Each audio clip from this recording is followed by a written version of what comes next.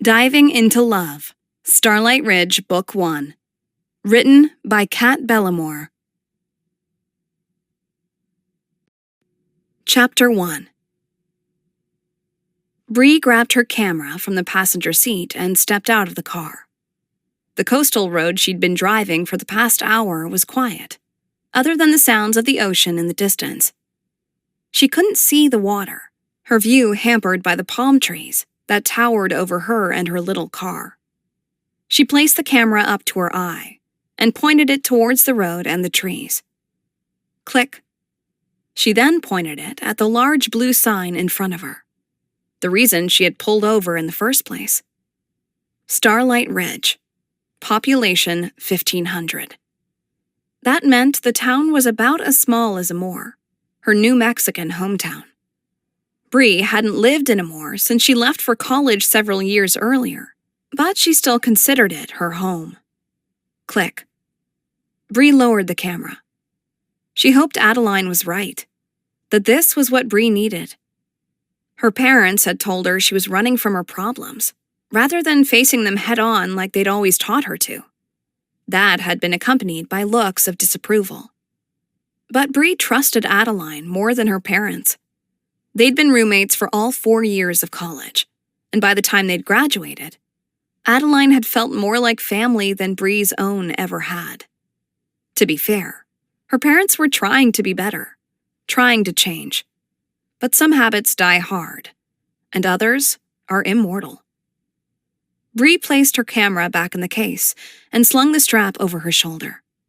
Time to take Adeline up on her offer to stay with her for a couple of weeks. Regroup. Figure things out. Though Bree hadn't been able to see the town of Starlight Ridge from where she'd parked, it was only another couple of minutes before it, along with the ocean, came into view. Her breath slowed, and it was like she'd left all her troubles back at that sign. Picturesque seaside cottages dotted the small valley before her. Blues and whites accented greens and yellows. No one seemed to have a need for fences, creating the impression of openness and community. And the ocean. It stole her breath as it stretched out, seemingly forever. Bree realized she'd slowed subconsciously as well, the car creeping along the winding road that led into the heart of the town. She glanced at the GPS, hoping it could handle being reliable for the last 5 minutes of her journey. It had been touch and go, but the GPS had managed to get her this far. That was more than she could say for its usual erratic behavior. Bree followed its directions and ended up on a small stretch of road that bordered the beach.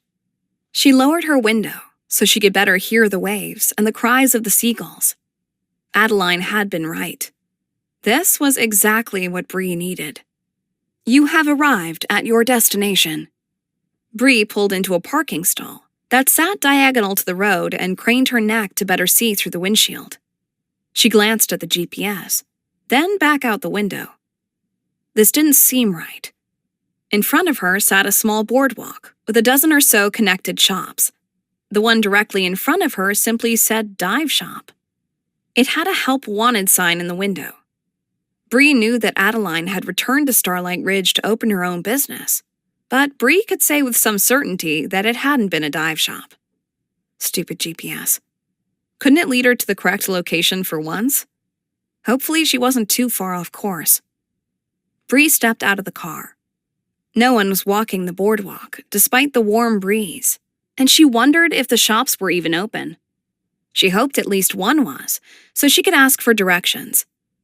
There had been no need to worry, as when she took a step away from her car, she noticed a man now stood in the doorway of the dive shop, casually leaning against the door frame.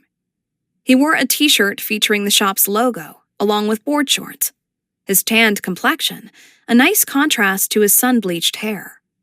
He didn't move as she walked toward him, instead seeming to study her, a small smile playing on his lips. Bree always wondered what people thought of her, what their first impression was. When she was only a few feet away, he tilted his head in greeting. "Hi," Bree said, suddenly nervous, like she was intruding on the sleepy town. She took another step forward. I seem to have made a wrong turn and wondered if you could help point me in the right direction." At this, a full grin burst across the man's face, and he pushed off from the doorframe. "It's hard to get lost in Starlight Ridge." Bree twisted a lock of hair around her finger, and her gaze darted away. Her rapid heartbeat betrayed how incredible this man's smile was. "Well, I've somehow managed it," she said, still not lifting her eyes. "I blame the GPS." The man chuckled. "Yeah, if I were you, I would turn it off and not turn it on again until you leave town. It's notoriously bad around these parts. I've seen people driving on the beach because the voice in their car insisted that was where they should be, and they didn't bother to question it." In spite of her reservations, Bree laughed, and her gaze lifted. The man had moved forward a couple of steps. He held out his hand. "I'm Caleb." "Bree," she said, taking his hand and shaking it. So, this was Caleb. He was better looking than Adeline had let on. Did Adeline really not see it? She had always talked about her childhood friend as if he were a brother. Maybe Bree could come to think of Caleb as a brother too, because he certainly couldn't be more than that. It was one of her rules while staying in Starlight Ridge. No men allowed, especially good-looking ones. "Where are you trying to go, Bree?" Caleb asked, releasing her hand. The way he said her name, her hormones betrayed her, insisting that she could break her rule just this once. Great. She hadn't even managed to make it to Adeline's house yet, and she was falling for the first guy she'd happened to meet. Caleb raised an eyebrow, prompting her to answer his question. Right. She pulled a slip of paper out of her back pocket. "This is the address, but I might have mistyped it when I set up the GPS." "I doubt that," Caleb said, taking the paper from her hand. "You wouldn't have made it to Starlight Ridge if you had." His eyebrows scrunched together as he stared at the address. That couldn't be good. "What did you say you were here for?" Bree hadn't told him, and hesitated now. Caleb must have sensed her discomfort. "I only ask because you're in the right place. This is the address for my store." He gestured behind him, and Bree saw he was right. The numbers were small, right above the door, but they matched the address Adeline had given her. Her lips parted in surprise. "I don't understand." "Where were you expecting to end up?"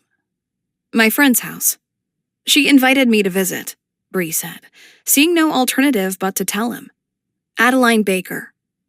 His eyes narrowed for a brief moment before he burst into silent laughter. His whole body shook, and Bree couldn't help but wonder if he was okay. "Very clever," he finally managed to say. "I'm sorry?" she asked, taking a step backward. Caleb's laughter subsided.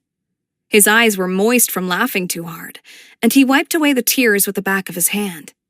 His smile was still firmly in place when he said, "Adeline, I had been complaining that everyone in town already had all the dive gear and equipment they would ever need, and I hate relying on tourist season to make it through the year. She bet me $50 that within a week I'd have a new visitor at the shop." He gave a quick shake of his head. "I should have noticed how she avoided using the term customer." He waved a hand in Bree's direction. "And here you are, coming straight to my shop." "Adeline sent me here on purpose?" Bree asked, trying to understand what was happening. Though she couldn't say she was surprised, it was exactly the type of thing Adeline would do. "Oh yeah," Caleb said. "And she'll make me pay up, too." Bree cringed. "Sorry, if I would have known." Caleb waved her off. "This one's completely on me.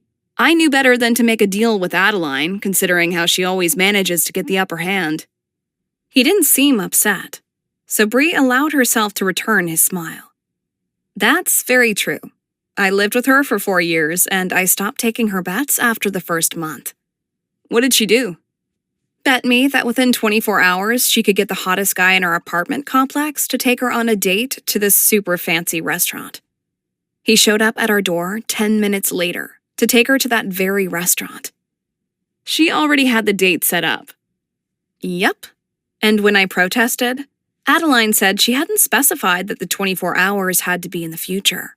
The past counted too." Caleb chuckled. That sounds about right. He nodded to the shop next to his. She closed up a little early today. Said she had a friend coming into town, which I'm assuming is you. That's hers? Bree asked, walking past Caleb. As she peered in the window, she cupped her hands around her face so she could better see into the dimly lit room. Chocolate, she murmured, breathing in the scent. Adeline had always insisted she needed to open up a bakery, considering her last name of Baker. She'd said it was her destiny. But Bree had told her that people don't always want cake or cookies, but they always want chocolate.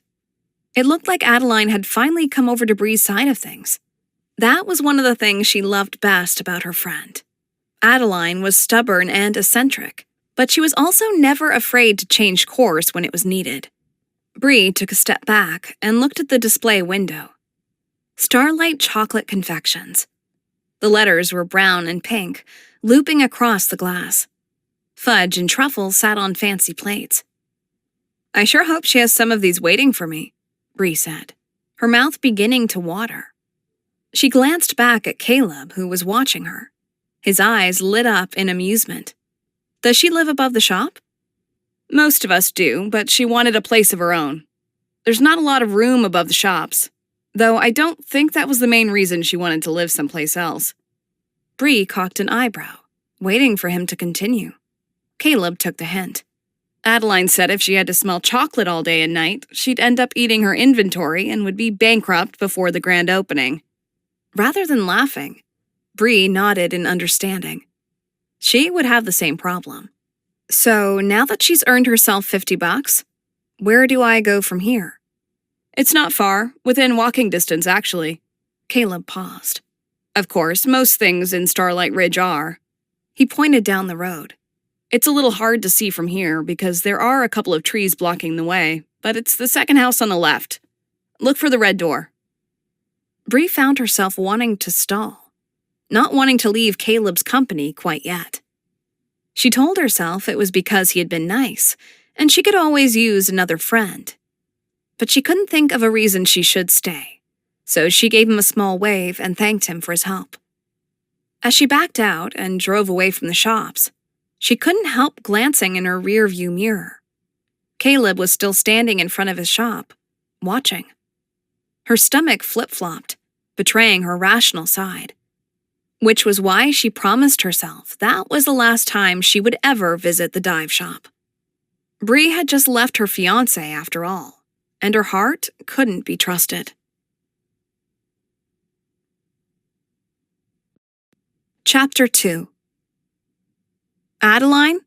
Bree called. She'd already knocked several times, but she could hear a vacuum running somewhere in the house. Bree was hesitant to enter on her own. What if she was at the wrong place? She didn't want to start her grand adventure by being arrested by some small-town cop.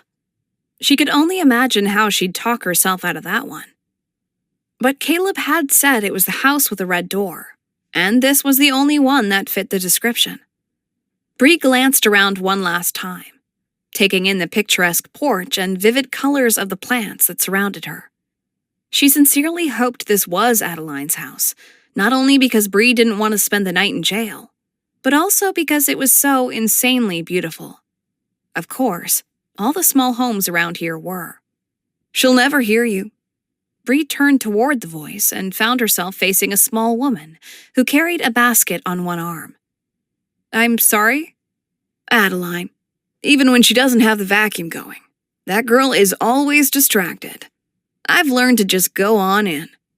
Thank you, Bree said, though hesitantly. She wasn't sure what to make of the woman in front of her. She had streaks of gray in her hair, but she wasn't old. She looked like she might be in her early 50s.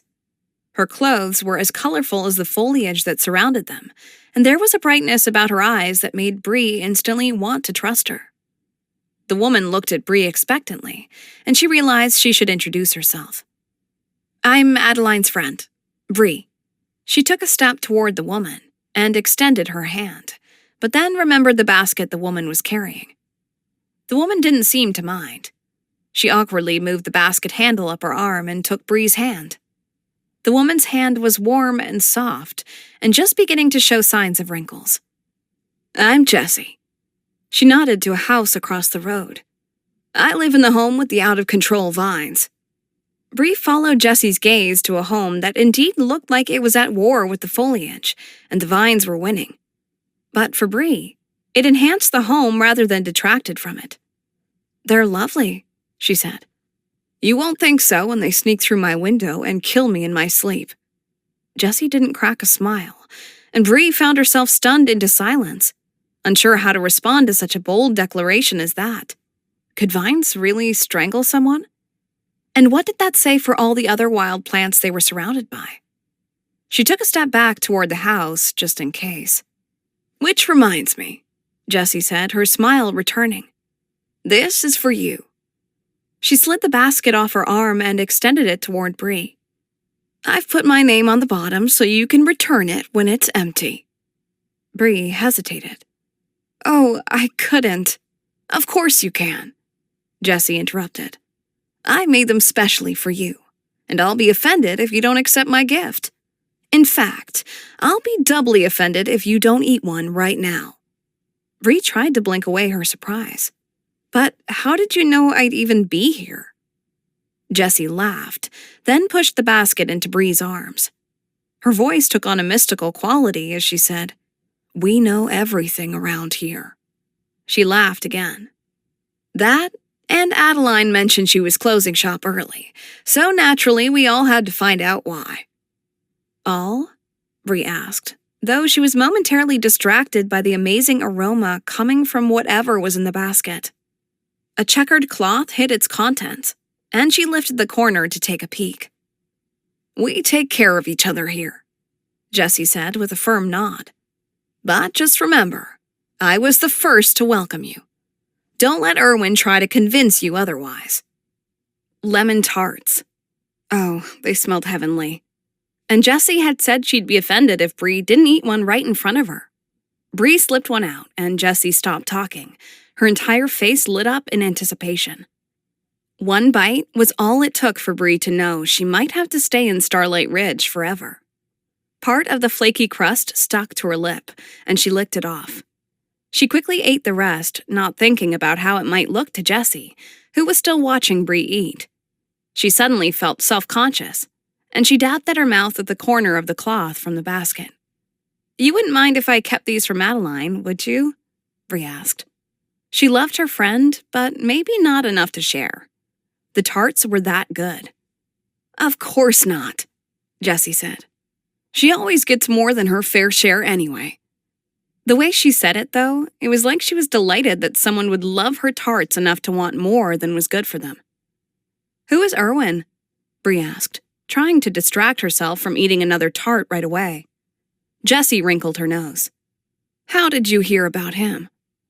"You said I shouldn't let him think that he was first to welcome me." Which made Bree wonder how many others were a part of the welcome wagon. If they did this for everyone who visited their town, they must not get very many people passing through. Either that or Jessie was used to making a lot of tarts.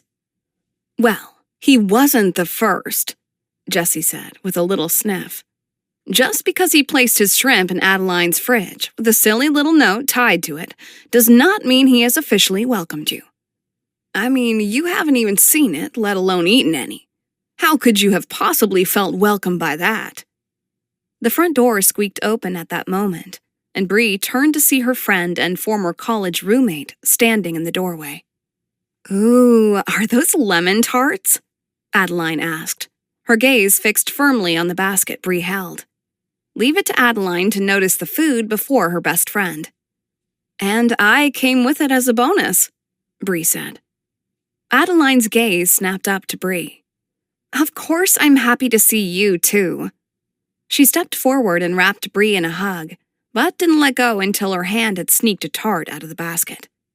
"Those aren't for you," Jessie said, giving Adeline's hand a small slap. Adeline stepped away, but didn't drop the tart. "Hey, I get a finder's fee, don't I?" "Finder's fee?" Jessie asked, folding her arms. "Yeah, if it weren't for me, Bree wouldn't have come to Starlight Ridge in the first place." Jessie released a resigned sigh and waved a hand through the air. Fine.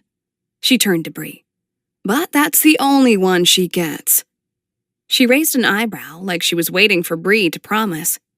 Bree brought a hand behind her back and crossed her fingers so only Adeline could see. I'll eat the rest myself, she promised. With a satisfied nod, Jessie looked like she was about to say more, but her gaze landed on something in the distance, and she groaned. What's he doing here? Bree scanned the road and saw a man walking toward them. He wore a button-up shirt and trousers and seemed to be about Jessie's age. He carried a jar in his hands. Must be another member of the welcome wagon. Wasn't the shrimp enough? Jessie muttered. She turned back to Bree with an over-the-top smile. I just realized you've never had my blackberry tarts. I'm going to run home and whip some up. Oh, you don't need to. Bree stopped talking when she realized Jessie wasn't listening and was already hurrying across the yard. Bree turned to Adeline, bewildered. Did I say something that made her think that this wasn't enough? She raised the basket that held more lemon tarts than she'd be able to eat in a week, no matter how delicious.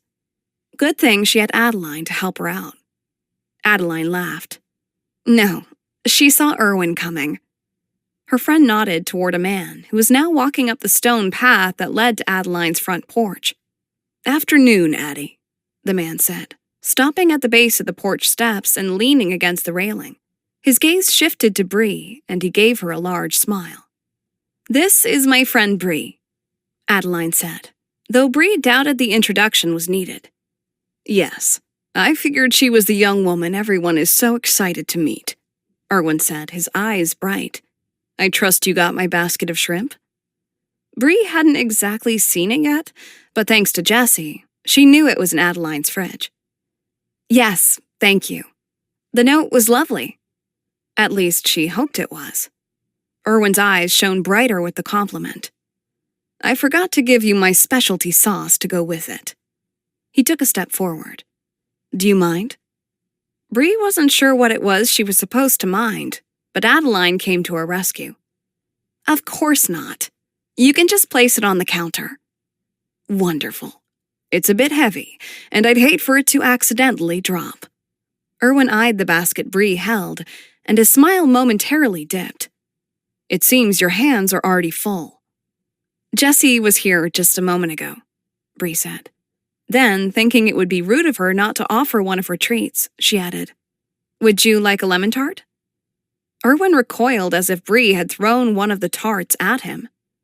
No, I would not, and I suppose she thinks she was the first to welcome you, doesn't she? Bree hesitated. Well, I just got here too early, that's all, Erwin rushed on. Adeline said she expected you around 2 o'clock, and that's what time I was here. Bree looked to Adeline for help, but her friend didn't step in this time. My GPS led me astray, Bree finally said, wishing more than anything she could go inside and get settled in. I'm sorry to have caused an inconvenience. Erwin smiled, but it wasn't as bright as it had been. Please excuse me. I didn't mean to come across as rude. He stepped forward and held up the jar of shrimp sauce. I'll just place this inside. He paused and gave her a pointed look. Next to the shrimp that was here before you received those tarts. It seemed to pain him to even refer to Jessie's gift. He disappeared inside and then exited just as quickly, hands now empty. I suppose I'll see you two at the sunset stroll this evening. Bree looked to her friend for the answer, unsure what their plans were. Wouldn't miss it, Adeline said. Wonderful, Erwin said, clasping his hands together. Just wonderful. He stood there for another awkward moment, seeming to want to stay, but having no reason to linger. I suppose I should get out of your hair, then. Thank you so much for the shrimp and sauce, Bree said, with a small wave as Erwin made his way down the porch steps. He returned her wave, practically glowing as he shot a look of triumph toward Jessie's house, as if Bree had pronounced his shrimp was indeed the better welcoming gift. You're welcome. See you tonight. As soon as he was out of sight, Bree slumped against the house. Wow, That was something. Adeline grabbed Bree's suitcase and laughed. One of the perks of living in a small town. Everyone knows everyone else and their business. Sometimes that's a good thing, other times not so much. But it does mean that everyone cares about each other. We take care of our own. She held the front door open for Bree and then followed her inside. You'd never believe it, but just last week, Erwin replaced the shutters on Jesse's front window. That did surprise Bree, considering their obvious rivalry that she'd just observed. She placed the basket of tarts on the counter and then took her suitcase from Adeline. That was nice of him. Adeline pulled Erwin's shrimp out of the fridge and placed it next to his sauce. He says it was because he was tired of hearing the shutters thwack against the house, disturb the peace and all that. But I know better. He's a good guy, even if he doesn't want Jesse to know it. She pulled out 2 plates. Have something to eat and then I'll show you to your room. Bree looked at the giant platter of shrimp that sat in front of them. It must have been fresh because the scent was strong. Bree tried to breathe through her mouth without making it completely obvious. I think I'll rest a bit first, if you don't mind. Adeline gave an indifferent shrug. Suit yourself. But don't blame me if you come back and the shrimp is gone. It's the best you'll find anywhere on the West Coast. Bree could only hope it would be gone. Nothing against Erwin or his famous shrimp. I'll take my chances, she said. Right this way, then. Bree lugged her suitcase up the stairs as she followed her friend to a small room with seaside decor. A clock in the shape of a lighthouse hung on the wall above a dresser, and taking up most of the space in the room was a queen-size bed with a comforter covered in an anchor design. Completing the ensemble was a painting that hung over the headboard. It featured a variety of aquatic animals, with dolphins as the focal point. Everything was perfect. There was just enough space for Bree to squeeze between the dresser and the bed, and she dropped her suitcase on top of the bed, grateful she'd finally be able to relax. Then she looked out the window. Holy cow, she said, her voice tinged with awe. I can't believe you get to see this view every day.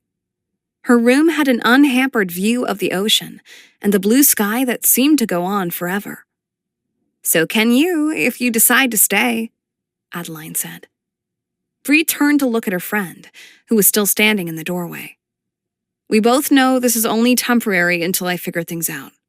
I promise I'm not going to impose on your hospitality any longer than necessary.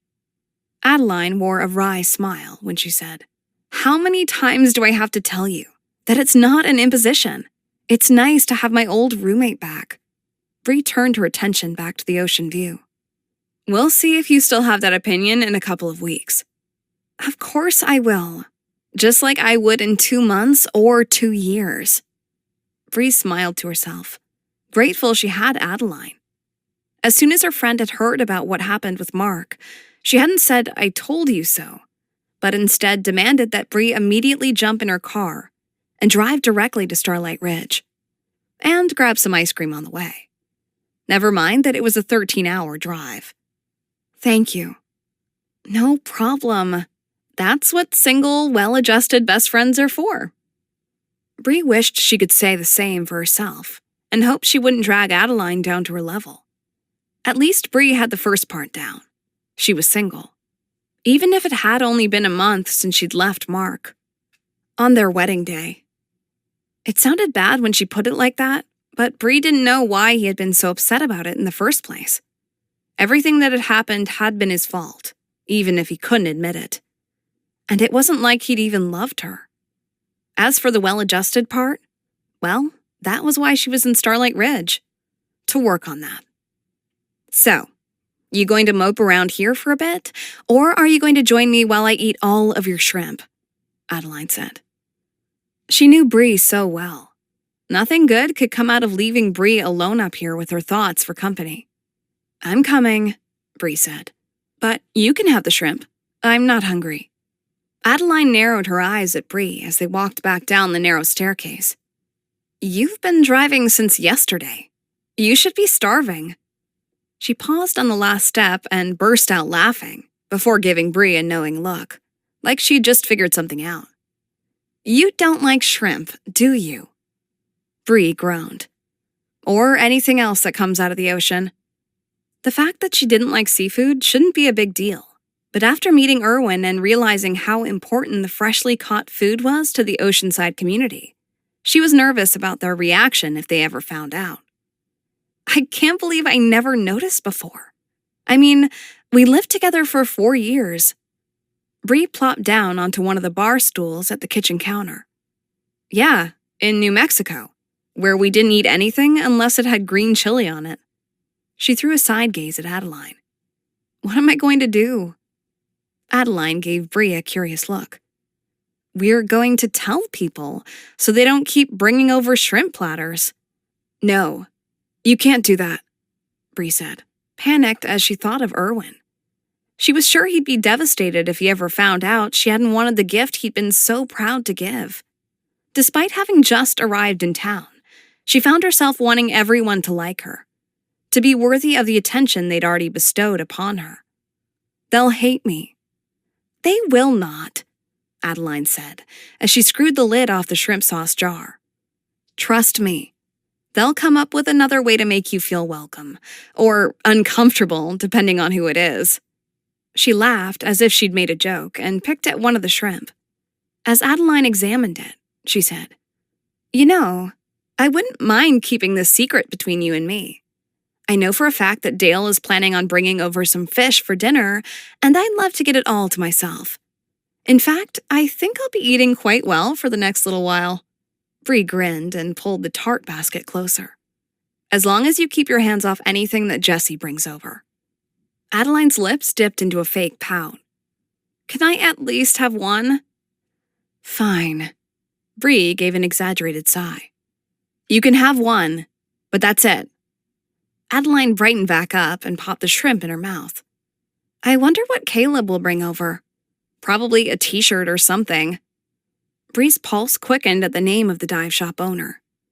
You think he will? She hoped the question sounded as nonchalant as she had intended. He usually does, Adeline said, as if there were no question in her mind that Caleb would be by the house sometime that day.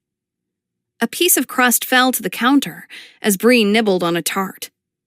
He didn't strike me as the welcome committee type. Adeline grabbed her own tart from the basket before Bree could stop her. Honey, in this town, everyone is on the welcome committee. She gave Bree a quick wink as she added, He just happens to be the best looking of the bunch. Yes, he was. Bree felt her face flush at the thought.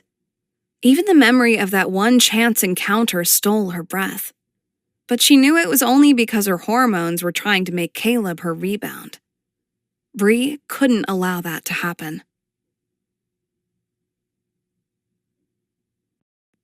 Chapter 3.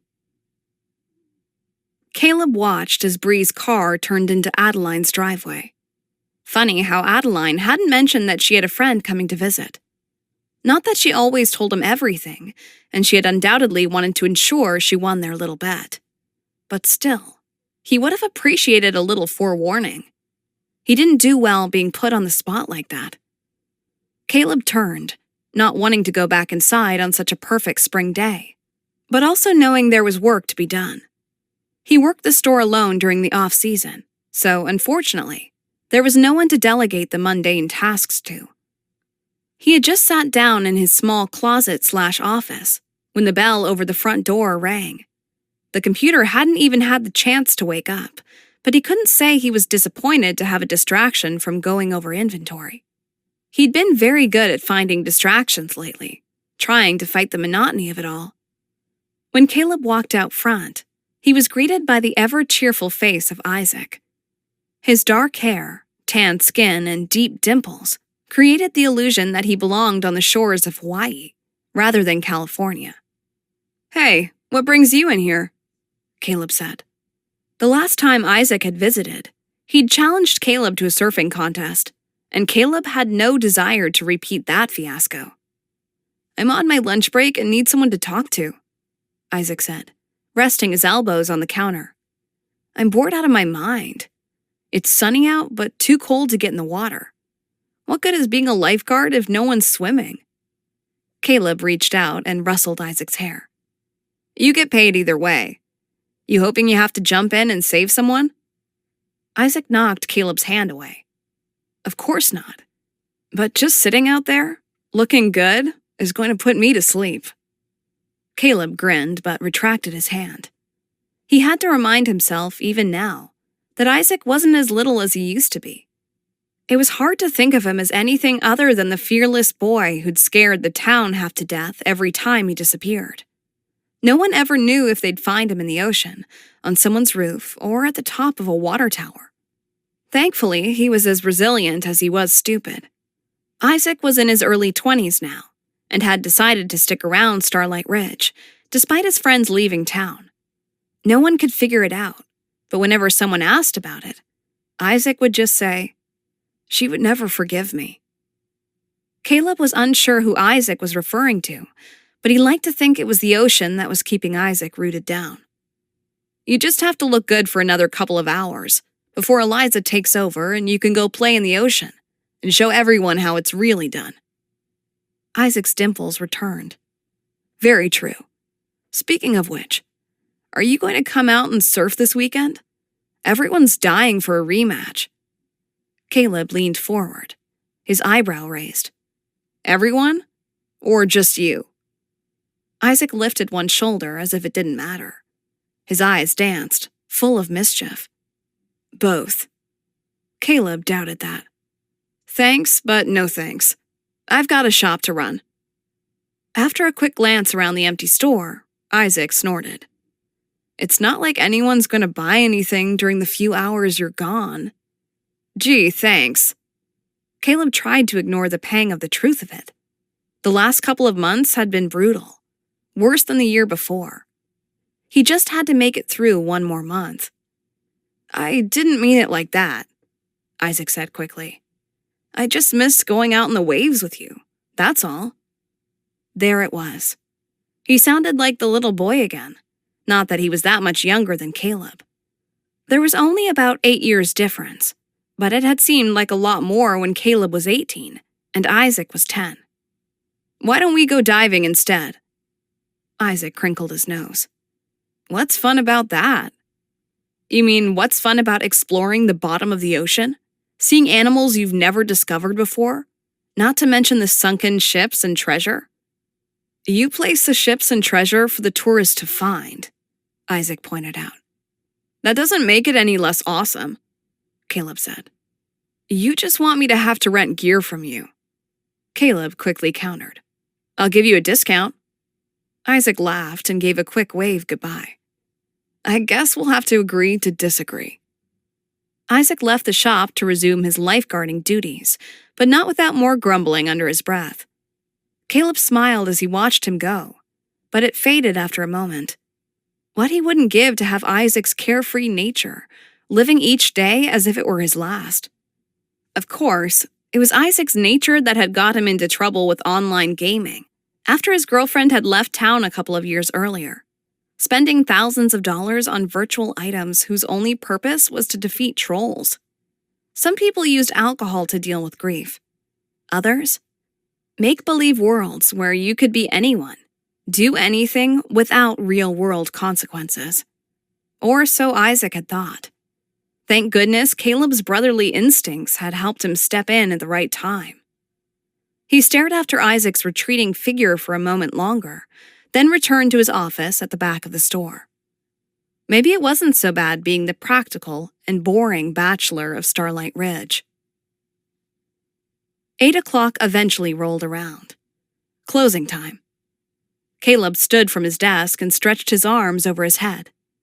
Isaac had been his only visitor, which meant he'd been able to get a lot accomplished. He walked out to the front and flipped over the open sign to the side that said closed.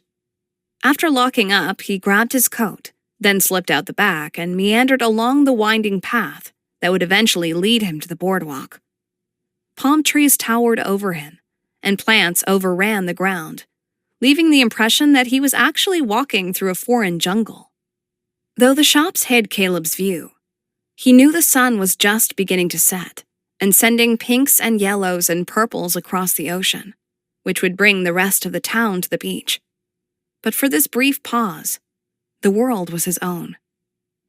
"You owe me $50, he groaned. The world had been his own, but Adeline knew his ways all too well.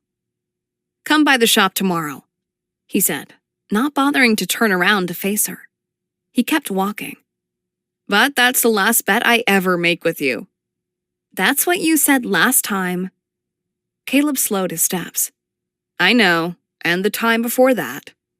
He glanced over his shoulder. "But this time His words faltered. Adeline wasn't alone. Her friend Bree was with her. He should have known Adeline would want to show her the sunset. Everyone wanted to see the sunsets. Even people who had lived in Starlight Ridge their whole lives wouldn't miss it, if it could be helped. "You were saying?" Adeline said. Her lips pulled into an impish grin. Caleb tore his gaze away from Bree, who looked stunning in a light jacket and with her hair pulled into a ponytail. "I'm serious this time," he finished. "No more bets." "At all?" Adeline's grin morphed into mock disappointment. "Yep. I'm standing my ground this time." "If you say so," she said, heaving a dramatic sigh, as if he were losing out on something really great. Caleb turned and continued his walk, not having anything else to say, but he was very aware of the footsteps that followed him. Did Bree think him rude? Maybe he should have done more to welcome her to town. Caleb had meant to. Starlight Ridge didn't get many visitors who weren't tourists, and in the past he'd usually offered them a t-shirt or hat from his shop.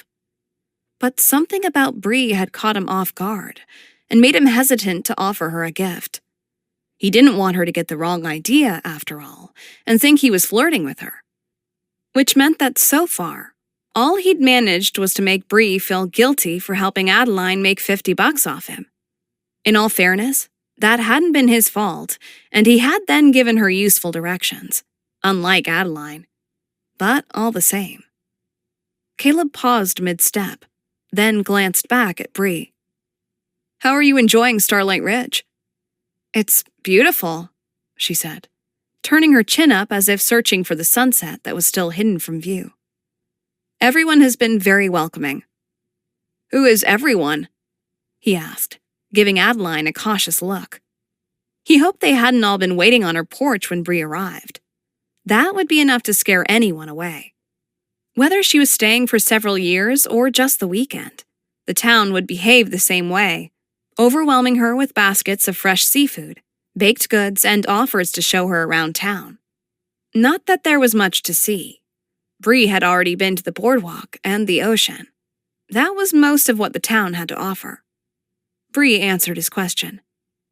"It started with Jesse and Irwin, and since then, I'm pretty sure the rest of the town has shown up, unless there are a few hiding somewhere."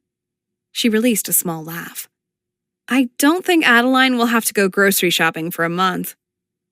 "That's why you made a big deal about telling everyone Bree would be arriving today," Caleb said, spinning to confront Adeline. "You wanted the free food." Adeline linked her arm through Bree's, and her lips dipped into a pout.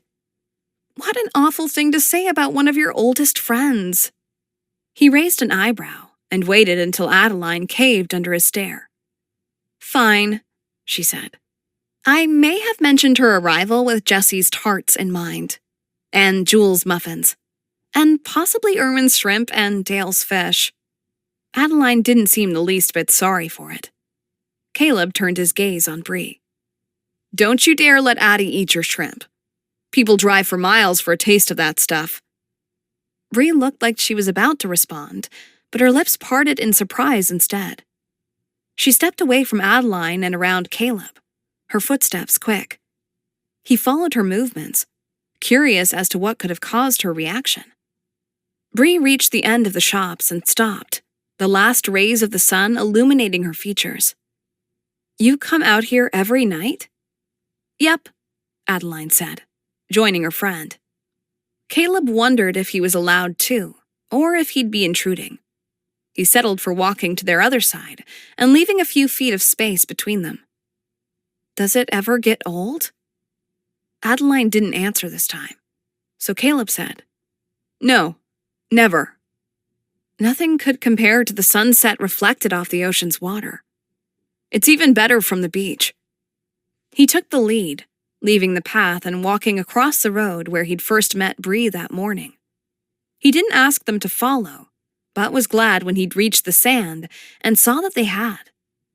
Though not all of the town had gathered this evening for it, many had, and he had to work his way around several people to find an ideal spot. The night was chilly, but he still took off his shoes and stuck his toes in the sand. It didn't feel right any other way. Caleb glanced to the side and saw Bree had done the same. A warmth flooded his chest that caught him by surprise. So what? The woman had taken her sandals off while on the beach. Everyone did that. Well, at least all the locals did. The tourists? Not so much. They complained about it being too cold, or said they were nervous about crabs or jellyfish. He had to remind himself that Bree wasn't a local, though. She was a tourist, just like everyone else. She wasn't there to stay. No one ever stayed.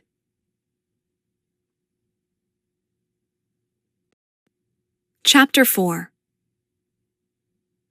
Despite going to bed far later than was good for her, Bree was up before the sun.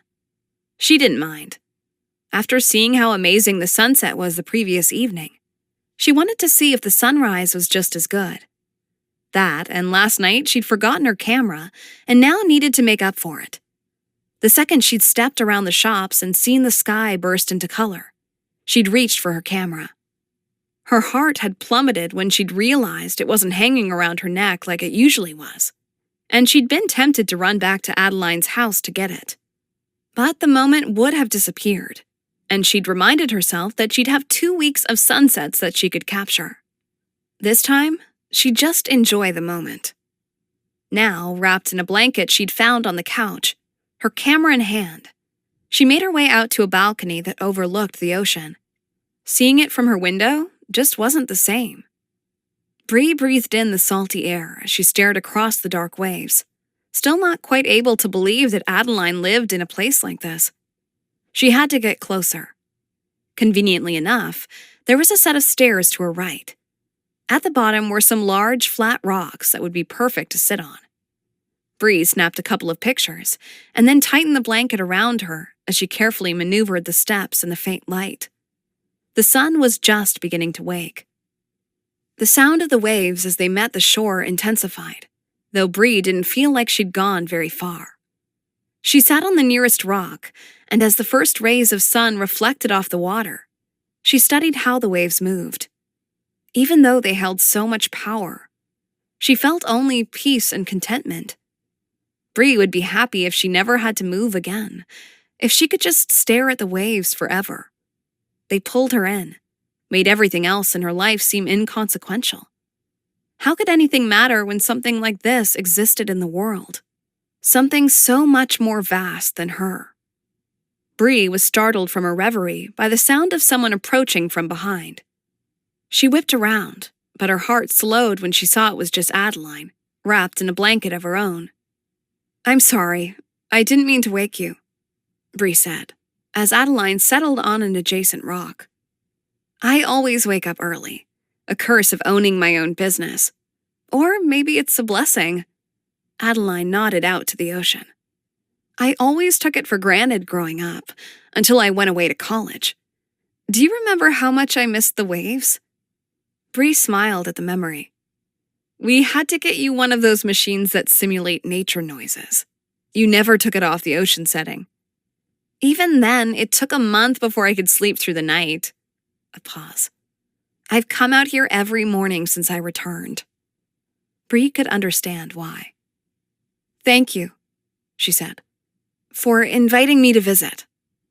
She was unsure how to express all of the other emotions. Gratitude didn't seem enough. Bree had been in Starlight Ridge for less than 24 hours, but the welcome she had already experienced was unlike anything she'd thought possible. The town no longer felt like it belonged to strangers, but like it now belonged to her, too. "I see you brought your camera," Adeline said, nodding to it with a slight smile. Bree smiled and raised it, snapping an impromptu picture of her best friend. She had always loved catching her friends off guard, capturing them in their natural element. They'd never found the same joy in it. "Would you expect anything less?" she asked, lowering the camera. "Never," Adeline laughed as she shook her head, like she didn't know what she was going to do with her friend, then asked, "Do you think you can put the camera down long enough to help me at the shop today?" She quickly followed it up with, "Unless you have other plans. You're probably wanting to explore a bit." Bree had been hoping to wander on her own, but it would also be fun to lend a hand in Adeline's chocolate shop for a while. "I can help. Maybe you can teach me your ways so I can open up my own place when I go back to New Mexico." Homemade chocolate is something Amor has been missing out on for far too long. Adeline gave Bree a side glance and raised an eyebrow. "You think you have what it takes?" No. Bree wasn't sure of much of anything these days. But really, how hard could making chocolate be? And then she had a brilliant idea. It was beyond brilliant, and her eyes widened. "Chili chocolate. You totally have to do it." Maybe you should stick to engineering," Adeline said, wrinkling her nose. By lunchtime, Bree was regretting her words. Hand-dipped chocolates could probably be fun once she got used to the heat and the mixing and rolling and scooping and bending and dipping. And maybe once she stopped messing up the little flourishes that were drizzled on top of the chocolates to signify what flavor they were. Bree had been more of a hindrance than a help, and Adeline had resigned to sticking her up front at the cash register, while Adeline fixed all her mistakes. Not that Adeline had said that in so many words. But Bree knew. She leaned against the front counter, wishing she'd brought a book to read. No one had come into the store in the past hour. Adeline said not to worry. Although the locals frequented her shop regularly, they didn't need a daily supply of chocolate. "Just wait a month and then you won't have time to breathe, let alone take a lunch break," Adeline said. "It sets me up for the rest of the year." "Sounds exhausting." Adeline laughed. "Sometimes, but I love it." She slipped off the apron she wore, the shop's logo embroidered on the front. "You ready to grab something to eat?" Bree glanced around. "You don't need someone to watch the place while you're gone?" "If anyone needs chocolate so bad they can't wait an hour, they can track me down." What would that lifestyle be like? It sounded so refreshing, freeing. Bree had gone to school for engineering, and it had been anything but relaxing. Her grandmother had paid for her education, but with the stipulation that Bree go into a worthwhile field. This had been before Bree's parents had built their own wealth. And now that Bree had her fancy degree, it meant she was pretty handy with tools and she could design most anything she wanted. That part was kind of cool. But her employer didn't care about her creativity. They cared about her getting the job done, which meant she had been stuck designing cup holders for the past 6 months. It provided her with a nice paycheck, but that was about it. While Bree had been in school, she had pitied Adeline's degree in entrepreneurship. Now she envied it. Who knew? Maybe there was still time to learn how to make chocolates and live as Adeline did. Whatever her friend said, Bree knew that chili chocolate would be the next big thing. Bree stepped out from behind the counter. "We still have plenty of food at the house." Muffins, sandwiches, fish, and a cheese platter awaited them. And Jessie had been true to her word and returned the previous evening with blackberry tarts. "Let's have all that for dinner. I actually had something else planned." Adeline took her keys out of her purse. Bree followed Adeline out the door and waited while her friend locked up, wondering what Adeline was up to. "Really?" "Uh-huh." Adeline started down the boardwalk. "You don't mind, do you?" "Depends on where you're taking me." Bree's gaze scanned the distance. There were a couple of seafood restaurants a ways down, the types of places that had fishing nets hanging on the outside as part of their decor. But Adeline wouldn't take Bree there, not after her confession, right? Thankfully, Adeline moved away from the boardwalk and onto the beach.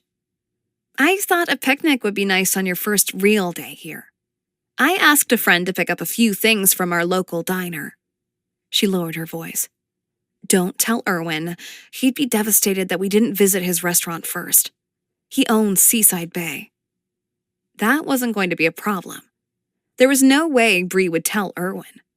Her thoughts stalled, however, when she came upon a blanket set up with plates and 3 picnic baskets. And Caleb.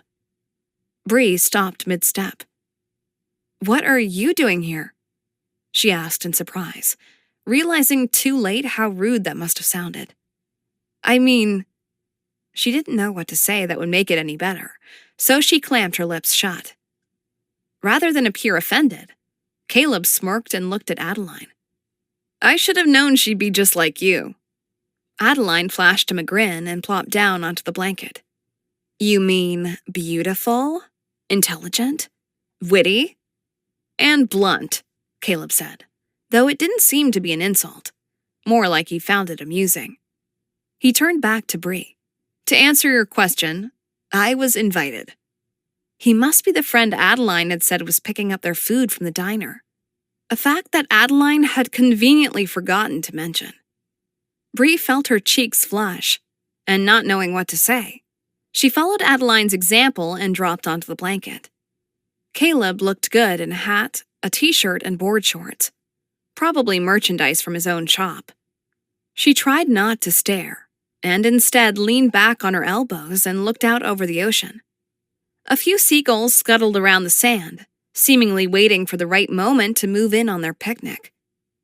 Bree's been helping me out this morning, Adeline said, breaking the silence. Bree glanced over as Caleb took the lid off one of the baskets and pulled out a bag.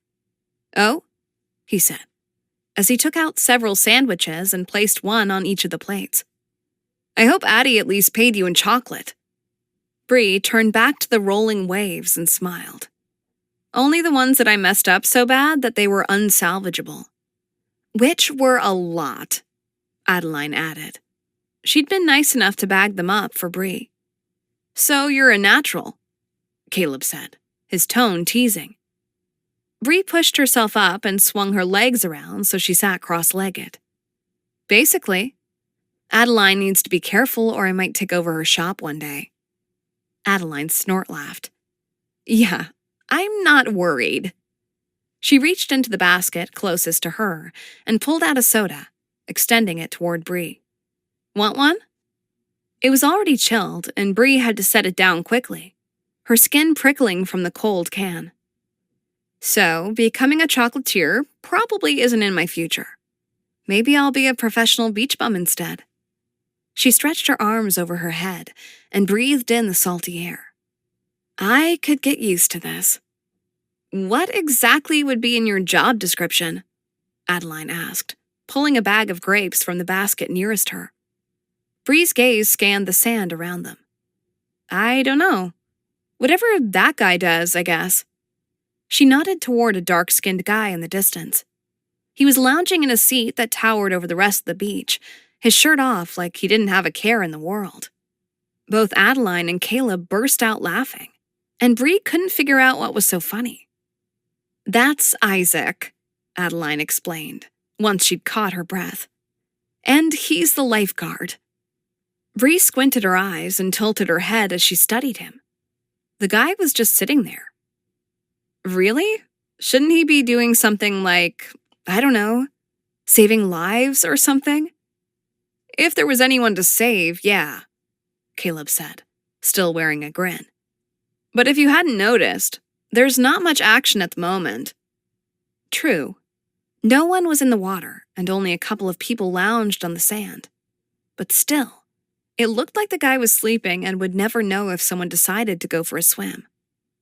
Okay, then I'll be a lifeguard, Bree said. That way I can get paid to be a beach bum. That set off another round of laughter. Bree tried to smile, but if this was how the lifeguards were in Starlight Ridge, she'd never be able to get into the ocean. Not if they didn't take their jobs seriously. What if this Isaac guy had been on duty when she'd nearly drowned as a teenager? She'd had a near-reverent admiration for lifeguards ever since. But this guy didn't realize how important he was, how everyone was depending on him. She took a frustrated bite out of her sandwich. It hit her taste buds like an explosion of rancid awfulness. Oh my gosh. That taste. Oh man. Bree forced herself to keep the food in her mouth and not spit it back out. The taste of fish overwhelmed her senses, and tears sprung to her eyes. "I'll be right back," she said around the bite of sandwich. "Beautiful day for a walk." She grabbed her soda and leaped to her feet. With what she hoped was a nonchalant swagger, Bree walked along the water's edge. When she thought she'd probably gone far enough, she bent down like she was going to look at a seashell or pebble, and then spit the food out into the seawater. "I don't think I'm ever going to recover from that," Bree muttered, before gulping down her soda. At first, it made the taste worse, like grape-flavored fish oil or something. But by the time the can was empty, she felt like survival was now possible.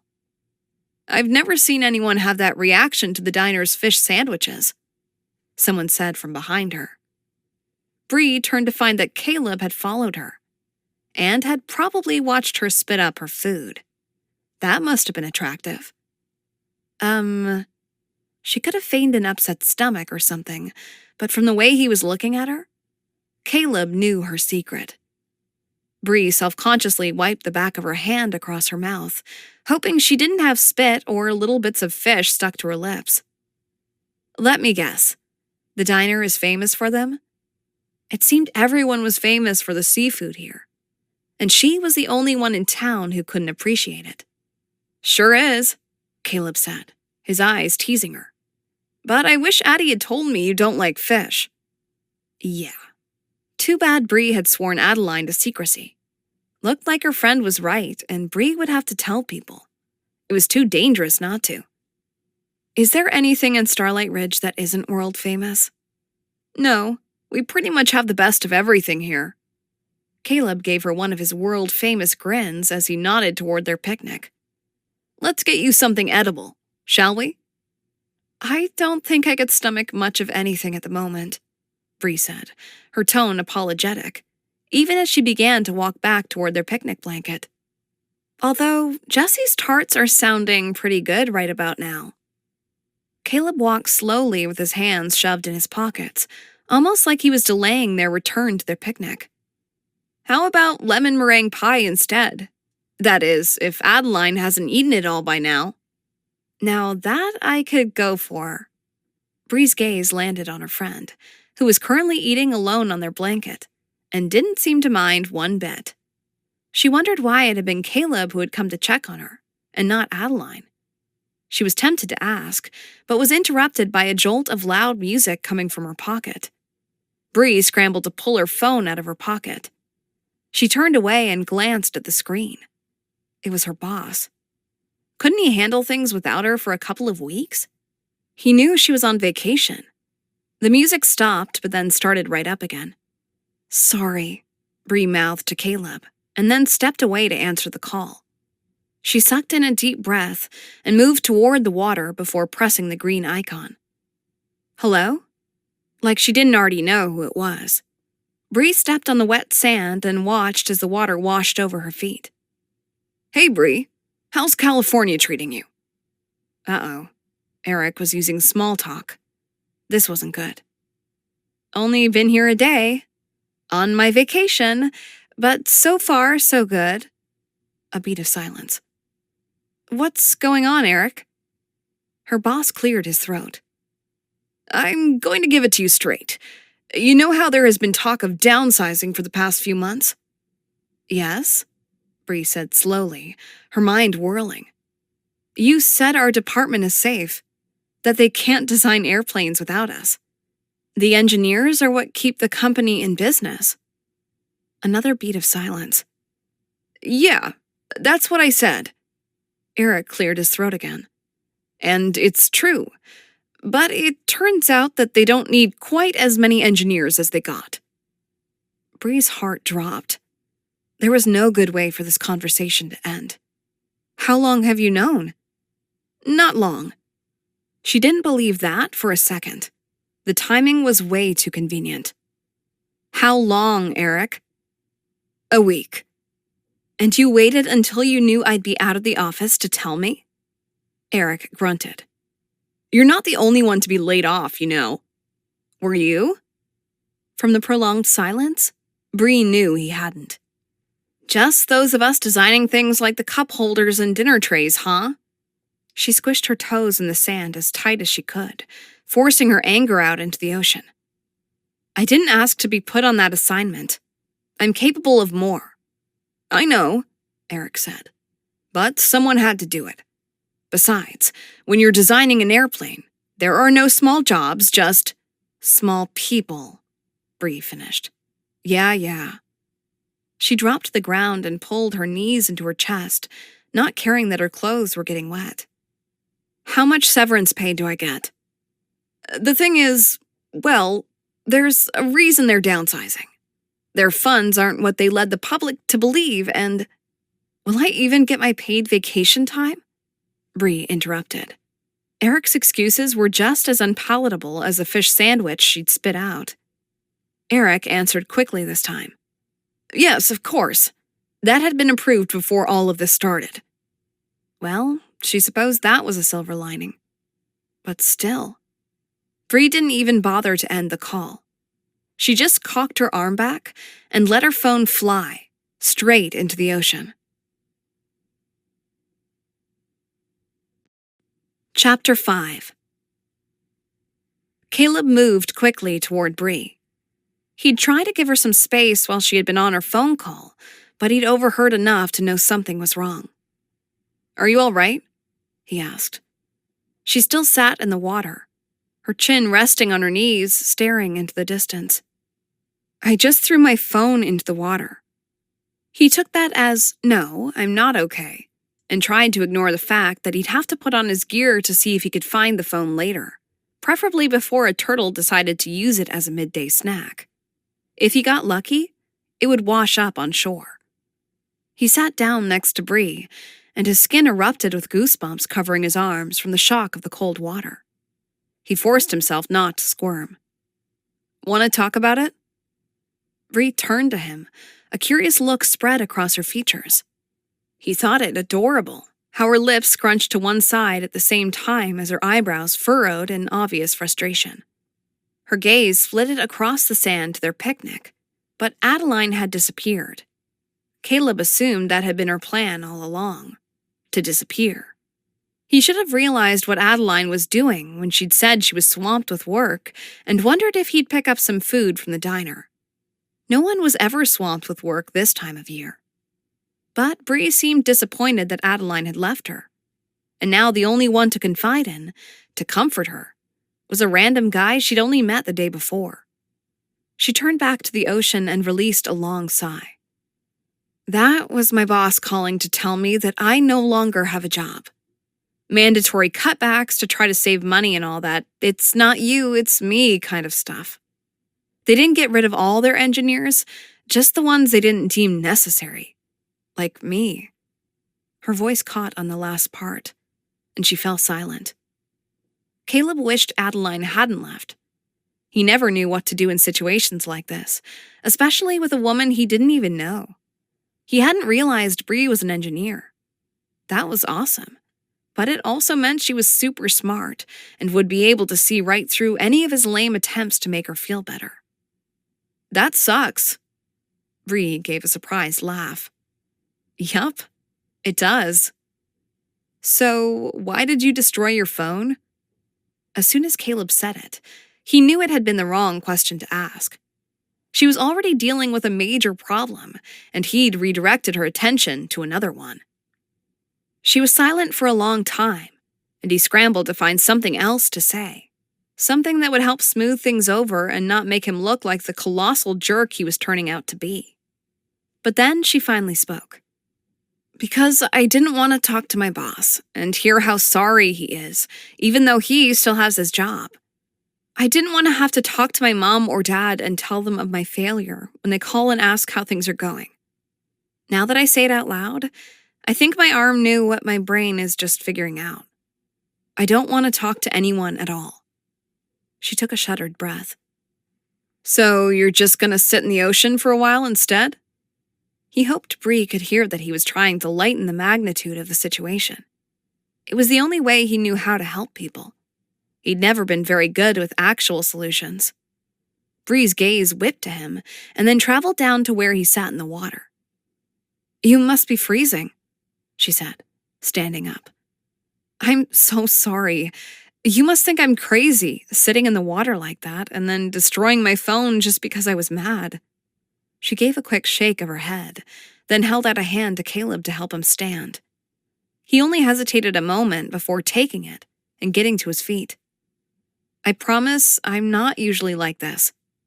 "It would be okay if you were," Caleb said with a smile. He immediately clamped his lips shut, cursing himself for openly flirting with Bree. That was the last thing he needed. Unfortunately, Isaac approached them at that moment and implemented his own brand of awkward flirtations. "I thought I knew all of the lovely ladies in Starlight Ridge," the lifeguard said, his sunglasses perched on top of his head. He must have finally noticed he wasn't alone. "Guess I missed one. Isaac, this is Adeline's friend Bree." Caleb nodded to his friend. "Bree, this is Isaac, the local lifeguard and surfer extraordinaire." "Charmed." Isaac stuck out his hand to shake Bree's, but rather than releasing her hand, he brought it up to his lips and kissed it. "I foresee many moonlit strolls in your future." Bree laughed, a hint of pink sweeping her cheeks, and a bubble of jealousy formed in Caleb's stomach. She had just lost her job, and it had been Isaac who had been able to make her smile. Better nip this thing in the bud before Isaac got any ideas. Caleb broke through their hands and with a pointed look told Isaac, "She's too old for you and she's just visiting." "Perfect. Just how I like it," Isaac said with an over-the-top grin, which just made Bree laugh again. Although after another moment, she cocked an eyebrow and eyed Caleb. "Did you just say that I'm too old?" And there Caleb went, shoving his smaller-than-average foot into his mouth, where it always fits so perfectly. "I only meant that Isaac is a baby compared to your wisdom and life experience," he said, hoping that would be enough to get him out of trouble. "Hey," Isaac protested. Bree only smiled and started back toward their picnic. Her lips dipped into a frown, and she paused. "Where do you think she went?" "Probably had to get back to the shop," Caleb said. No need to worry Bree about her friend's ulterior motives. Bree began walking again, but her pace seemed quicker this time. "I'll help pack the food back up, and then I think I'll head back to Adeline's house." "You're done helping her for the day?" Bree's step slowed as she seemed to think about his question. "I think her shop needs a break from me." "Not the other way around?" Caleb asked. She tossed a smile over her shoulder. "I never need a break from chocolate." Caleb felt his heart lift, knowing that he too could make Bree smile, even when she was having a terrible day. To his annoyance, Isaac followed them over to their picnic blanket. "Why are you guys all wet anyway?" he asked Bree. "Did I mess up? Did Caleb have to rescue you?" His forehead was scrunched up in concern. Isaac had apparently missed the fact that their top halves were completely dry. "No one was drowning," Bree said. "We just needed to cool off a little."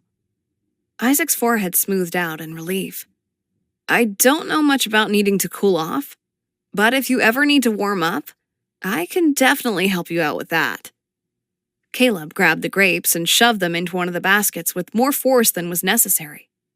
He shouldn't be upset with his friend. He hadn't done anything wrong. Isaac was only being his usual self, and Caleb couldn't fault him for that. But that didn't mean he had to like that his friend was interrupting the moment he and Bree had been having. Or could have been having. Had they had a moment? Should Caleb even want that? Maybe he should be thanking Isaac for keeping him from doing something stupid. From going down a path that he knew wasn't good for him. Bree gave Isaac an easy laugh. "Thanks, but no thanks." He grimaced and placed a hand over his heart. Ow, that hurts. To Caleb's relief, she didn't give in to Isaac's boyish charms. Sorry, she said, not looking it. I'm in Starlight Ridge for a reason, and it's not to find a new boyfriend. That one statement relieved Caleb of the remaining tension he'd been holding on to. He wouldn't need to worry about how he acted around Bree, because she wasn't interested in dating. That meant he could be her friend and act like she was anyone else in town, and then she'd leave in 2 weeks. No feelings involved. And on that note, he said with a smile, let's get this picnic packed away so we can get you something to eat. Isaac's expression was one of obvious confusion as he glanced between the two of them. You know that made absolutely no sense, right? Caleb was about to explain Bree's aversion to seafood, something he shared, much to the chagrin of most of the town. But her gaze had snapped to his, and she gave a subtle shake of her head. I didn't order enough at the diner, he said, even as he packed away several fish sandwiches. His last statement made even less sense than the previous one, but Isaac just shrugged. Cool. I guess I'll catch you later then. I should probably be getting back to my post anyway. Those fish aren't going to give CPR to themselves. Bree cocked an eyebrow, prompting Isaac to explain. It was a joke. Because no one else is here? Except the fish? He scowled. And I'm bored out of my mind. Caleb gave Isaac a quick pat on the back before he lifted the baskets. Cheer up. Jessie will be here for her daily stroll in a bit. Yes, as will Erwin, and they'll get mad at each other for daring to show up on the same part of the beach at the same time. And then Jessie will tell Erwin to go back to Seaside Bay. And then they'll both leave, and it will be quiet again. Bree laughed as she picked up the picnic blanket and shook the sand out. It sounds delightful. Isaac looked at her like she was crazy. Maybe you should take over my shift then. She already offered, Caleb said, grinning as Bree spun to face him. She gave him a look that said, don't you dare. But now that Caleb had been reassured that she wasn't looking for a relationship, which meant there was zero chemistry between them, all bets were off. She would get the same treatment as her dear friend Adeline. Bree said she'd also love to be paid to be a beach bum. To Caleb's surprise, Isaac's perpetual smile disappeared, and it seemed like Caleb's words had actually hurt the guy. Really? That's all you guys think I am? At the same time, Bree glared at Caleb and threw the picnic blanket back into the sand. Uh-oh. That wasn't the reaction he'd been expecting.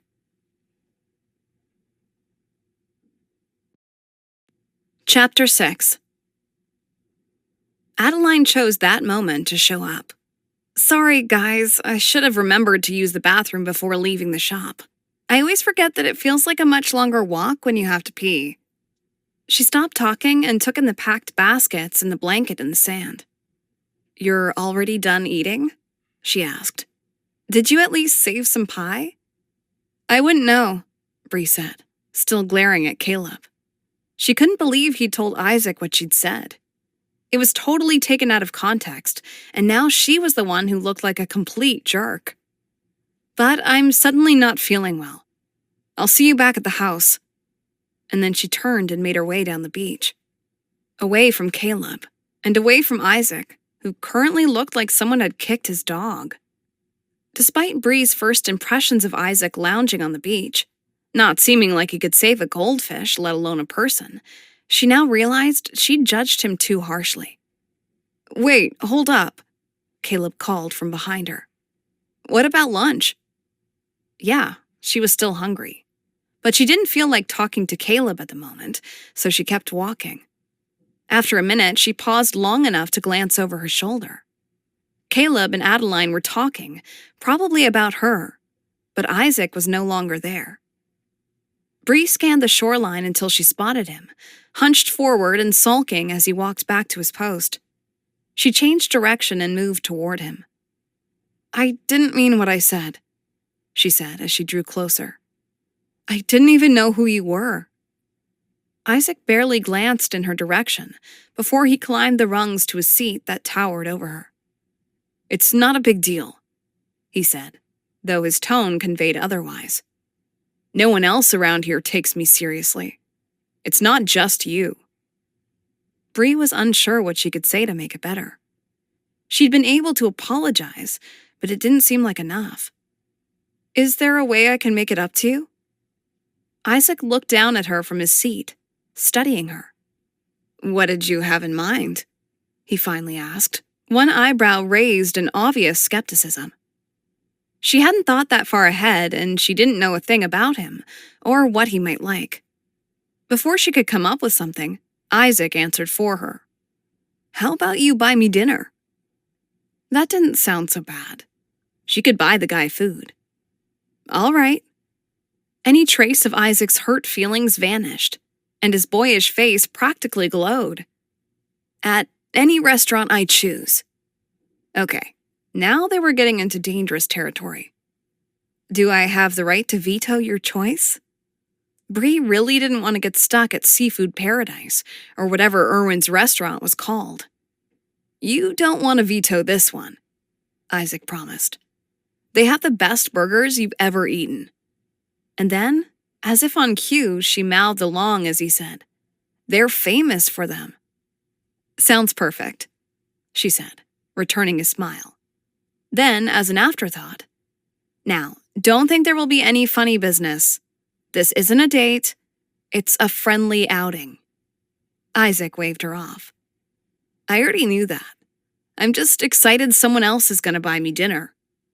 He was practically salivating at the thought of eating at this burger joint, and Bree wondered how often the guy was able to go out. "There aren't any jealous girlfriends I have to worry about, right?" Bree asked, just to be on the safe side. Isaac leaned back in his chair, his grin slipping for a brief second. "Nah, I'm not one for steady relationships." He said it casually enough, but Bree could tell there was something else lurking beneath the surface. She stood there for another couple of awkward seconds, trying to think of a tactful way to respond, when a light breeze rushed past, reminding Bree that her bottom half was wet and freezing. "I better get home to change, but how about if we plan on Friday night, say 6:30? "I'll come by Adeline's place to pick you up," Isaac said. He must have noticed that Bree was about to protest because he held up a hand. "You might be paying, but I'm still a gentleman." Bree smiled. "All right, you win." "So, we're cool?" Isaac grinned and settled back into his chair, his hands resting on his bare chest. "Yeah, we're cool." Bree turned and started to make her way back to the boardwalk, anxious to get out of her wet clothes. As she neared it, she saw Caleb hadn't disappeared like she had thought he would have by now. Instead, he had lugged all their picnic supplies across the beach and was currently placing them in the back of a car that was parked to the side of his dive shop. He'd also managed to change into some dry clothes, a fact she was envious of. Against her better judgment, she approached him. "I thought you live above your shop," she said. Caleb started and hit his head on the trunk lid. "And I thought you weren't talking to me," he said, not bothering to face her as he rubbed the spot that he'd hurt. "I'm not." He turned and sat on the edge of his trunk. "Then I'm confused." Bree didn't know how to explain why she was so mad that Caleb had thrown her under the bus with that Isaac comment. Maybe because the whole day had had a pretty sucky start. She apparently had no talent for making chocolates, or engineering for that matter, considering her current employment status. And then the whole Isaac thing. It had just been too much. But if she was so annoyed, why was she standing there at Caleb's car? She finally settled on, "Where are you taking all of this food?" Caleb pushed himself to his feet, watching his head this time, and loaded the last basket before slamming the trunk lid closed. "I know some people who appreciate fish sandwiches more than you or I. No sense in the food going to waste." She knew Caleb probably hadn't meant anything by it, but his comment had managed to make Bree feel worse about things.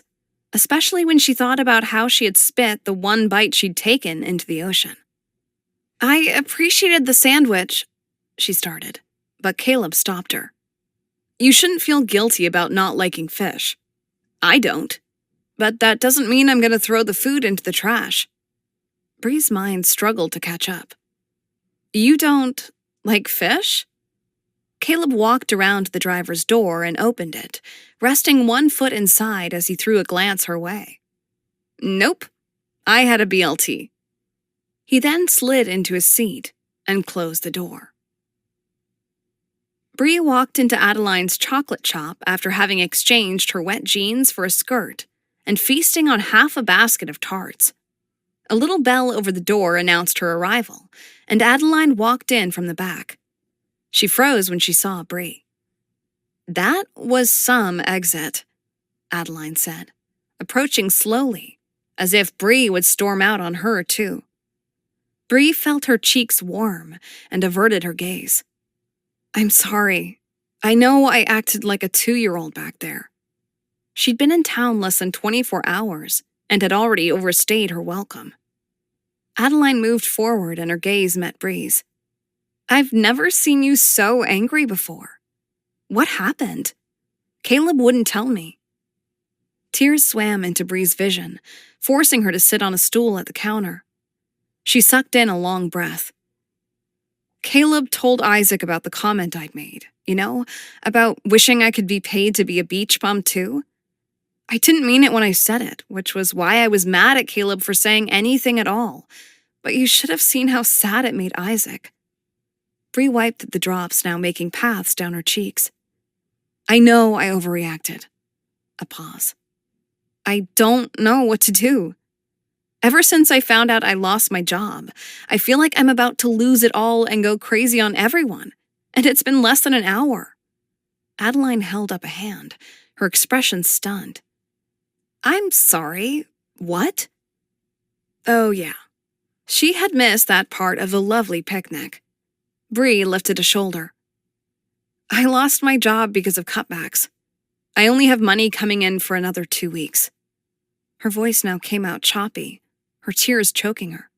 "I threw my phone into the ocean, and I was a jerk to Caleb, and I'm taking Isaac out to dinner on Friday." She was full on sobbing now. "And I took a bite of a fish sandwich. It was super gross." Adeline's eyes widened in surprise, and she rushed forward, wrapping her arms around Bree. "Oh my gosh, I am so sorry. I'm the worst friend in the whole world." "You didn't cause any of that stuff," Bree said, squirming against her friend's embrace so she could search her purse for a tissue. Adeline didn't loosen her arms, but instead pulled Bree in tighter. "You've only been here a day, and I wasn't there when you needed me most." But then Adeline paused and stepped back. Thankful for the reprieve, Bree tried for a deep breath to calm her nerves, but her nose was too snotty. Time for those tissues. "Did you say you threw your phone into the ocean?" Adeline asked. Bree nodded. "And you're going out with Isaac?" "It's just dinner. I felt bad for him," she said as she wiped at her nose. "My comment really hurt his feelings, and I was trying to make it up to him." This time, Adeline laughed and shook her head in a way that said, "What am I going to do with you?" She leaned an elbow on the counter and gave Bree a long look, making her feel self-conscious as she dabbed at her smeared mascara. "Why didn't you just offer to bring him a box of chocolates from my store or something?" Adeline asked. "That's all it would have taken for him to forgive you. The guy doesn't know how to hold a grudge." Well, when her friend put it that way, it did make more sense. "It's been a traumatic day. I haven't exactly been thinking things through." "Clearly." Adeline sat on a stool next to Bree and looked at her straight on. Uh-oh. Things were about to get real. "I'm sure Isaac would understand if you canceled your date." "It's not a date, it's a friendly outing. I made that clear," Bree interjected. "Maybe, but it sure feels like a date.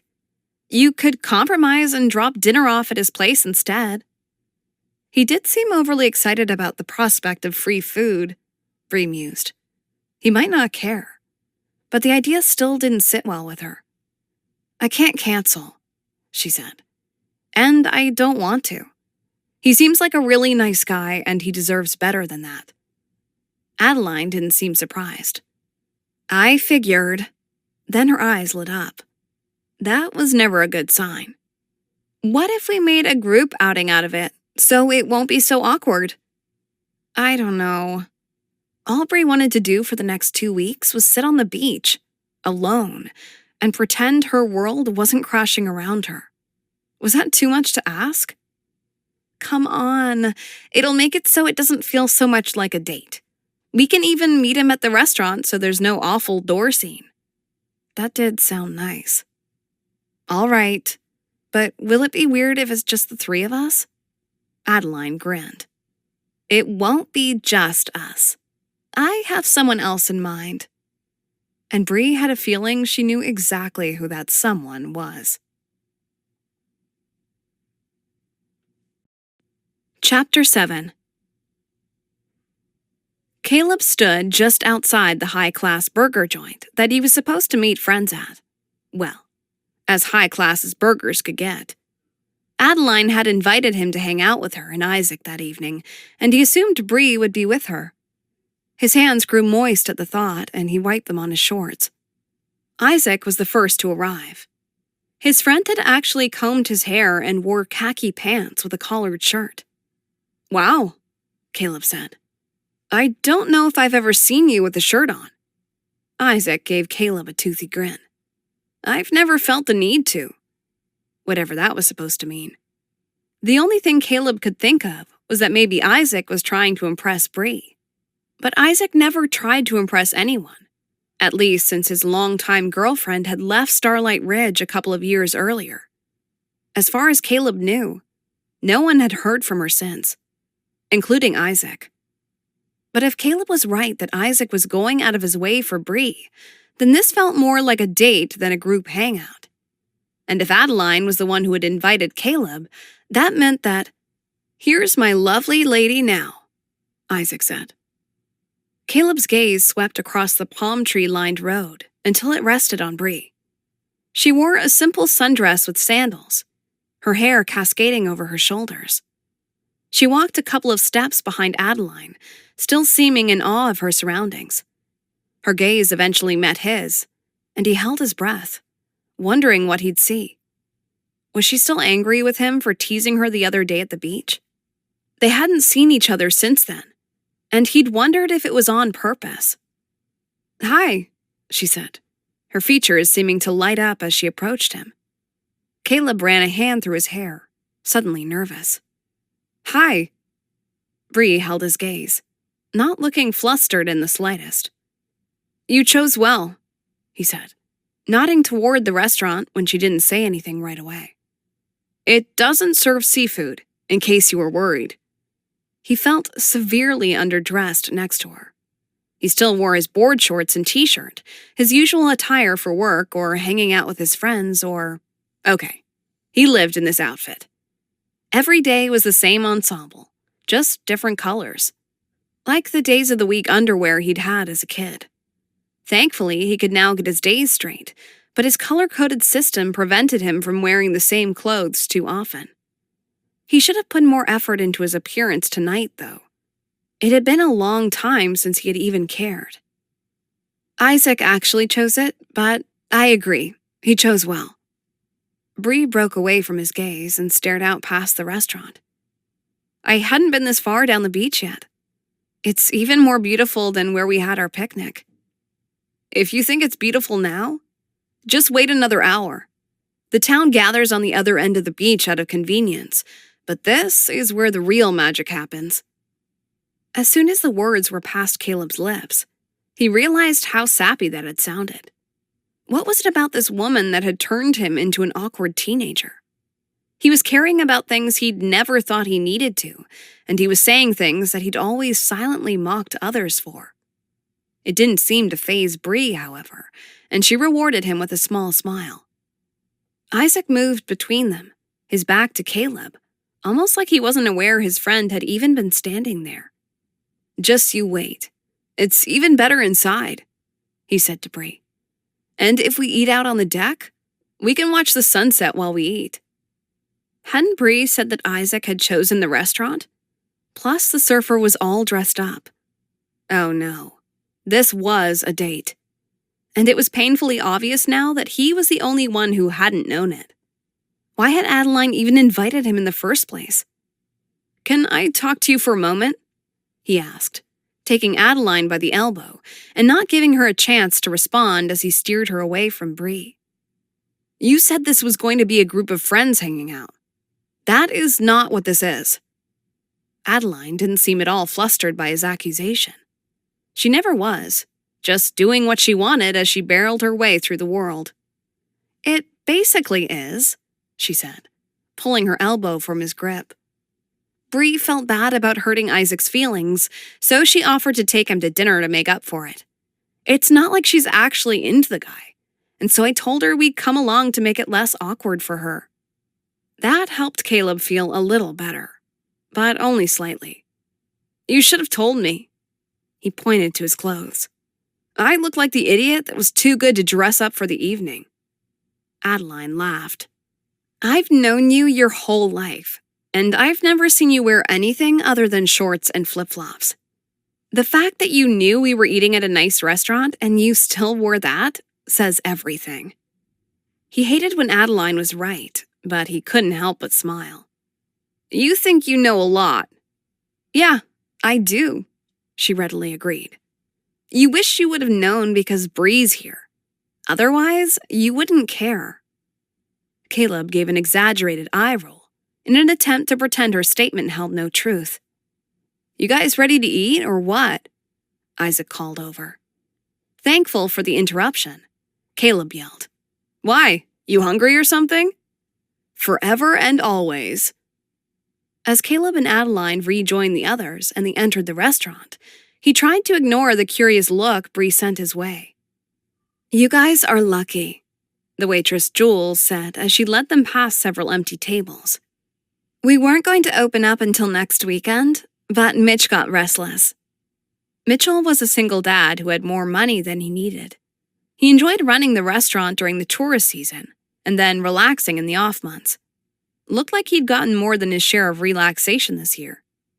Oh, and I thought he'd opened it just for us, Caleb said, his tone holding mock disappointment. Jules threw him a grin. I would have. Yeah, she probably would have. Thanks, Jules. You're sweet. She gave him a look that said she was trying to be more than sweet, but Caleb was used to it and just laughed as he shook his head. He'd been on the receiving end of that look for the past decade, and it was more of a joke between them at this point. They had no problem getting a table on the deck, something that would become increasingly difficult as the summer wore on, considering the unique crescent-shaped table would give them all a view of the ocean as they ate. As chance would have it, Caleb ended up in the middle next to Bree, with Adeline and Isaac on each end. This is beautiful, Bree said, fingering the edge of her menu. After a slight hesitation, she gave Caleb a side glance. I'm sorry for the other day. I was upset about the whole lack of job thing and I took it out on you. Caleb could admit that he'd been frustrated at the time. As he'd driven to a widow's house at the edge of town to deliver the uneaten fish sandwiches. She was a sweet old woman who had been a friend of his father's. He'd replayed the situation in his mind, trying to figure out what he could have done differently. Had he been insensitive? He realized now it hadn't just been Bree who had been upset by his comment, but at the time, he hadn't stopped to think that Isaac might be offended by it. Maybe Caleb had been alone so long that he had lost his ability to connect to people, even people he'd known his whole life. Please don't apologize, Caleb said. Yeah, Isaac piped up from Bree's other side, reminding Caleb that they weren't alone. Don't apologize. It was totally his fault. Thanks, Isaac, he said. Isaac grinned, showing that all had been forgiven. No problem. Just making sure we all have the facts straight. As long as you know I didn't mean any harm, Caleb told his friend. We'd all be lost without you on that beach, making sure we don't drown. Isaac grunted. Got that right. Adeline bent her head forward from his other side. Aw, you two are so sweet.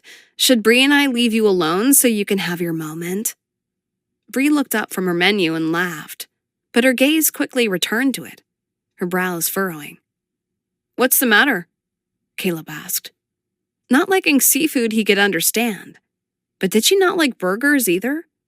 Or worse, did she not like meat? Bree's creased forehead smoothed out, and she gave an embarrassed smile. Sorry, I'm not used to trying new food. That is completely true, Adeline said. This girl orders the same thing every time, and I already know what the problem is. Okay, now Caleb was definitely confused. You don't have burgers where you're from? Pink tinged Bree's cheeks as all the attention was currently on her. They do, she said slowly. But not without green chili. Adeline finished for her. That was not what Caleb had been expecting. You put green chili, as in chili peppers, on your burgers? Bree nodded. And pasta, soup, basically anything that is edible. Caleb studied her for a moment, taking in her high cheekbones and bright eyes. There was so much more to her than he'd ever assumed. Green chili included. We may not have green chili, but if you'll give us a chance, Starlight Ridge might be able to show you that we have some things to offer as well. Bree's lips quirked up at the corners. I'm sure you do. She paused, a look of horror passing across her face before she hurriedly added, I mean, not you personally, but Starlight Ridge. It has loads of stuff, I'm sure. Her cheeks seemed to darken a shade, and her gaze returned to her menu. But all of these seem like strange combinations to me. They're not your run-of-the-mill fast food variety. And green chili on a burger doesn't seem like a strange combination? Bree's eyes crinkled at the corners as she smiled. Touché. I'll order for you, Isaac offered and leaned in close to Bree, reading off her menu instead of his own. Caleb forced himself to lean back in his chair, like he didn't care, when what he really wanted was to wedge himself between Bree and Isaac. If you think you can do better, he said calmly, though even he heard the challenge in his voice. Better than who? You? Isaac laughed. How about this? We both choose something we think she'll like, then she'll decide which one she'll order. Caleb couldn't believe this. He'd thought he was just going to grab dinner with friends tonight. But it had ended up being a sort of group date, and he was now in competition for the attention of a woman Caleb shouldn't even be getting involved with. He should just back down. Bree was technically here with Isaac after all, and frankly, it was getting a bit ridiculous. It's okay. I'm sure she'll love whatever you choose, Caleb said, turning his attention back to his own menu. Oh, man, Isaac said with a small laugh. He was still leaning in close to Bree, but his gaze was on Caleb. You must have it bad. Caleb's defenses immediately sprang up, and he tried to focus on nothing but the words in front of him. Barbecue pork bacon burger. That looked pretty good. Hey, Bree, they have one that has jalapenos on it, Adeline said, seemingly trying to change the direction of the conversation. Caleb would have to remember to thank her later.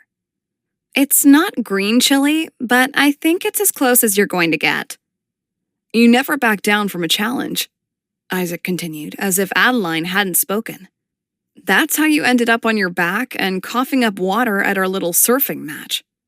He paused and nodded once toward Bree. And yet... Jules walked up at that moment. Sorry it took me so long.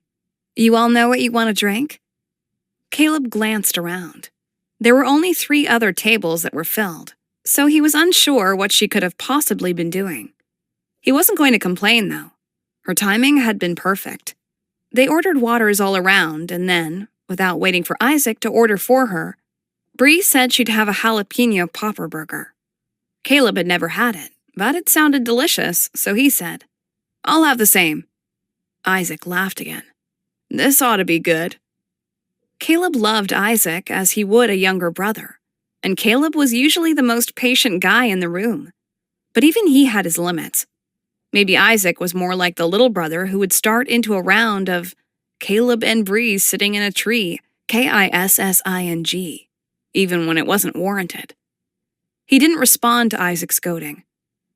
After they'd received their food and he'd taken his first bite, however, he suspected Isaac had been referring more to his choice of burger. Caleb wasn't used to spicy, and flames seemed to erupt from his mouth. He forced himself to swallow, and then gasped as he lunged for his water glass. Despite drinking the entire thing, there was no reprieve. "You're spreading the oil of the jalapeno with the water," Bree said. "Order a salad or dip your fries in ranch dressing or something. It will help." Caleb nodded, unable to speak. Isaac was laughing, of course. "Told ya." It wasn't a couple of minutes before Bree placed a bowl of salad in front of him. He didn't know where she'd gotten it, and he didn't care. He shoved in several mouthfuls. "Better?" she asked. Again, he nodded. Not because he couldn't speak, but because he was too embarrassed to. "Considering that was the only spicy thing on the menu," Bree said, "I take it you guys play things safe around here." She had already eaten half her burger without breaking a sweat. The woman was hardcore. "Oh yeah," Isaac said, shoving a fried onion into his mouth. "And Caleb is the safest." "Is that so?" Bree asked, her lips quirking into a smile. And Caleb officially wanted to melt into his seat. Chapter 8. Bree tried to keep herself from laughing when Caleb offered her the rest of his food. She had no idea what had possessed him when he'd ordered that jalapeno burger. She was pretty sure he'd never eaten a jalapeno in his life. At least he'd stopped sweating. The sun was just beginning to set as she finished off the last of both his dinner and hers. Isaac didn't seem close to done and ordered another basket of fries. No wonder he was excited for her to buy his food. He was a bottomless pit, and he was taking full advantage of her generosity. It didn't bother her, though, because he was more like a teenager stuck in an older body, the way he seemed to hold no thought for tomorrow, but enjoyed every moment. In some ways, she was jealous. How freeing that would be. She paused, taking in the reds and oranges and pinks that splashed across the sky. For a brief second, she found herself actually considering staying. It wasn't like she had anything to go back to. Bree shook herself from her thoughts. What was she talking about? New Mexico had some of the most amazing skies she'd ever seen. She couldn't stay just for a beautiful view. And the smell of the ocean. And her best friend. And a town that greeted every visitor with baskets of homemade goodness. But Starlight Ridge wasn't home, she reminded herself. And they didn't have green chili. She already knew she could have green chili shipped to her, or she could bring some back with her whenever she visited her parents. But there weren't any engineering firms in a place like Starlight Ridge, and it wasn't like she could freeload off of Adeline forever. "Penny for your thoughts?" Adeline said quietly. Bree had spaced out and hadn't noticed her friends scoot in next to her. Caleb was standing at the railing, looking over the ocean, and Adeline had taken his spot. "Life," Bree said, unsure how else to answer her friend's question. Adeline raised an eyebrow, and Bree tried again. "Things seemed so simple a few days ago, before I came here. I had a job, and a plan, mostly. And now?" Adeline prompted. "Now? I have nothing." Isaac scooted closer. "You need a job?" Bree paused. She hadn't realized Isaac had been listening in, and she didn't really want to spill her guts to him. Bree released a long sigh. "I don't know what I need." Isaac pointed one of his fries at her. "I don't know of anything permanent around here, but there's a few places that will be hiring for the summer, including Adeline's place." Bree grimaced. Making chocolates hadn't gone so well the first time around. Adeline didn't try to pressure Bree into taking a job at her place, though. Instead, she seemed apologetic as she said, "Actually, I've already hired a couple of local kids. They'll start in a couple of weeks. Most of the places around here get things taken care of right after Christmas, so they're not scrambling at the last second." Bree couldn't see herself taking a job that a high school kid could do anyway. She was an engineer, for crying out loud. "It's all right. I guess I have to grow up and face the world eventually." She didn't understand the disappointment she still felt, though. Had she actually been considering staying? "Caleb is looking for someone," Isaac said while munching down on another fry. Bree froze as she thought back to the sign she'd first seen in the dive shop's window. "I don't know." "Hey, Caleb," Isaac called out. "You still looking for someone to work for you?" Bree felt heat rushing into her cheeks, and she ducked her head as Caleb came near her. She didn't like what his presence did to her. Didn't like how it made her feel. Her heart beat too fast and her head felt fuzzy. Working for him, it could only get worse. "Yeah," Caleb said. He spun a chair and sat on it backwards so he could face them. "Why? You looking to give up your lifeguard position?" The way he said it, he knew that was in no way what Isaac had meant. "What? And waste the sunshine while stuck inside your musty place?" Isaac joked back. "Thanks, but no thanks. It's actually Bree who's looking for something." Caleb's gaze snapped to her, and he was quiet for a moment. "You're staying?" She lifted one shoulder. "Thinking about it?" Bree didn't want to commit to anything, not yet.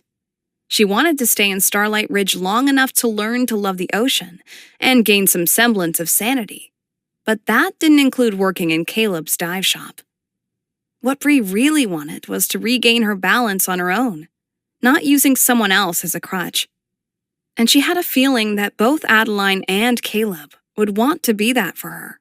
Heck, maybe she'd end up leaning on the whole town with the way they took care of each other. And after she left, then what? "Have you ever worked for a dive shop before?" Caleb asked. His tone was soft but skeptical.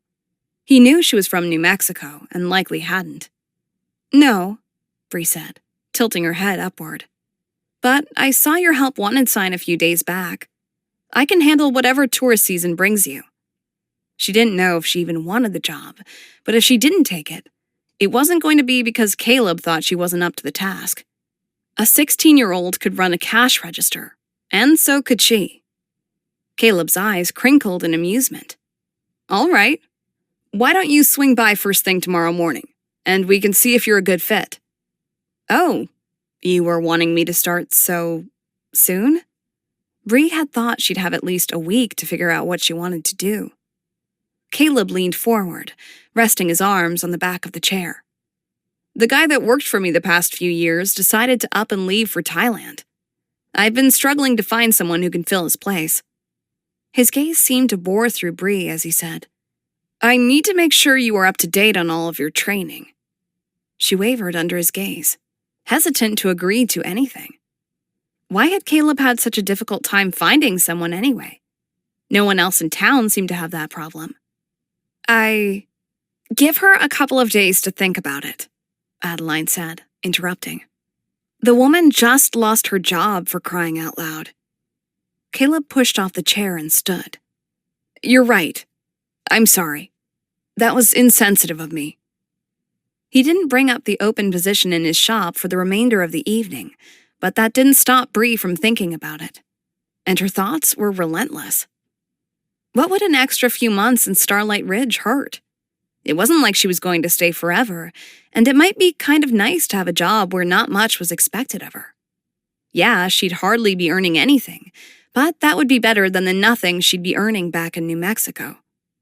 That wasn't what was keeping her from accepting the job offer, though. It was the fact that it was Caleb who was offering it. Bree didn't understand why Adeline wasn't more excited about the prospect of her taking the job in Caleb's shop and staying for the summer. Ever since she had arrived in town, her friend had been dropping not-so-subtle hints that Bree should stick around for a while. But as they had a late-night snack of chocolate ice cream and salted pecans, the pecans had traveled with Bree, courtesy of her parents' pecan orchard. Adeline's lips kept dipping down into a half-frown, and then she'd notice Bree watching, and she'd force them back up into a smile. "Okay, what's up?" Bree said, tapping her spoon against her bowl. "I thought you wanted me to stick around Starlight Ridge." She hesitated, struck by the thought that maybe two was a crowd in Adeline's small beach home. "I can find somewhere else to stay if—" Adeline was already shaking her head. "No, that's not it at all. You know you can stay as long as you want." Bree gave a slow nod, knowing her friend wasn't anything less than genuine. But there was something that Adeline was keeping from her. "I know I'm completely overqualified for the job at Caleb's place, or any place around here, but it's not like it would be permanent." Adeline seemed surprised by Bree's comment, her eyebrows shooting up. "Do you know what the job entails? At the dive shop?" "I got the gist of it," Bree said, bewildered that her friend didn't think her capable of basic customer service. Sure, it had been a while, but it wasn't like it was difficult. She had designed planes, for crying out loud. Or at least the cup holders. "Okay," Adeline said. Bree could tell her friend wasn't entirely convinced, but Adeline made a show of taking a large bite of her ice cream and shooting a grin Bree's way. "You'll have a lot more fun out there than I will, stuck in my shop. I wish chocolate didn't melt, or I would have an open-air store." Bree doubted she'd be outdoors any more than Adeline would. But before she could voice her thoughts, Adeline groaned and pressed her fingers against her forehead. "Brain freeze," she said, with a grimace. Once it had passed, her smile returned. "But totally worth it. Those salted pecans are perfect. I forgot how much I miss those." Bree laughed. "I'll see if my parents can send some more over." She polished off the rest of her own ice cream and headed up to bed, but her brain didn't want to shut off quite yet. Bree hated that no one seemed to think her capable, both Adeline, who knew her better than anyone else, and those who didn't know her at all. What were they seeing that she didn't? She supposed it didn't matter, because whatever it was, Bree was going to prove them wrong.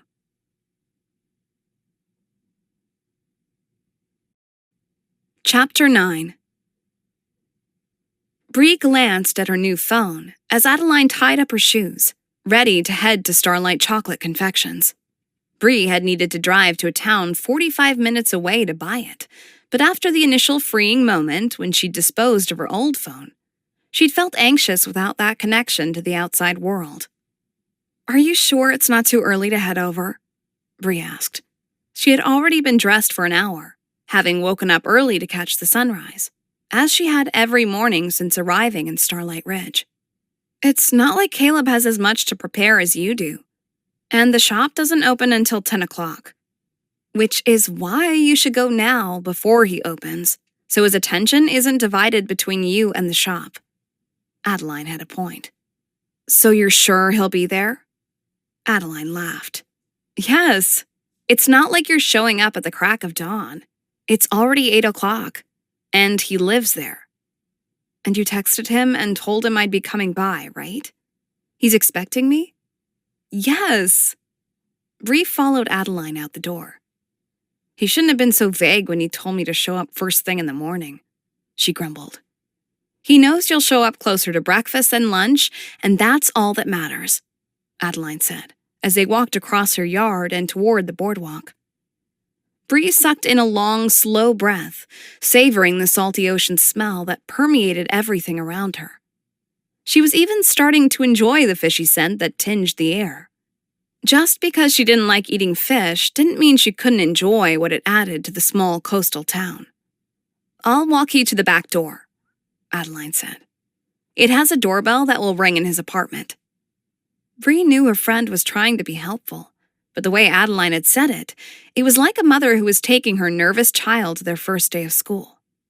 "Thanks, but I think I can handle it." Adeline's lips quirked up. "Suit yourself. Come by the shop when you're done." She lowered her voice as they approached the shops that lined the boardwalk. "If you give me all the juicy details, I'll give you a box of truffles. And they won't even be the messed up ones."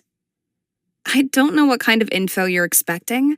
I doubt it will be anything exciting," Bree said. "For a box of truffles, though, I'll tell you anything you want." Adeline's eyes shone. "You got yourself a deal." And then she hurried away, looking way too pleased with herself as she unlocked the door to her store. Bree wondered if it was too late to change her mind. After her roommate disappeared inside and the lights began to flicker on, Bree turned her attention to the dive shop next door. The sun now illuminated the town, but it was still sleepy, not quite awake. She breathed in another long breath. As it filled her lungs, the ocean breeze gave Bree the courage she needed. Adeline had said there was a back door, so she walked past the shop and continued until she found a small alley that ran alongside a laundromat. Bree turned down the alley and picked her way past some empty crates.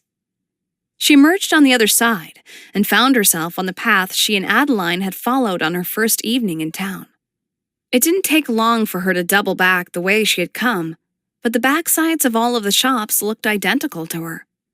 Bree was unsure how she'd be able to tell which one belonged to Caleb, and she didn't want to ring the wrong doorbell by mistake. It would be embarrassing at the best of times, but it was still early, which would make it that much worse. Bree hadn't needed to worry. Several doors down was a large sign that read Dive Shop. There was even a welcome mat in front of the door that had a scuba diver on it. And just as Adeline had said there would be, there was the doorbell. She hesitated, her finger hovering just over the button. What was she doing there? Bree had been in Starlight Ridge for less than a week, and she was about to apply for a job at a dive shop? But yes, Bree was going to ring that doorbell. She needed this, which said a lot about how badly her life had fallen apart over the last few months. Bree steeled herself and pressed down on the doorbell. No dinging was heard within the walls of the building. She pressed again. Silence. One more time. Nothing. The bell must be broken. She raised her knuckles to rap on the door, unsure if Caleb would even be able to hear it from all the way up there. Just as she moved to knock, however, the door swung open and there stood Caleb. Bree's breath caught, and she averted her eyes. Caleb was shirtless, his hair standing on end, looking like she'd woken him. His sleep-rimmed eyes widened in surprise when he saw Bree standing before him. "What's wrong?" he asked quickly, looking past Bree, as if searching for someone else. "Nothing," Bree said, lifting her gaze and desperately trying to keep eye contact, and not look at Caleb's bare chest and his defined muscles. "Adeline told you I was coming. You said to come by first thing this morning." Caleb blinked twice before his features relaxed, seemingly convinced that no one was in trouble. He gave a low laugh as he bent his head and rubbed his eyes. "With the way you were ringing that bell, I thought someone had died." "Oops. Guess the doorbell worked." "What time is it?" he asked, his gaze returning to her. He still wore a slight smile. Bree pulled her phone out and glanced at the screen. 8:20? "Oh, man." He groaned and ran a hand through his bedhead. "I don't remember the last time I slept through my alarm." Bree shifted uncomfortably. She should have listened to her own instincts and not shown up so early. "I'm sorry. When you said to show up first thing, I didn't know when you expected me. And Adeline said—" Caleb held up a hand. "No need for apologies. I'm usually up by 7 at the latest." The air was still a bit crisp, and Bree pulled her cardigan tighter around her. "Would you like me to come back in an hour?" He seemed surprised at the question, but then must have seen the shiver that ran up Bree at that moment, because he opened the door wider, motioning for her to come in. "I have terrible manners and left you out in the cold this whole time. Come in where it's warm and I'll change really quick." Invited in by a shirtless man first thing in the morning, and by her potential boss, no less. Bree didn't know if she should be flattered Caleb was this comfortable with her, or if she should be worried. Caleb must have seen the hesitation she felt. Pink tinged his cheeks, and he spluttered, I just thought, you can browse around the shop and get a feel for the layout. That's all. He was adorable when he was all flustered. Okay, she said, trying to appear nonchalant. Like she didn't want to go up those stairs to see Caleb's place. Was he the typical messy bachelor, or did he actually clean up after himself? Would there be neon signs in a stocked bar, or famous works of art and organic fruits and vegetables? Caleb led Bree through a second door and into the back of the shop, seemingly unperturbed that he was still shirtless and apparently also without shoes. Feel free to grab a wetsuit and gear when you're done checking things out, he said. I was not checking you out, Bree said, her words exploding past her lips. But she realized just as fast that she had misheard him. Her face burned with embarrassment, and she wanted to crawl behind the mannequin that stood next to her, which happened to be clad in a skimpy bikini. Okay, maybe not that mannequin. The one on the next aisle, then. The one that wore swim trunks and a swimming shirt of some kind. Of course I knew you weren't thinking that, she said, attempting to find a way to gracefully recover. But just in case you were. Even though I never gave you any reason to, I just like to be thorough. Cover all my bases. Nope. She was a lost cause. Maybe Adeline had had good reason to be concerned for her friend. Bree didn't have a clue what she was doing here. Caleb stared for a moment, seemingly trying to decipher what was happening. Then he laughed. Hard. And Bree was unsure if she should be offended. Was he making fun of her? It didn't seem like it, but it was difficult to interpret his reaction any other way. He shook his head, still laughing, and said, I'll go get dressed so you don't have to make any more clarifications. If it were possible for Bree's embarrassment to burn more intensely, it did. And it continued to burn as she heard Caleb's chuckles echoing as he climbed the stairs to his apartment. Bree double-checked to make sure her cardigan was buttoned up all the way. No need to give Caleb any more ammunition than he already had. And then walked the aisles of the small dive shop. It didn't take long as there wasn't much to it. Or so she thought. But then she stumbled upon a back room that seemed to hold all the equipment one would need to go diving. Snorkels and masks, wetsuits and fins adorned the walls. Bree stepped toward a wetsuit that hung on the wall next to her. It looked smooth, like a seal's skin, and her fingers itched to touch it. She wondered what it was like, being able to swim with the fish and turtles and... Her fingers retracted. No sense in imagining what couldn't be. Bree backed away and returned to the main area of the dive shop. Caleb still hadn't returned, and she wandered over to the checkout counter. It was actually more like 4 small counters that formed a square in the middle of the room, though there was only one cash register. Surprisingly, she could imagine herself standing in the middle of that square, helping customers when they had questions or needed to purchase a new swimsuit because they'd forgotten to pack theirs. Bree would wear a smile, and it would be genuine, because she'd be happy here, at least for a little while. That was when she noticed a cell phone sitting on the counter to her right. At first, Bree wondered if Caleb had left it. The phone looked almost identical to the one she had thrown into the ocean, though, and it appeared to be broken. It was almost like someone had taken it apart and then tried to put it all back together again, but had failed. And there was a butterfly sticker on the back. Bree smiled at the memory. Her sister, Melinda, had stuck it there, and Bree had left it, despite complaining that it was childish and no one at work would be able to take her seriously. It had been her sister's wedding day, though, and Bree hadn't been able to bring herself to remove it. This piece of crap that sat on the counter didn't just look like her phone. It was her phone. "Did you find everything you'll need?" Caleb asked, striding into the room. Bree's hand snapped back to her side and away from the phone. She didn't know why, because it was hers. but the last time she'd seen the phone, it had been flying into the Pacific Ocean. And strangely, that made it seem like she no longer had a right to own it. She'd given it up. And yet, she couldn't help but be curious about how it had ended up on Caleb's counter. He was staring at Bree expectantly, and she remembered that he had asked a question. It took a moment to recall what it had been. It seemed a strange thing for the owner of a store to ask an interviewee. "Yeah, your store is great. Everything looks up to date with just the right amount of classic touch to help your visitors feel like they've stepped out of their own lives for a little while." Just what Bree needed. Caleb tilted his head to the side, like he wasn't sure what to make of her. "You seem to know a thing or two about interior design." "Just something I picked up while studying at school. I don't know much." Her gaze flitted to her phone and back to Caleb. If you noticed, he didn't say anything. "Either way, I'm glad you approve. It's nice to get an outsider's opinion once in a while. Make sure I haven't completely lost touch with reality." He took a few steps toward her, so there was only about a foot separating them, and then leaned against the counter. "But you didn't answer my question." With Caleb's close proximity, a strong scent hit her, and Bree had to take a step back.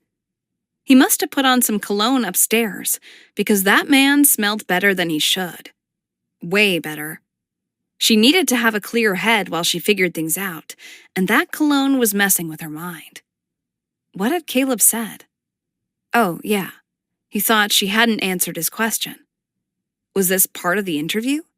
A test? Because if it was, Bree was going to fail. He had asked if his store had everything she needed, and she had said yes. What more could the guy want? Bree's confusion must have been obvious, because Caleb nodded toward the back of the store where the small room with the dive equipment was. "Did you pick out what you need? I assume, considering where you're from, that you always rent when you visit the coast. Employees get to use it at no cost, of course." "Oh, no thanks. I don't need any equipment," she said quickly. Bree was sure that most people would love to be able to dive for free in their time off, but she was not one of them. She loved being by the ocean, but she had no desire to become a part of it. Her parents had made Bree take swimming lessons when she was young, and that had been more than enough for her. Caleb gave her an appreciative nod. "You brought your own? I'm impressed, considering you probably don't get to dive as often as you'd like. Where did you go to do your training and get your certifications?" Maybe enjoying scuba diving was a requirement of the job. That would explain Adeline's reaction to Bree taking the job. But if he was desperate enough, maybe he would make an exception for her. Bree grimaced at her own thoughts. She was hoping the guy was desperate enough to hire her as a cashier. It was official. She'd hit rock bottom. "Look, I have to be honest with you," she said. "I'm probably not your ideal candidate for the job. It sounds like you need someone, though. Maybe you could hire me until you find someone you like better. Or not, because I don't know a thing about—" "Look, it's not that I don't think you'd be good at it," Caleb said, interrupting her. "Let's make that clear. I just have to verify your credentials and make sure you aren't rusty or anything like that. Why don't you grab your gear from Adeline's, and then we'll go out and you can run me through some exercises. Treat me as if I'm your student." Bree blinked. A lot. More than was natural. Caleb probably thought she had a tic or something. He couldn't be saying what she thought he was saying. Could he? "You want me to treat you like—" She trailed off, not daring to voice the thought out loud. "Like you're my diving instructor," he said.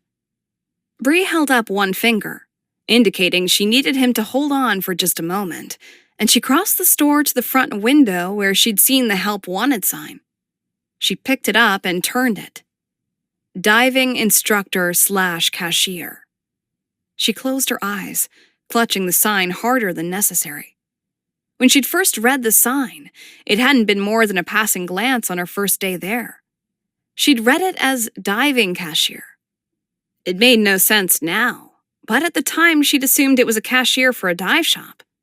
Bree had been lost and overwhelmed at being in a new place, and Caleb had been standing in the doorway, watching her. Bree opened her eyes and replaced the sign. "You're hiring a diving instructor who works the cash register when you need it," she said. "That's the idea." Now would be a good time to tell Caleb that she wasn't certified for anything under the sea, as an instructor or otherwise. Though she was unsure how to tell him that it was for the same reason she could sit on the sand for hours, or dip her toes in the ocean, but never go swimming. She was terrified of water.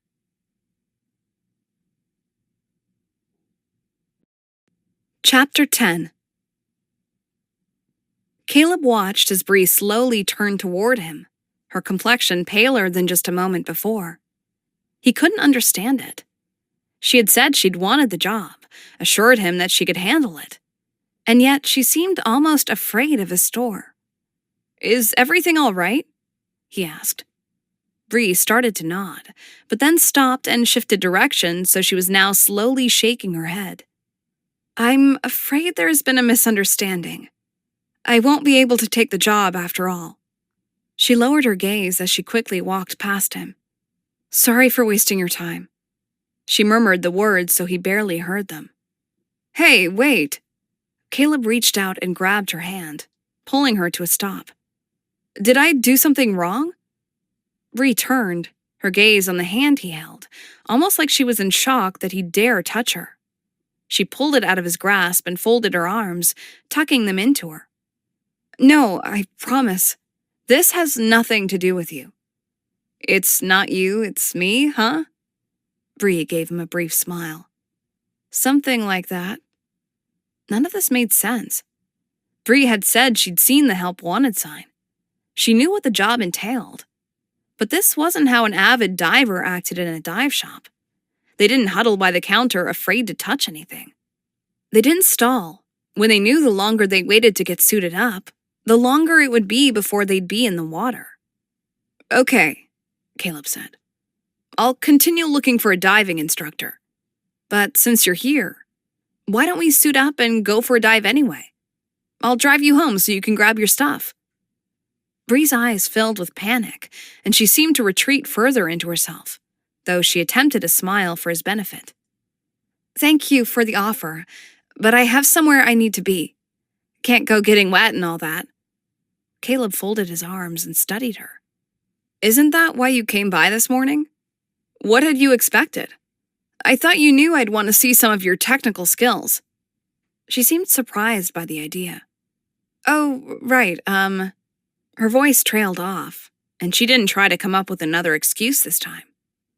Caleb frowned and leaned back against the counter. There was no way she had come to apply for the instructor position.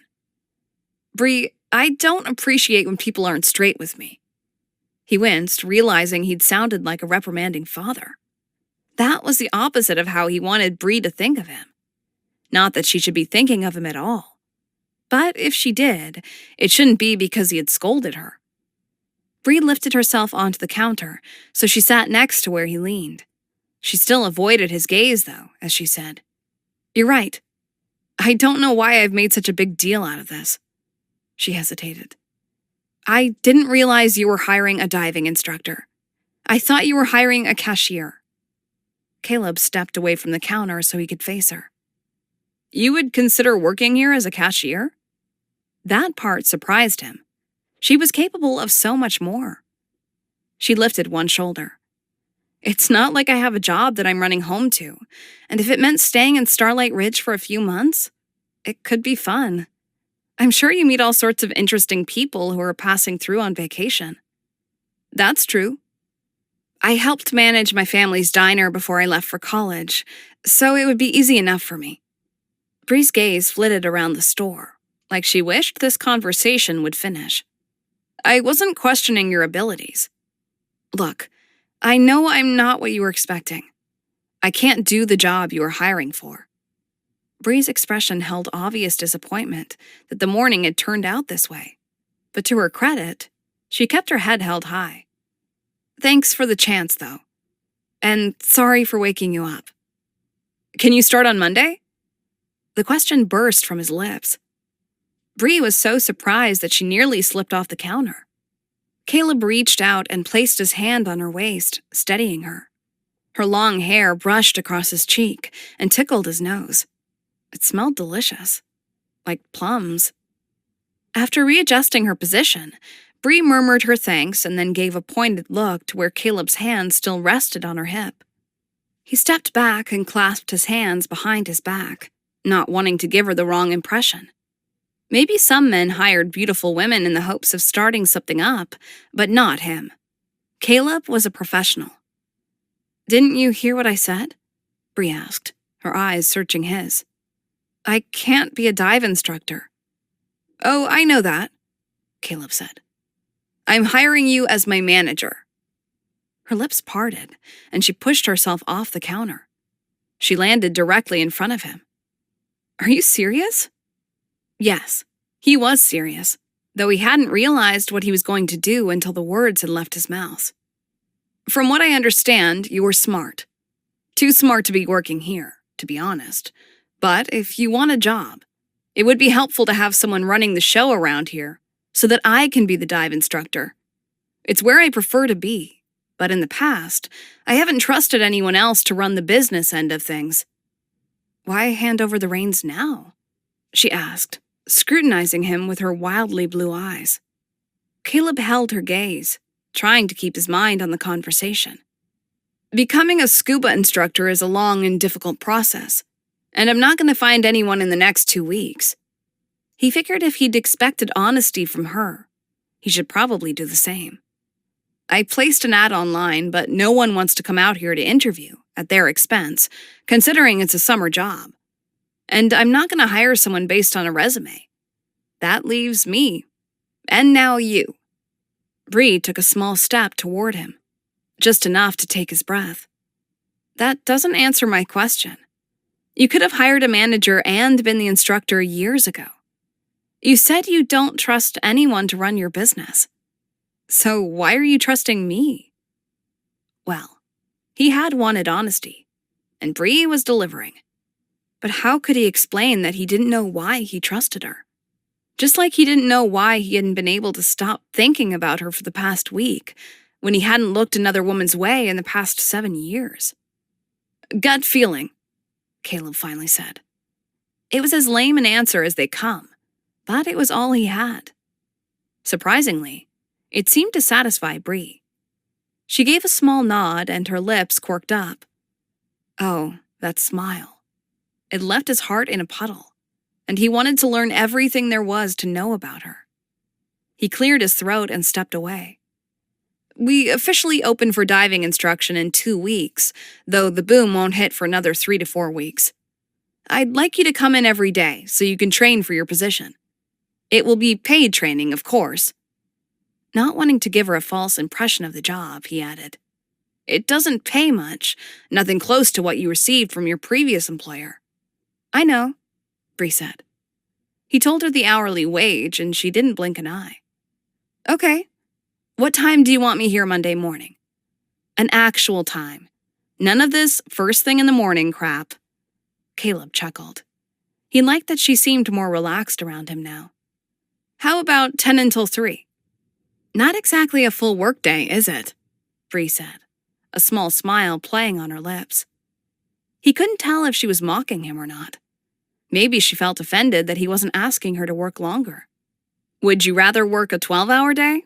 Because you'll get your chance. I figured you need a chance to take in the sights before things really pick up. Then, in a couple of weeks, you can start putting in a full day." "No, 5 hours is fine," Bree said with a laugh. "Okay, not offended." "So," she shifted in place, wringing her hands like she was suddenly nervous. "I guess I'll see you at 10 o'clock on Monday." "See you at 10, Caleb repeated. "Oh, and bring a swimsuit." Bree may not be a diving instructor, but it would be good if he could get her at least certified. That way, she'd be better able to help the customers. It would be hard for her to help someone pick out the equipment they'd need if she'd never even been scuba diving. Bree's face slackened.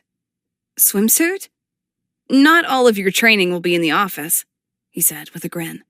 "When you work for me, you actually get to have fun on the job." Except Bree didn't look as excited as she should. She was going to get paid to scuba dive. She should be thrilled. But instead, she looked like she was going to throw up. Caleb almost offered to grab a trash can for her, but then she asked, "Is swimming a requirement?" He would have thought she was kidding if she didn't look sick to her stomach. "It would be helpful," he said slowly. "You'll be the only one here when I'm out on a lesson, and you'll need to be able to answer questions about the merchandise." Bree gave a tentative nod. "That makes sense." She squeezed her eyes tight. "I'm sorry. I don't think I'll be able to accept the job after all." When she reopened her eyes, he saw the fear and pain that lay behind them. "I'm sorry for the inconvenience I've caused." And then she spun away and hurried out of the shop. Caleb tried calling after her, then followed her out through the back door. But by the time he made it outside, she'd disappeared. Chapter 11. Bree burst through the front of Adeline's shop, her breathing heavy. What had she been thinking? That she could just waltz into town and suddenly fit in? Act like she belonged? Adeline bustled in from the back and smiled when she saw it was Bree. But whatever expression Bree wore, it caused Adeline's smile to waver, suddenly uncertain. "How did it go?" She asked it like she was unsure she wanted to know. Bree slumped onto a stool at the counter and groaned. "I ran away. I literally ran away." She gave a quick shake of her head as she recalled her parents' admonitions about her propensity to do that. "I've been doing that a lot lately." "What happened?" Adeline asked, her voice laced with concern. "If Caleb did something—" "No," Bree said, waving her friend's accusation away. "He was a perfect gentleman." She dropped her chin into her palm, feeling like the biggest idiot. Caleb was kind and attractive, and he didn't like seafood. What else could a girl want? And yet, she had run. He offered me a position as manager for his store. Adeline's surprise was evident, and it surpassed any of the surprise Bree had felt. "Are you sure you heard him right?" Bree straightened. "Yeah. He said that would allow him to take over as diving instructor, and I could run the place while he was away with tourists." Adeline grabbed Bree's hands in hers, and Bree found herself on the receiving end of the most intense stare she'd ever experienced. "That is a huge deal." "Okay." Bree freed herself from Adeline's grasp. "He said he doesn't usually trust someone else to run his shop." "No. He doesn't trust anyone to run his shop. Not me, not Jessie, no one. The man only goes on vacation for 1 week each winter, and he closes everything up."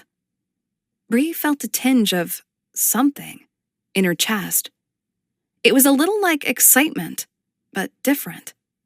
Maybe there was a little pride mixed in.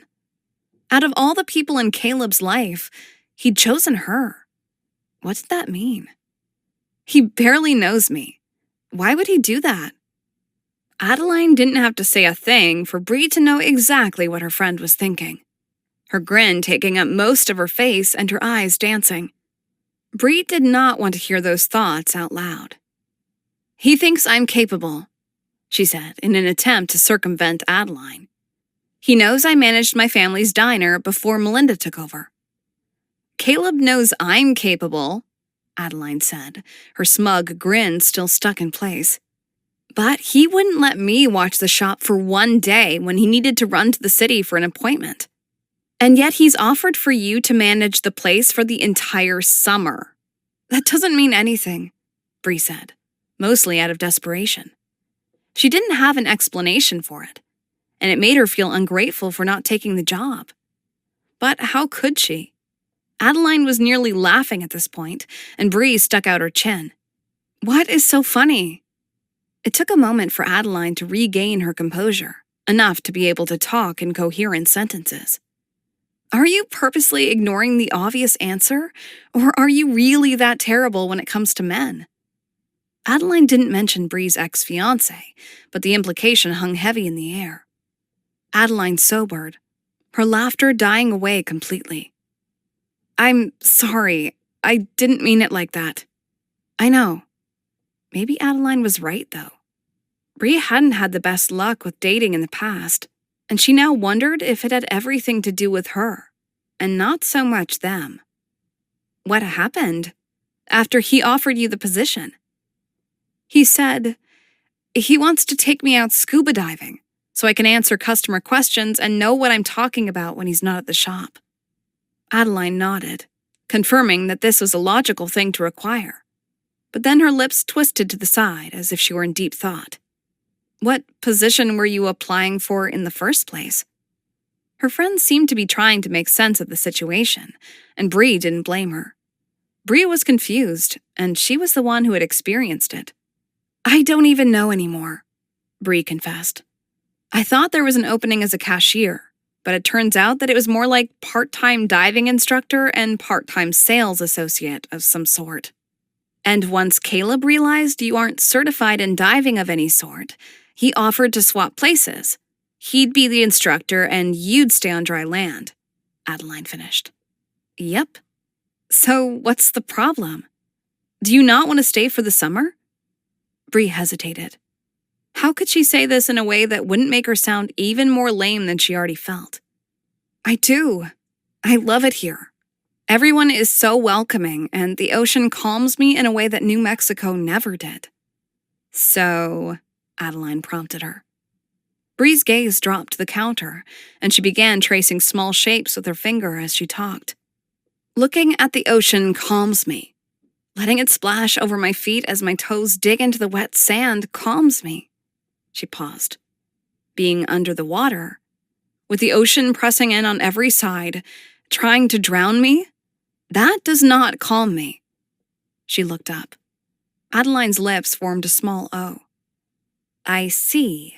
And to try to certify in scuba diving would trigger a panic attack so intense that Caleb would most likely have to rescue me, and I'd be scarred for life."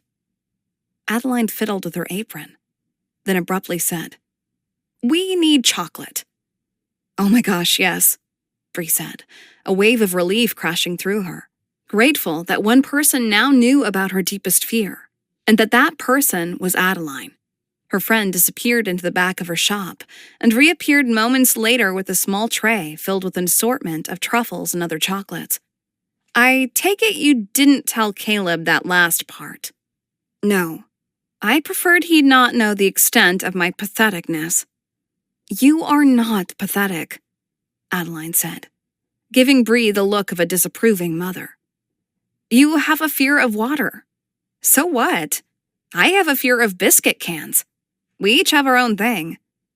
Bree couldn't have heard correctly. "Biscuit cans?" "Yeah, you know, the ones you have to unwrap and pop open to get the biscuit dough out." Adeline gave an exaggerated shudder.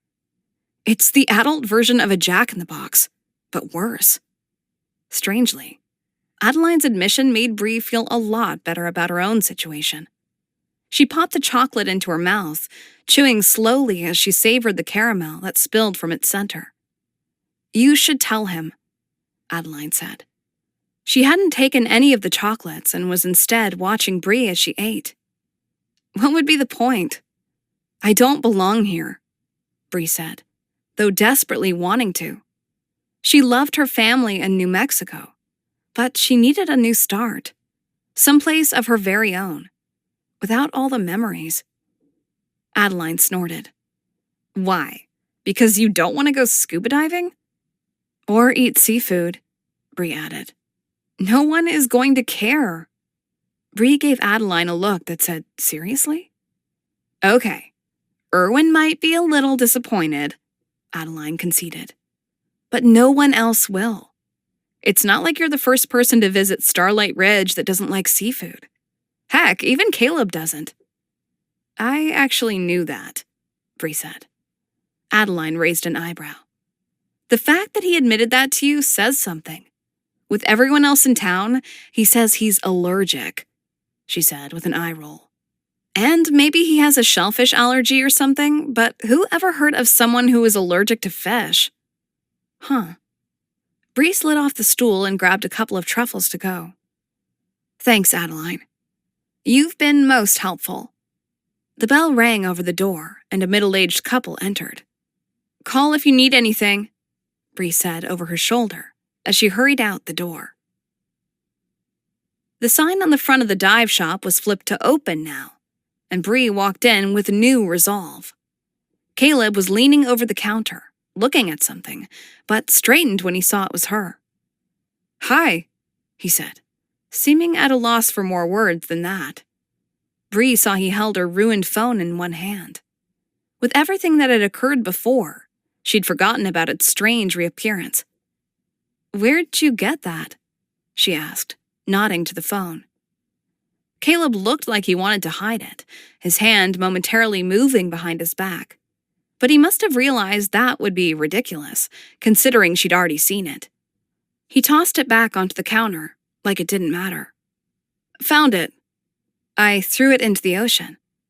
And that's where I found it, Caleb said. Bree stared for a moment, trying to understand what he was telling her. You didn't. You went after it? Better that than something swallowing it. She hadn't thought of that when she destroyed her phone. All she'd wanted was to be rid of her problems, to make it all go away. And it had felt good at the time. I'm sorry, I didn't realize. Caleb waved her apology off. Most people don't. But still, I am sorry. It can't have been easy finding it out there. I had marked the spot while we were there, and the waves had swept it fairly close to shore. I didn't even have to put my gear on. But he would have, to fix her mistake. Thank you, she said, hoping he heard the sincerity behind her words. Anytime, he said, giving her a soft smile. And for that brief moment, Bree believed that he really would do anything for her. Anytime. Caleb's smile dipped, though, and his voice held exasperation when he asked, What are you doing here? Bree held his gaze, though her instinct was to run away. He had every right to ask that question, the way she'd left earlier. You've probably changed your mind about offering me the job, considering how I acted this morning, but I wanted you to know that I did want to accept it, and if circumstances were different, I would, but I can't. And I thought you should know why. Caleb's scrutiny over the next few seconds made her feel exposed, like he could see under the shell she'd created for herself. What changed? He finally asked. Why come back to explain it all to me? You don't like seafood. Surprised didn't begin to describe Caleb's reaction to her statement, and it was hilarious to watch his cool composure transform into an inability to stop laughing. You already knew that about me, he finally said. Yes, but no one else in town does. You tell them, it's not that I don't like it. You're allergic, Bree finished. Caleb's grin didn't diminish as he gave a small shake of his head. You don't know what it's like for a kid to grow up here and not like fish. My mother said I had to always eat any food that was offered to me, either by her or others. It was the polite thing to do. The only way I could get out of it was to tell people I was allergic to seafood. Then I wasn't being rude. It was out of my hands. He sobered, placed a hand over his chest, and in a dramatic voice said, I'd tell them how it smelled delicious and how I wished I could partake, but alas, I was the unfortunate one. Bree laughed. And then you had to stick with it, huh? I suppose I didn't have to. They would have forgiven a child or a teenager even. But you didn't tell anyone. Nope. And now that I'm in my 30s, I figure it's a bit too late. He lowered his voice. You aren't going to tell anyone, are you? Bree placed a finger under her chin, as if she had to think about it. I suppose not, but it's not like people don't already know. Caleb looked genuinely alarmed at the thought, and he straightened, taking a step toward her. What do you mean? How do you think I found out that was what people thought in the first place? Adeline told me. He released a low laugh tinged with relief. Oh, she's been on to me since we were kids. I kept it up, even around her, but we both knew she knew. And Adeline's never told a soul. Caleb paused, curiosity flashing behind his eyes. You didn't come back just to accuse me of leading the town on, did you? It was a statement, not a question. He knew there was more to her visit. No, she admitted. I have to explain why I ran away earlier. You must think I'm completely rude or insane. Or both. Neither crossed my mind. Bree was unsure how true that was, but at least he was being nice about it. Anyway, I appreciate your job offer. It sounds perfect, and I would be crazy not to snap it up. Except you didn't, he unhelpfully pointed out. She groaned. Just listen, would you? Sorry. Caleb pretended to zip up his mouth, lock it, and throw away the key. Thank you. As I was saying, managing your store would be the perfect fit. She waited a beat. If it wasn't a dive shop. She held up a hand, keeping Caleb's interjecting comments at bay. Because, the thing is, just like we don't like seafood and Adeline has her weird fear of biscuit cans, everyone has their quirks. And mine? She sucked in a long breath, hoping her voice would come out steady. Even just talking about her fear made her pulse quicken. Mine is a fear of water. Caleb didn't react, only nodded, like he thought she'd continue. But she didn't. She didn't know what else to say. Maybe Caleb didn't either, which would explain why he was watching her silently. What do you say to a woman who has temporarily moved to a seaside community, and she has a fear of the very thing that sustains it? He finally broke the silence, his eyebrows furrowed in concentration, like he was trying to piece everything together. I saw you sitting in the waves on the beach, the day you got that phone call. I should clarify that I don't panic until water actually goes over my head. I find it interferes with me being able to breathe. She hoped the teasing lilt would help him to not think less of her. He nodded again, then asked slowly. So, how do you shower? Oh, bother. Bree was going to need to go into details. She hadn't wanted to, but she couldn't have Caleb thinking that she hadn't bathed for the past couple of decades. I get in and turn on the water just like anyone else, she said with a laugh, hoping it was enough to hide her growing anxiety. I'm fine if I'm in control of what's happening, but as soon as water goes over my head and I can't touch the ground, and it feels like I'm going to drown, even though I know how to swim. Her breathing was ragged now, the flashbacks from when she was a teenager washing over her. Being in that simulated wave pool at the water park. The way the waves kept coming, and there were so many people. She couldn't figure out how to get out. The laughter of others enjoying themselves, completely oblivious to what was happening next to them. If it hadn't been for that lifeguard. Her breaths wouldn't come, and when they did, each pulled in water. She couldn't get air. Hey, it's okay. Caleb's voice was a soft pull, bringing her back to the present. I'm sorry. I shouldn't have pushed. Bree started when she realized she was now wrapped in Caleb's arms. He held her tight, like he could protect her from the memories. It must have been bad this time. She knew she should pull away, but she didn't want to. Caleb's arms were a comfort she hadn't known for a long time. It must be getting awkward for him, though, so she stepped away, his arms immediately falling to his sides. Thank you, she said. That wasn't really what she wanted to say. But how could she express what his kindness meant to her? Instead, Bree gave him a wry smile. And that's why I can't accept the position. I thought you deserved to know.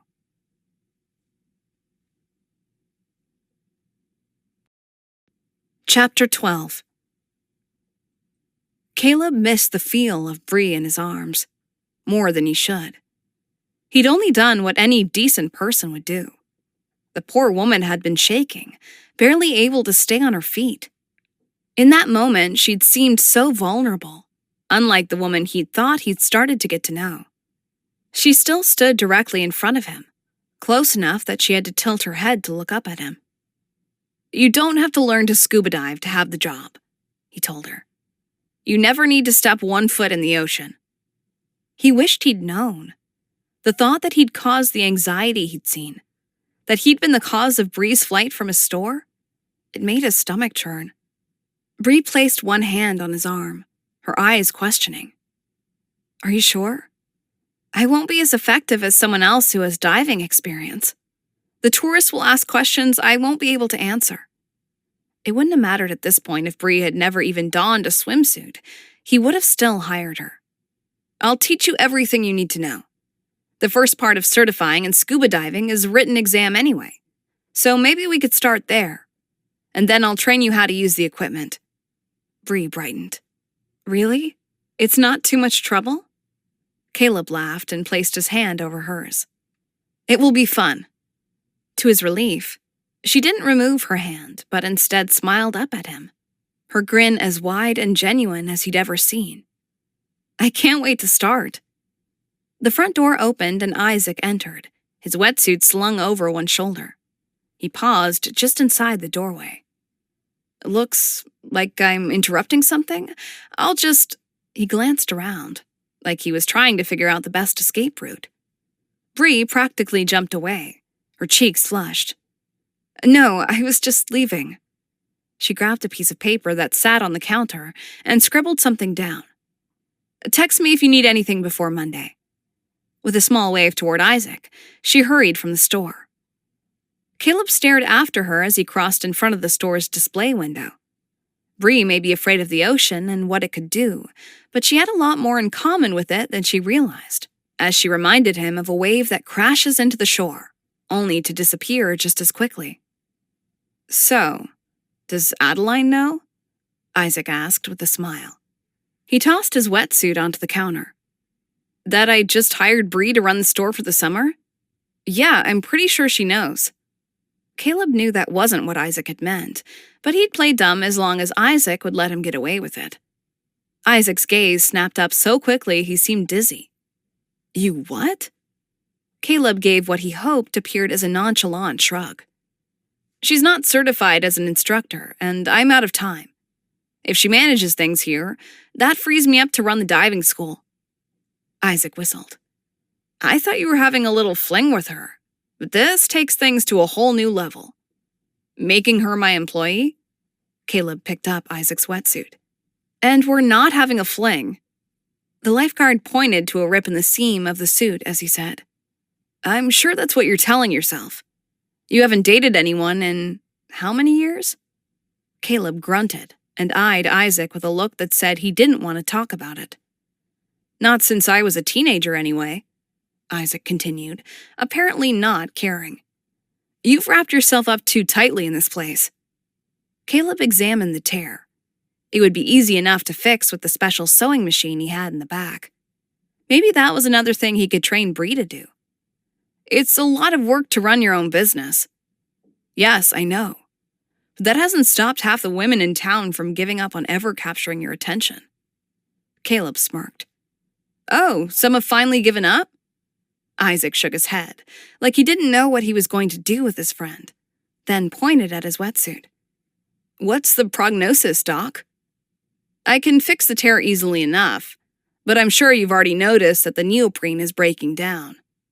Caleb fingered the material. It seemed a lot more stretched out than when Isaac had last brought it in. "How many seasons have you had this one?" "A couple." Isaac's gaze roamed the store, which meant he was lying. "Fine. I think I'm going on 4. "You need a new one," Caleb told him, even though he wasn't telling Isaac something he didn't already know. He was pretty sure Isaac had been born wearing a wetsuit. "I'm just waiting on my next paycheck," Isaac assured him. "Then I'll be back in. But if you could just fix the tear for now, that will get me through the next week or so." Caleb picked up the wetsuit. It really was bad. "How about this? You put part of the money down now, and I'll let you take a new one, and you pay me the rest next week." Isaac fiddled with the bottom of his t-shirt. "Yeah, that would be great. I appreciate it." He paused. "But, you see, I don't have much right now. With a sigh, Caleb gave Isaac a long stare.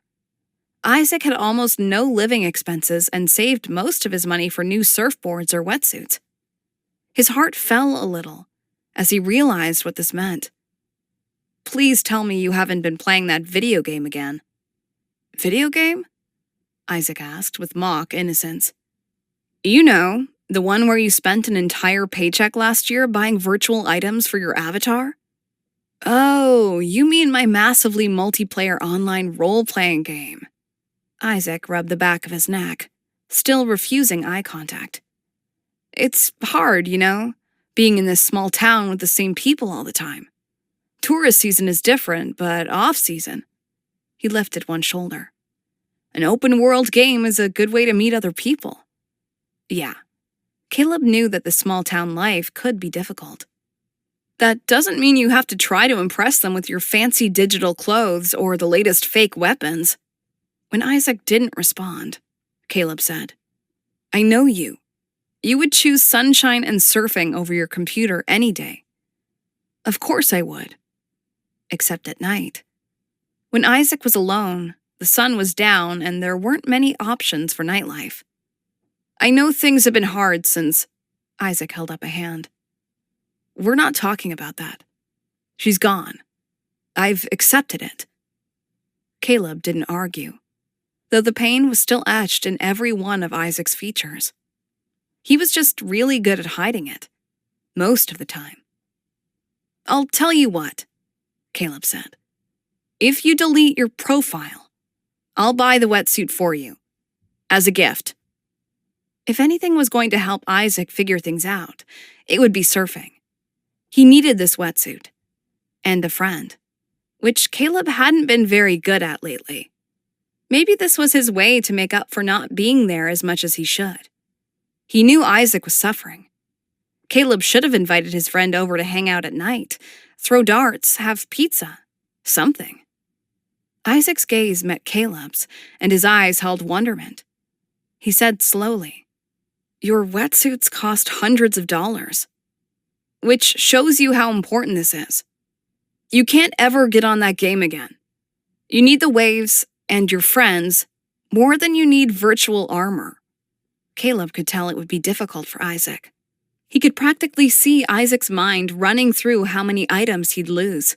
How much money will have been wasted if he took Caleb up on his offer. Can I think about it? Sure, Caleb said. But I'm not fixing your tear. Isaac frowned. That's blackmail. No, that's a concerned friend. Caleb held Isaac's gaze. I'll be by tonight with your new wetsuit. And if you'd like, I can be the one to pull the virtual plug on your account. He knew he'd upset Isaac, but it was for the guy's own good. Fine, Isaac finally said, folding his arms across his chest, giving him the look of a defiant child. But I'd like to add one more condition. Caleb raised an eyebrow. A brand new wetsuit isn't enough for you? I'll delete my account, and you can be there, watching to make sure I do it. But you have to ask Bree out on a date. Caleb's heart dropped, and he suddenly felt queasy. I don't know what Bree has to do with anything. We've both had people leave us. We've both dealt with it in different ways. You want me to get a life? Well, you need one too. I just hired her as my employee. It wouldn't be proper. Isaac looked pleased at seeing Caleb all flustered. Yeah, like how close you two were when I walked in? That looked totally proper. Caleb knew Isaac had a point, and he couldn't deny that he was drawn to Bree. But he didn't want to be, and it scared him. He grunted. I think the wetsuit is enough. But Isaac had Caleb on the end of a hook, and unfortunately, he knew it. Ask her out or no deal. Even if it means you don't get to surf? Caleb knew Isaac wouldn't risk giving that up, and he currently didn't have a usable wetsuit. Isaac hesitated, but then gave a determined nod. You act like you're all noble and everything, but you're just as miserable as I am. Instead of surfing by day and video games by night, though, you hide out in your store or dive under the ocean, where no one can find you. I don't, Isaac held up a hand. You come up for air once in a while, but I've watched you, ever since your mom and then Kayla left. It felt like a boulder had dropped into Caleb's stomach, and he couldn't breathe. Isaac's firm expression softened. You need to find someone from outside your universe. I know I've made mistakes, but that's what my online game has been for me. Finding people. Real people that didn't grow up here. Anger simmered just below the surface, but Caleb shoved it down, keeping it at bay. He didn't want to be upset anymore. Of course, ignoring it wasn't exactly helpful, but it was easier than having to deal with all of it. Just one date, Isaac said, his voice quiet. Caleb sucked in a deep breath. He could do it. For Isaac. Besides, it wouldn't mean anything. She might say no. Then you'd be off the hook. This was far more painful than dropping a couple of $100 for a wetsuit. But he supposed his pain ought to match what he was requiring of Isaac. Okay, I'll do it. Before you come to my place tonight. Since when had the tables turned? Caleb was supposed to be the one making demands. All right, he agreed. Glad we had this little chat, Isaac said with a grin. It seemed like a weight had lifted from his shoulders. One that must have been there for a long time, but Caleb hadn't taken the time to notice. He wondered how often he did that. Overlooked the small things that made all the difference. Maybe Isaac had been right. Maybe Caleb preferred hiding with the fish rather than dealing with the world. He and Isaac were no different. Caleb watched as Isaac left the store. He fiddled with the torn suit. His father would have told him he wasn't a very good businessman, giving away an expensive wetsuit when he needed the money. But Caleb wasn't his father. And despite what Isaac had said, Caleb valued his friends. And they apparently valued him. Which was why he now needed to figure out how to ask Bree out on a date. Chapter 13. I did it, Bree said, bursting into Adeline's store. She'd been back to the house for lunch, her nerves afire. A sandwich and a few of Jesse's tarts had done the trick. I told him, and he still wanted me to take the job. Adeline was behind the counter, helping a customer, and Bree came to an abrupt stop. Adeline's lips twitched up into a half smile, but her attention didn't waver as she helped box up the woman's purchases. Embarrassed, Bree stepped to the side by a display and waited for Adeline to finish. Now, don't eat all those yourself, she told the woman, handing her the box. But if they don't make it until your anniversary, come back and I'll box you up another assortment. The woman laughed. Our anniversary is tomorrow. If I can't resist eating them for the next 24 hours, I've got a problem. Adeline gave the woman a conspiratorial smile. I serve all types here, and I don't judge. In fact, I prefer chocoholics. The woman laughed again. I'm sure you do. They said goodbye, and then Adeline turned her full attention to Bree. As for you, she pointed to the stool that sat at her counter. Spill.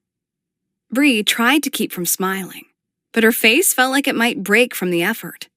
He said I can at least do the written tests that people do when they certify, and that he'd train me how to use the equipment and stuff.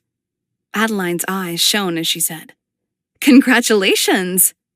The way she said it, though, it held more meaning than that simple word. Don't look at me like that, Bree said, feeling a blush creep into her cheeks. She hadn't even told Adeline about her panic attack, or the way Caleb had held her after, and how she'd wanted him to continue. He'd looked at her in a way that her ex-fiancé never had. I'm not looking at you in any certain way, Adeline said, her grin now matching Bree's. She leaned forward, her elbows resting on the counter. When do you start? Bree checked her phone, just in case Caleb had texted in the short time since she'd left his store. In her resolve to start over, she'd also gotten a new number, knowing her ex-employer could get a hold of her through email. The only people she'd given the number to were her parents, her sister Melinda, and Adeline. And now, Caleb. But there were no new messages, since the one from her mom asking how she'd managed to ruin a perfectly good phone, and then questioning Bree's decision to run away to the coast. Monday, I think. I have a lot to learn before things start picking up. Adeline still wore her wide smile, nodding and listening, but not seeming to care about the answer. So, it will just be you and him, huh? Alone? In his shop? Bree felt the heat spread from her cheeks down through her neck. She didn't want to even know how red she was. And all the customers, not to mention that he'll be gone for most of the day with his diving school. Uh-huh. Adeline obviously didn't believe a word of it. Stop, Bree said with a laugh, whacking her friend on the arm. There's nothing going on there. You know I'm not here to date. That's the last thing I need right now. So you've said, but something outside had caught Adeline's attention, and she suddenly seemed distracted. Did you tell him that? Bree turned and saw that Caleb stood just outside Starlight Chocolate Confections. He seemed nervous, like he was unsure if he should enter. He probably just wants to buy some chocolate. People do that, you know.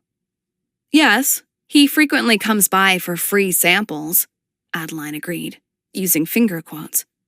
But he never acts like he's scared to come in. She refocused her attention on Bree. Which means that you are the reason he's here. Bree's hands suddenly felt moist, and she wiped the sweat on her pants. Oh, gross. Now she had wet spots. Maybe he... The door swung open, and Caleb strode in. His gaze immediately landed on Bree, and he froze mid-stride. Oh, hi. Bree placed her hands over the most conspicuous damp spots on her pants. Hi. An awkward pause followed, especially considering that Adeline wasn't even pretending to not listen. She was watching them like she was at a movie. All she needed was popcorn. I was going to text you, Caleb said. He didn't continue, so Bree said, Why didn't you? Another pause. It seemed a funny thing to do when you were probably right next door, hanging out with Adeline. Caleb shifted from side to side, and both Bree and Adeline watched him, waiting for him to continue.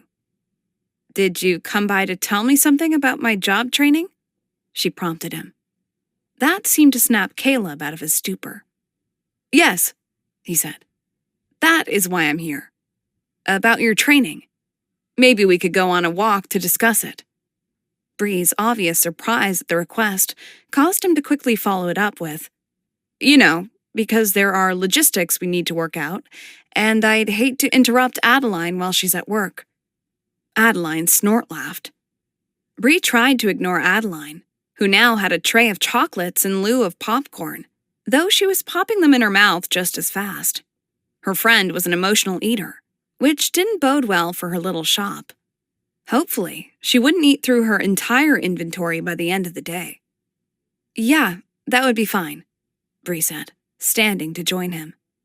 Adeline made a noise of protest, but it proved difficult to speak with a mouthful of chocolate. Instead, she waved her arms, with a look that said, What about me? It looks like you have things covered here, Caleb said, his lips quirking up into a smile. And as Bree passed him to leave, he rested a hand on the small of her back and followed her out. She felt the warmth of his hand through her shirt, or maybe it just felt like that because her nerves were freaking out. In the past, when her ex-fiancé had done the same thing, she'd immediately pulled away, as if she'd been burned, and then she'd have to come up with a lame excuse to cover up the action. Not now, with Caleb. Instead, the simple action ignited a flame of desire in Bree. It was such a foreign feeling for her. She thought she might need to pull away before it consumed her. Thankfully, Caleb's hand dropped as soon as they'd exited the shop, and her steps fell in line with his as they walked down the boardwalk and toward the beach. I'm realizing how much there is to teach you, he said, as they started over the sand. He tossed a side glance her way. I hadn't realized how much until Isaac stopped by. You'll need to learn the basics of scuba diving, in addition to the ins and outs of all the equipment, including simple repairs. A surge of panic washed over Bree, and Caleb quickly said, You won't have to learn everything right away. We'll just start with one thing at a time. Once you master that thing, we can move on to the next, so that by the end of the summer, you could run the shop yourself. Master it all, just in time for her to leave. Caleb wouldn't need her once the tourist season was over. Bree didn't need to say it. She saw the realization of what he'd said spread across his face. It was followed by a brief flash of pain. What about that thought had hurt him?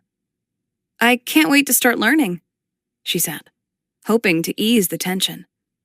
This is a completely different world for me, and you're so patient with my ineptitude. Thank you. That seemed to do the trick. Caleb visibly relaxed, even as he fixed his gaze on something in the distance. Maybe the horizon, or a boat, or nothing at all. They walked on for several minutes, not speaking, but enjoying a comfortable silence. I know we talked about you coming into work on Monday, but can you start tomorrow morning instead? Yeah, I'd love that, Bree said, her words escaping too quickly. She winced. I mean, that works fine. Whatever you need. You are my boss, after all. You get to tell me where to be and when. She knew she was overcompensating, but didn't know how to stop it. This time, it was his turn to wince. I'd prefer if you thought of this as a partnership, he said. I want to know your opinions. If there is something I could be doing better, more efficiently, I'd like to know. They had walked far enough that they were now quite alone, the lifeguard shack just a dot in the distance. Waves gently rolled against the sand and back out again. Bree paused, turning to face Caleb. But it isn't a partnership. You hired me. I am your employee. She didn't know why the thought of it being something more bothered her, but she didn't want Caleb to call it something it wasn't. I know, He rubbed a hand over his face, like he was frustrated with the direction the conversation was going. Would you feel more comfortable if you thought of us more as friends than partners?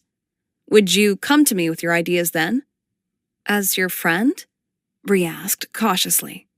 She liked the idea, but her thoughts toward him had certainly not been ones she would have toward a friend. Maybe a friend with benefits, though that wasn't at all her style. Yes. Will you be my honest-to-a-fault friend? He asked.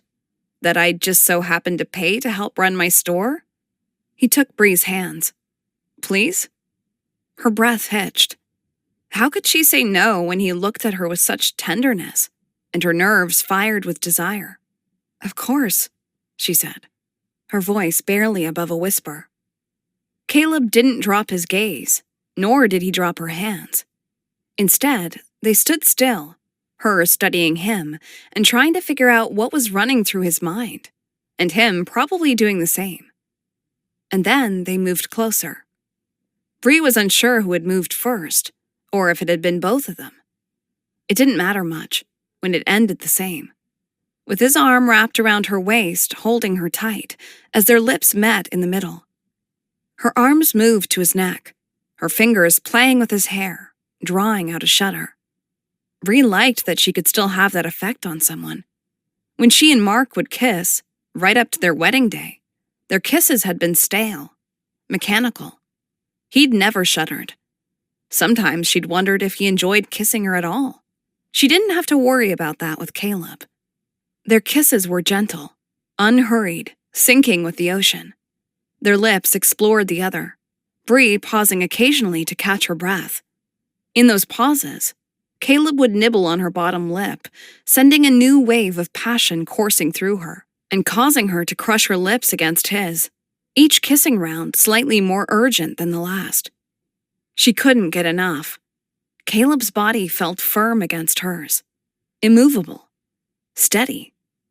Bree melded into him like they were meant to be there, in that moment together. Maybe they were.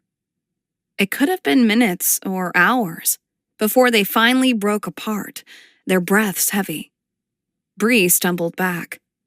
Caleb seemed to be in shock as well, his hair tousled. They both stared. Her heart rate wasn't coming down. She wanted more, to feel his muscles pressed against her. But the reality of the situation crashed into her. Bree had just made out with her boss, her roommate's friend, a man she barely knew. She was in so much trouble. Chapter 14. Caleb stumbled back from Bree, and she did the same. What the heck? Isaac had said to ask the woman out, not kiss her brains out. Or was it Bree who had been kissing him? It was impossible to tell and didn't matter anyway, because he had wanted it and enjoyed it a lot. But she was the one woman in Starlight Ridge he couldn't date, not when she would be gone at the end of the summer. There was nothing to keep her here. She'd leave, just like his mom and Kayla. It had been a long time since his mom had left for greener pastures, and it didn't hurt as much as it used to.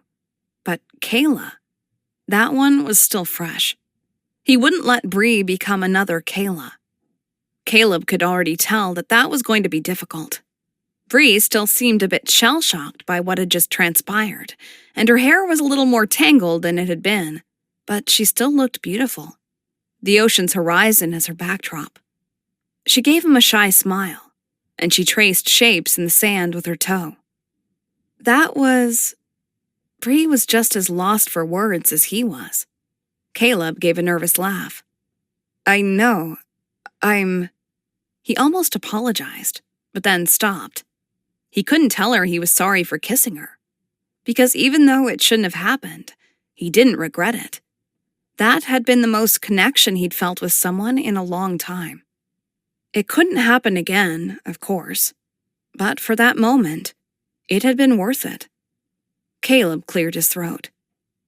So, you still good with tomorrow at 8 o'clock? Bree started, like she didn't know what he was talking about. Tomorrow? Yeah, for training? Bree's expression cleared, and she gave a small laugh. Of course. 8 o'clock sharp. Silence fell, and they both looked everywhere except at the other person. Earlier, he'd thought asking Bree out on a date was going to be incredibly awkward. She might not have read too much into it, though, depending how he managed to phrase it. Now? There was no way she wouldn't read too much into it. But Caleb had promised Isaac he'd do it before they met up that evening. And if he didn't, Isaac might not keep his end of the bargain, might not delete his online profile. He knew it sounded benign. A lot of people enjoyed video games. But Isaac was back on the path he'd been on last year, and Caleb couldn't watch his friend destroy himself, lost in a virtual world.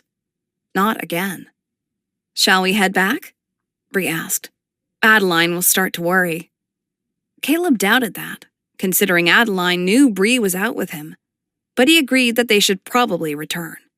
He didn't want the town gossips to get a hold of rumors or to start any themselves.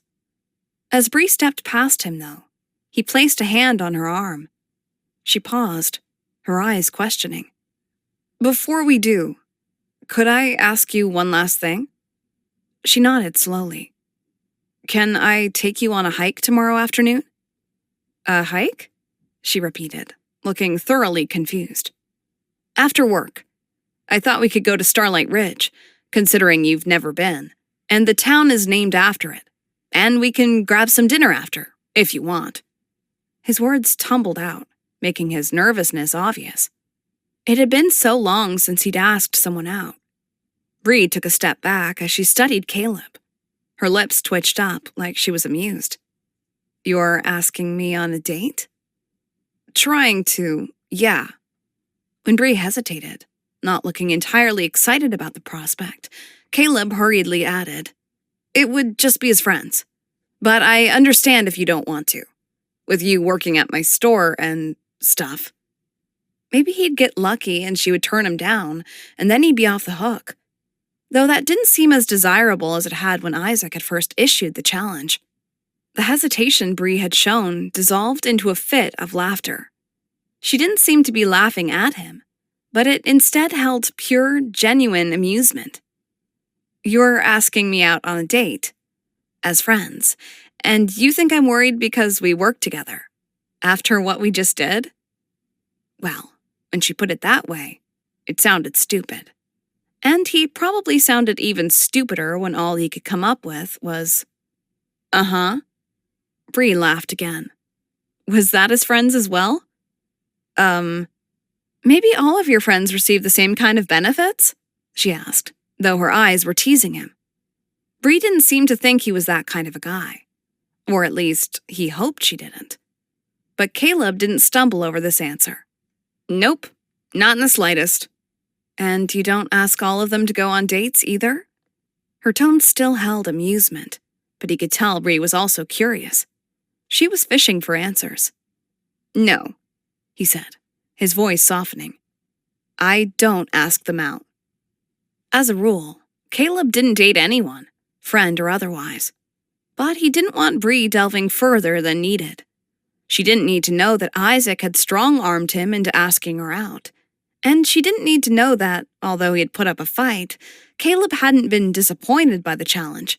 He'd really wanted to ask her out.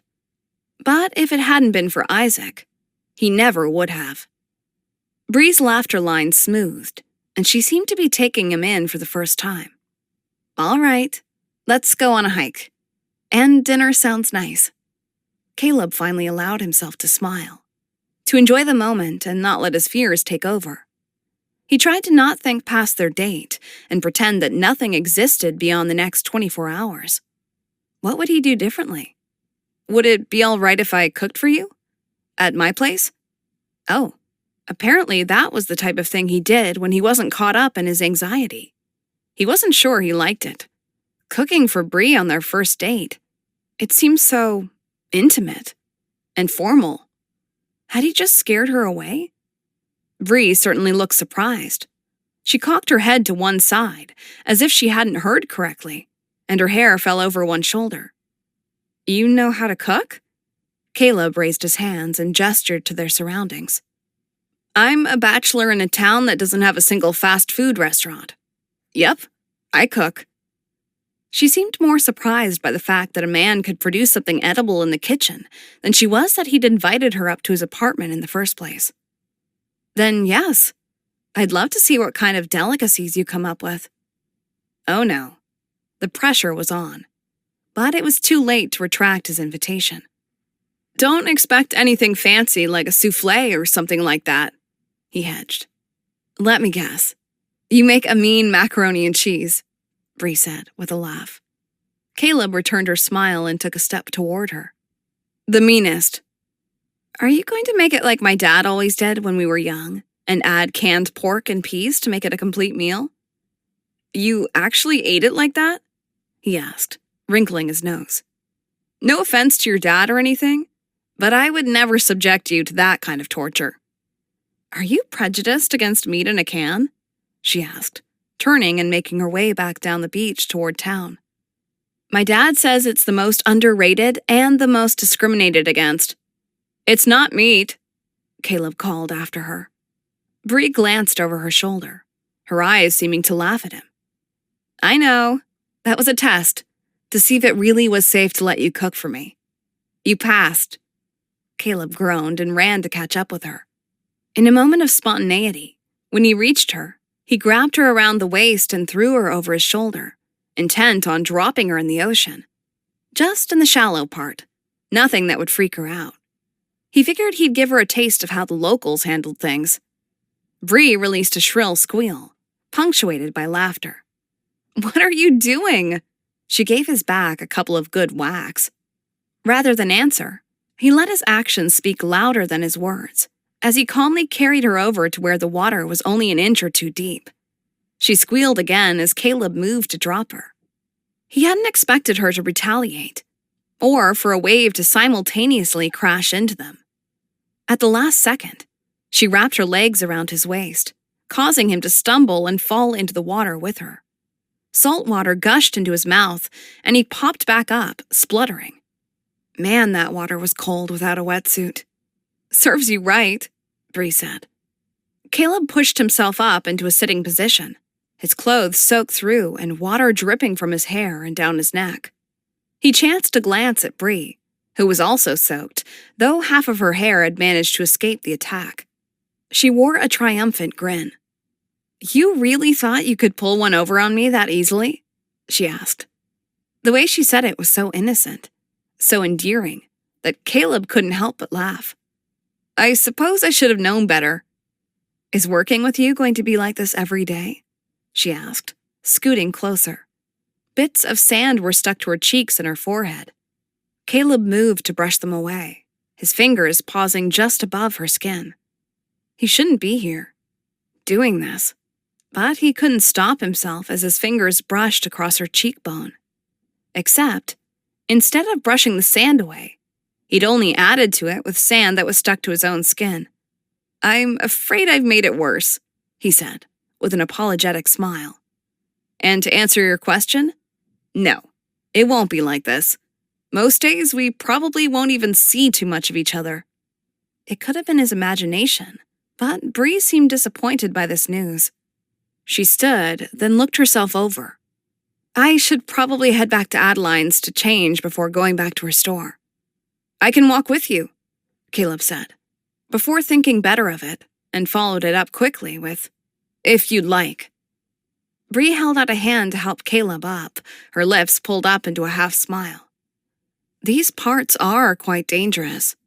You going to protect me from any rogue sand crabs?" Caleb grabbed her hand and pulled himself up. He didn't let go, though. "I'm pretty sure you could handle anything that comes your way, evidenced by how well you took care of me," he said, indicating his wet clothing. "I just didn't know if you'd like me to walk with you. That's all." "Oh." Bree seemed conflicted, like she didn't know what to make of the gesture. He hurriedly said, "It's not a big deal. I should get back to my place anyway." He tried to step away, but she held on to his hand, her gaze earnest. "I'd like that. For you to walk me home." Caleb hesitated. "You're sure? I won't be offended if you'd rather make the trek alone." "It's hardly a trek," she said with a smile. "It'll take me 5 minutes, tops. But I'd still enjoy the company." "All right." Bree continued to hold his hand, leaving him unsure what her expectations were for this walk. Whatever they were, he knew if they continued to hold hands that someone would see, and then they would never be able to escape the rumors. But how to release her hand without making her feel bad about it? Then Caleb noticed someone else on the beach, and that someone was watching them. Too late now. Chapter 15. Bree was unsure why she still held Caleb's hand. She had only intended to help him up, considering she was the one who had caused him to fall into the water in the first place. But her hand had felt so right in his, and she couldn't bear to let go, though she really should. The longer she held on, the more conflicted she would become.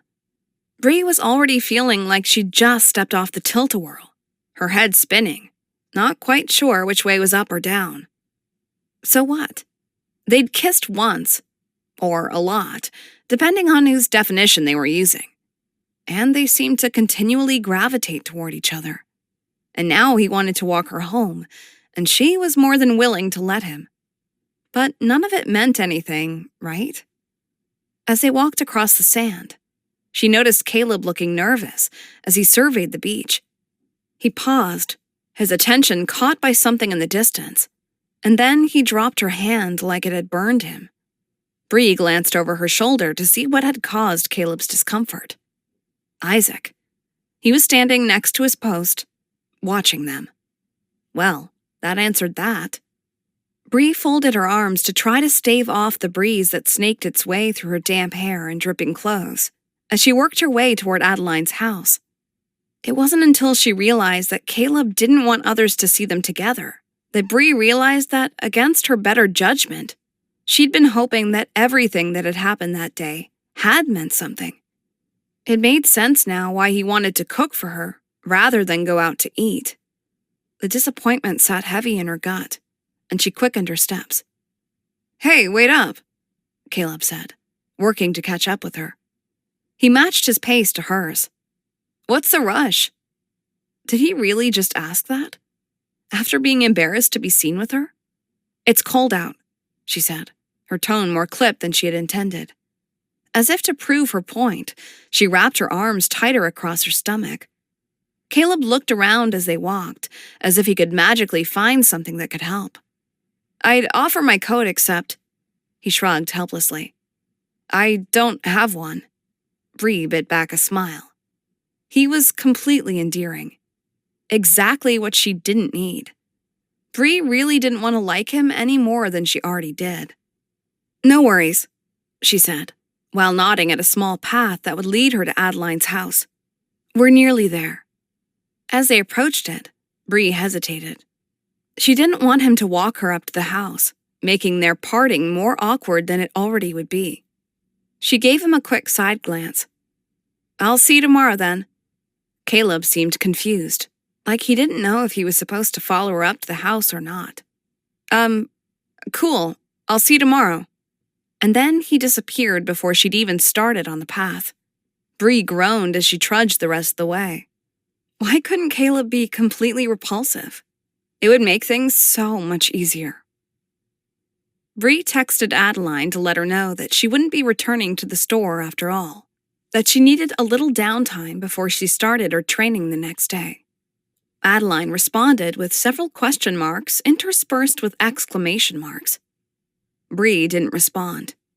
She knew she'd be bombarded with questions when her friend returned home, and today's events would be better explained in person rather than over the phone. If Bree was able to explain them at all, because even she was perplexed at the turn of events. That kiss shouldn't have happened, and she thought that Caleb probably agreed with her, considering his reaction afterward. But if Bree told Adeline about it, then that would make it real. And it wasn't. So, new plan. Don't tell anyone about it. And that plan was totally working. Bree didn't tell anyone about anything all afternoon, until Adeline walked through the front door. Bree was sitting on the couch with a book, trying to concentrate on the words, but instead reading the same paragraph over and over. And over. "Honey, I'm home," Adeline sang as she sauntered into the living room, a bag swinging from one hand. "And I brought dinner." "I kissed him," Bree blurted out. Well, so much for that. Adeline froze, the bag still swinging. "I'm sorry?" "I kissed him," Bree repeated. She groaned and buried her face in her hands. A lot. On the lips. Lots and lots of kissing and hands and... She looked up, meeting Adeline's gaze. "What am I going to do?" Her friend's shocked expression transformed into jubilation as a grin burst across her face. "You're going to kiss him again, is what you're gonna do. This is the best news ever." She dropped the food she held onto the floor, then jumped onto the couch, wrapping Bree in a giant hug. "I'm so happy for you." Adeline pulled away, her hands still on Bree's shoulders. "I totally called it, though. I know you said you weren't looking for a relationship, but I also knew you two would be just perfect for each other." Bree shook Adeline off. "I can't kiss him again. This was not supposed to happen. And I'm pretty sure he feels the same way, because afterward he was acting all embarrassed to even be seen with me." This news didn't seem to worry Adeline. She merely waved it off with a flick of her hand. "I'm sure it's just as weird for him as it is for you." Then she got down to business, a mischievous glint in her eyes. "So, how was it?" Oh gosh. Bree didn't want to get into those kind of details. She'd wanted advice for getting out of this sticky situation. She should have known better than to expect that of Adeline. "It doesn't matter. And I don't want to think about how it was because it will just make everything harder." Adeline grinned. "Because you liked it." Heat rushed up Bree's neck. "Like I said, it doesn't matter. I'm not here to get a boyfriend." "Yes, I know," Adeline said, her smile not diminishing. But the fact that you're blushing like crazy and aren't denying that you enjoyed it tells me a lot more than you're willing to admit. Adeline was right, and Bree couldn't say otherwise. She instead groaned again and grabbed a pillow, shoving it over her face. This isn't happening. And why is it so bad that it is? Adeline demanded. He's a good guy. A little broken, maybe, but so are you. Heck, we all are. She grabbed the pillow, forcing Bree to look at her. You deserve good things for once in your life. And this could be the best of them all. Adeline was implying that Bree should seriously consider a relationship, like an actual relationship with Caleb. Bree's heart betrayed her, beating in an excited rhythm at the thought. He asked me out on a date, after work tomorrow, she said, realizing she'd left that tiny detail out. She didn't know why she'd bothered to bring it up now. There was enough drama without Adeline knowing everything. Instead of squealing with excitement, yet again, as Bree had expected her to do, Adeline looked shocked. Was this before or after you guys kissed? She asked slowly. After? Silence weighed heavily on them, Adeline seeming to need to take some time to soak that in. Where is he taking you? Hiking. To Starlight Ridge. And then I think he's making dinner for me after? Bree hadn't thought it possible for Adeline to look any more surprised than she already did. But she now stared at Bree as if Bree had just said she'd had a personal encounter with Bigfoot himself. He said that? That he's going to cook for you? Yeah.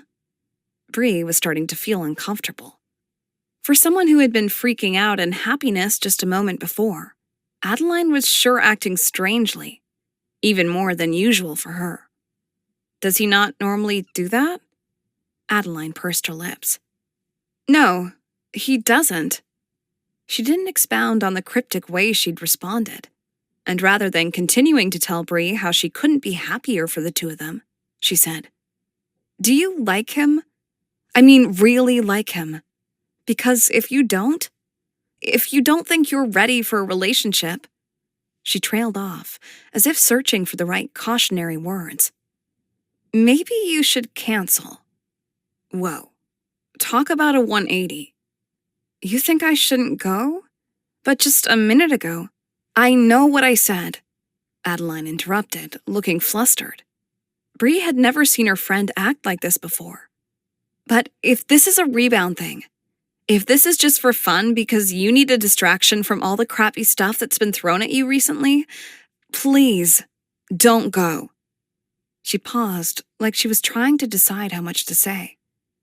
Caleb has been through a lot, and it's obvious he really likes you. But this won't end well if it's a one-sided thing. I only met the guy a little over a week ago, Bree said, now feeling less giddy and more anxious.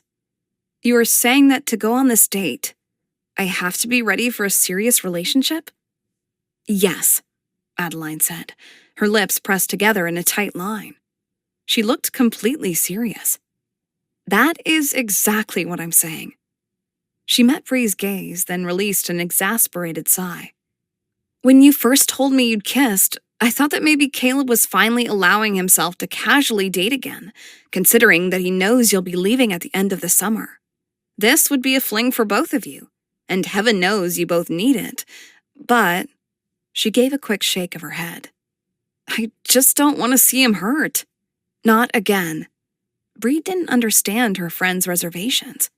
She highly doubted that Caleb expected that her falling in love with him was a requirement of going on a first date. She missed the crazy, happy Adeline who had gone overboard with excitement at the news that Bree finally liked someone. It had been a long time, and she wasn't going to let Adeline rain on this parade. Caleb was a grown man. He had been the one to ask Bree out, and she wanted to go. Happiness for one afternoon. Was that too much to ask? I'm going, Bree said. Like you said, I like the guy. But Adeline looked torn between wanting to see her two friends get together and the possibility that it wouldn't last longer than a week or two. Bree took Adeline's hands in hers, forcing her friend to meet her gaze. "I'm going." She stood from the couch and walked the stairs, her head held high, confident. Until she reached her bedroom and the realization of what this meant hit her. Oh crap. Bree hadn't been on a first date in 2 years. She thought she might puke.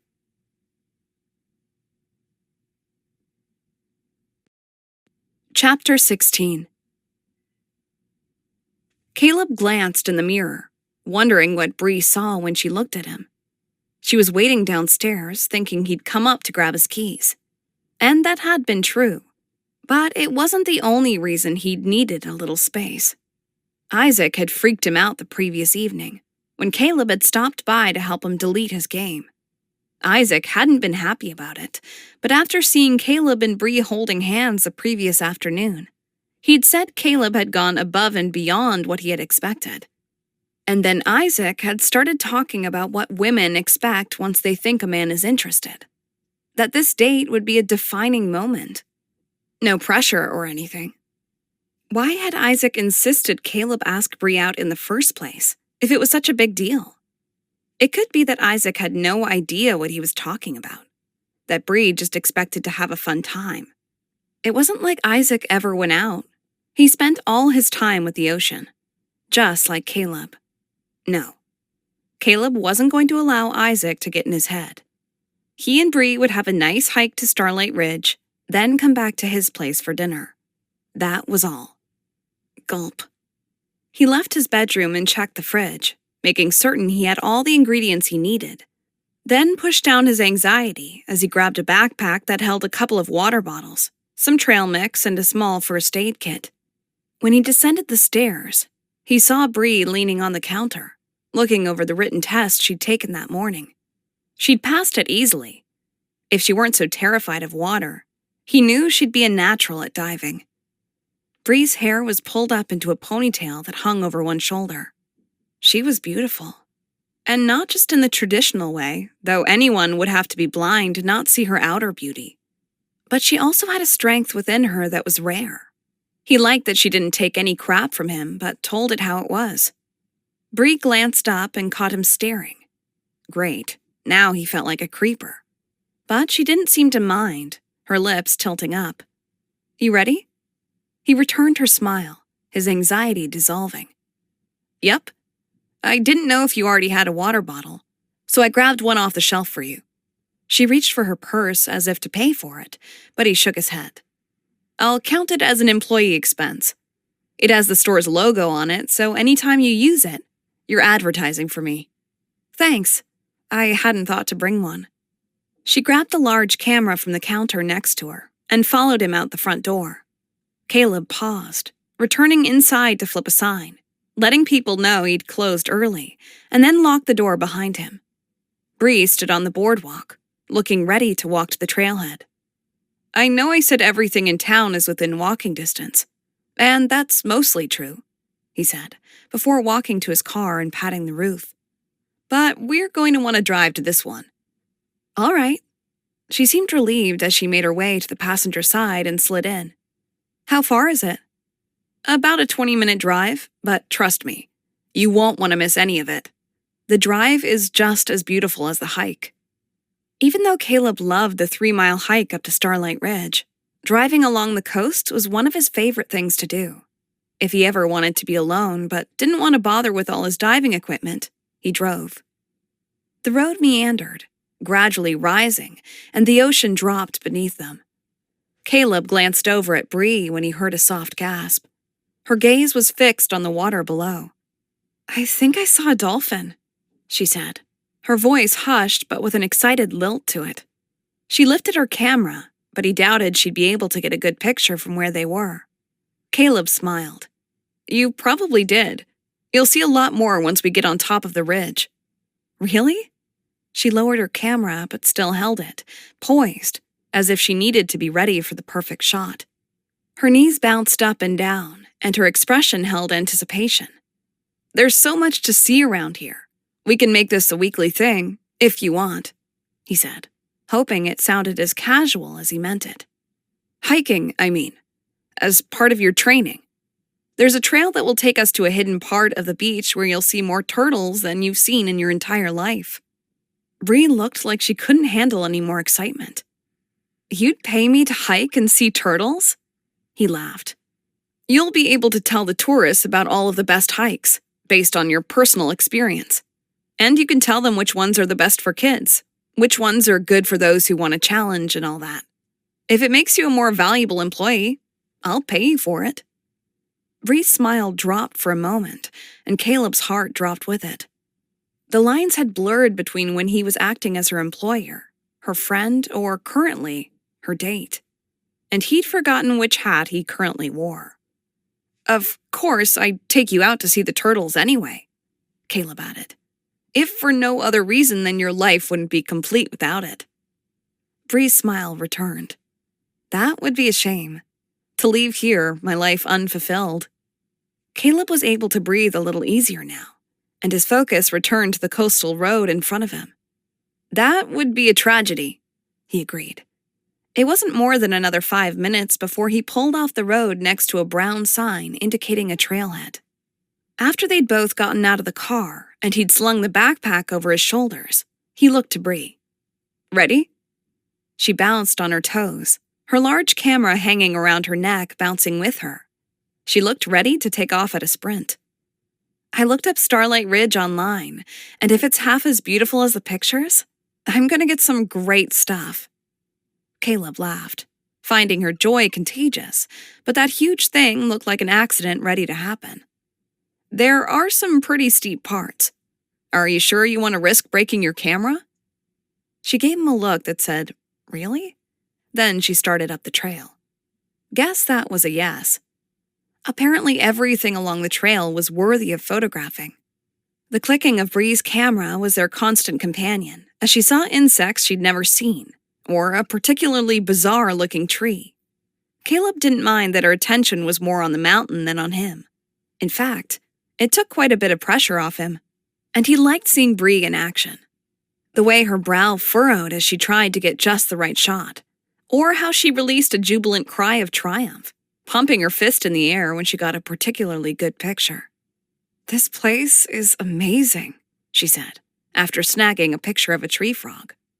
Caleb readjusted the shoulder straps on the backpack he wore and tried to picture this part of the world as she did, seeing it for the first time.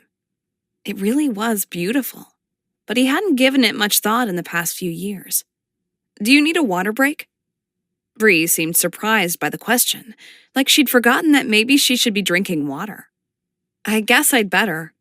I'm sorry, I've been so caught up in everything here. Her cheeks were tinged with pink, and he didn't know if it was from the physical exertion or embarrassment. Either way, it only served to make Bree more attractive. Water would be lovely, thank you. The hike was taking a bit longer than Caleb had anticipated, and he was glad he'd thrown in some extra snacks. Don't apologize for enjoying yourself, he said, slipping the backpack off. A large flat rock lay next to the trail, and he sat down and pulled the water bottles out. He held one out to Bree. She sat down next to him as she took the bottle, and immediately drank half the water. Oh, that tastes good. He laughed and handed her a small packet of trail mix. Everything tastes better when hiking. Ain't that the truth? Bree took a moment to study the ground around the rock before starting in on the food. When she noticed his curious gaze, she lifted one shoulder. Force of habit. Back home, I can only hike in the winter because the rattlesnakes are out during the warm months. Caleb gave an involuntary shudder. He didn't think he'd survive long in a place that had rattlesnakes or any other venomous variety. How much further is it? Bree asked, before taking another drink from her water bottle. She replaced the cap and then leaned back, tilting her face toward the sun. She looked happy, and Caleb was grateful he may have had a hand in that, considering all she'd been through, with losing her job and all that. We're more than halfway, he said, surveying their surroundings. He'd hiked this trail enough times that he knew a beautiful view of the ocean lay just around the next bend. Probably about a mile left. Your feet doing okay? Caleb hadn't noticed until they'd already started hiking that her sandals weren't the best for hiking, especially longer trails. Bree wiggled her toes, as if checking them out. These old things? They're fine. It would take more than a stroll through the trees to get these babies down. Caleb laughed. Glad to hear it. He stood and stretched, his back cracking as he did so. We'll probably be taking the last mile of the trail pretty slow anyway. Bree handed him the water bottle, which he stuck in the backpack. I'm sorry for being so slow, she said, and she replaced the cap on her camera lens. I promise I won't stop until we reach the ridge. That would be a mistake, Caleb said. He hadn't wanted her to feel bad about taking her time. On the contrary, he liked that about her. Not many people were able to enjoy the journey anymore. It was always about the destination. I only meant that you'll want to stop more because the last bit is the most beautiful part of the hike.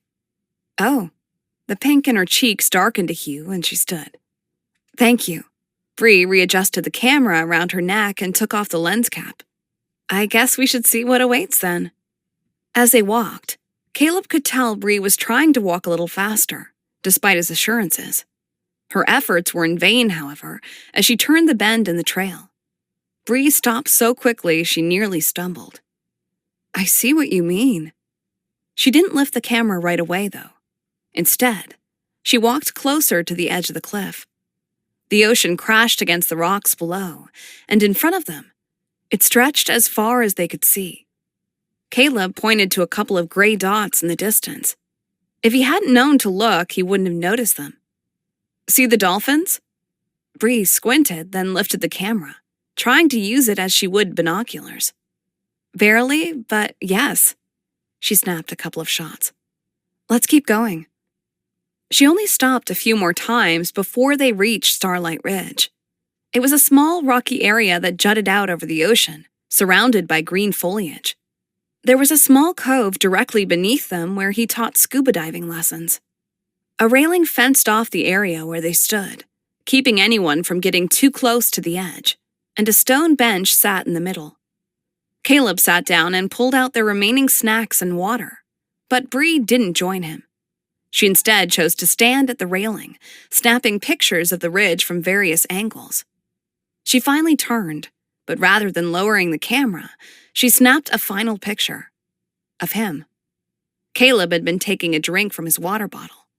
Not exactly the most flattering pose. You should warn me next time, he said. Where would the fun in that be?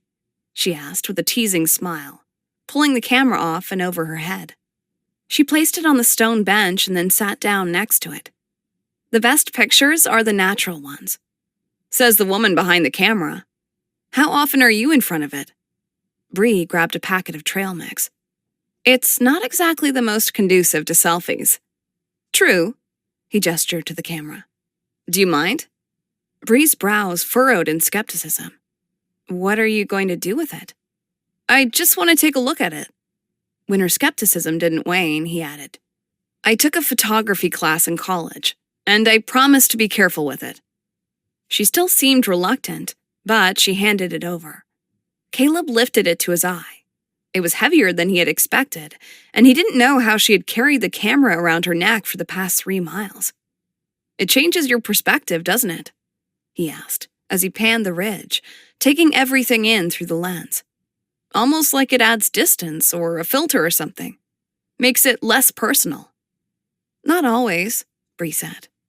Because it limits my field of vision, it helps me focus and notice things I don't normally take in.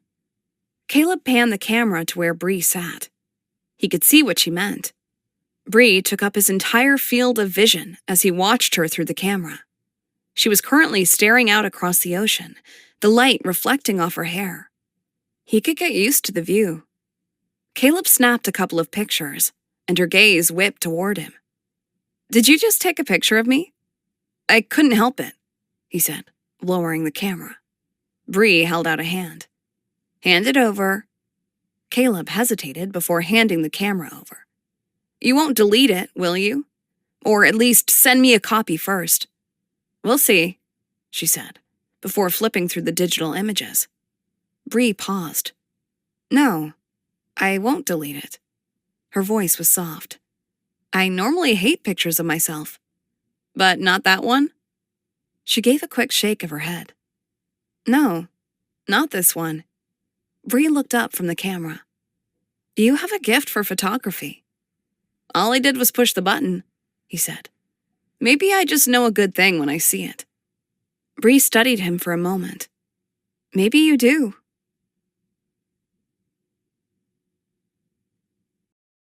Chapter 17. Bree's gaze returned to the picture on her camera, the one where she was framed by the ocean and surrounding foliage, looking off into the distance. And she looked at peace. She hadn't known what that was like for a long time. So long that she hadn't even realized she was experiencing it. Does that mean you approve? Caleb asked. She looked up, her gaze meeting his. Yes, she said. It does. Bree set the camera back down and leaned against the back of the bench, taking in a long breath. Thank you. For this. For everything. She paused, wondering why Caleb had done it. Judging by Adeline's reaction to the news of their date, this wasn't a normal thing for Caleb. Can I ask you something? Caleb gave her a cautious side glance. Sure. How would Bree phrase this? She suddenly didn't know if she wanted to dive into this conversation.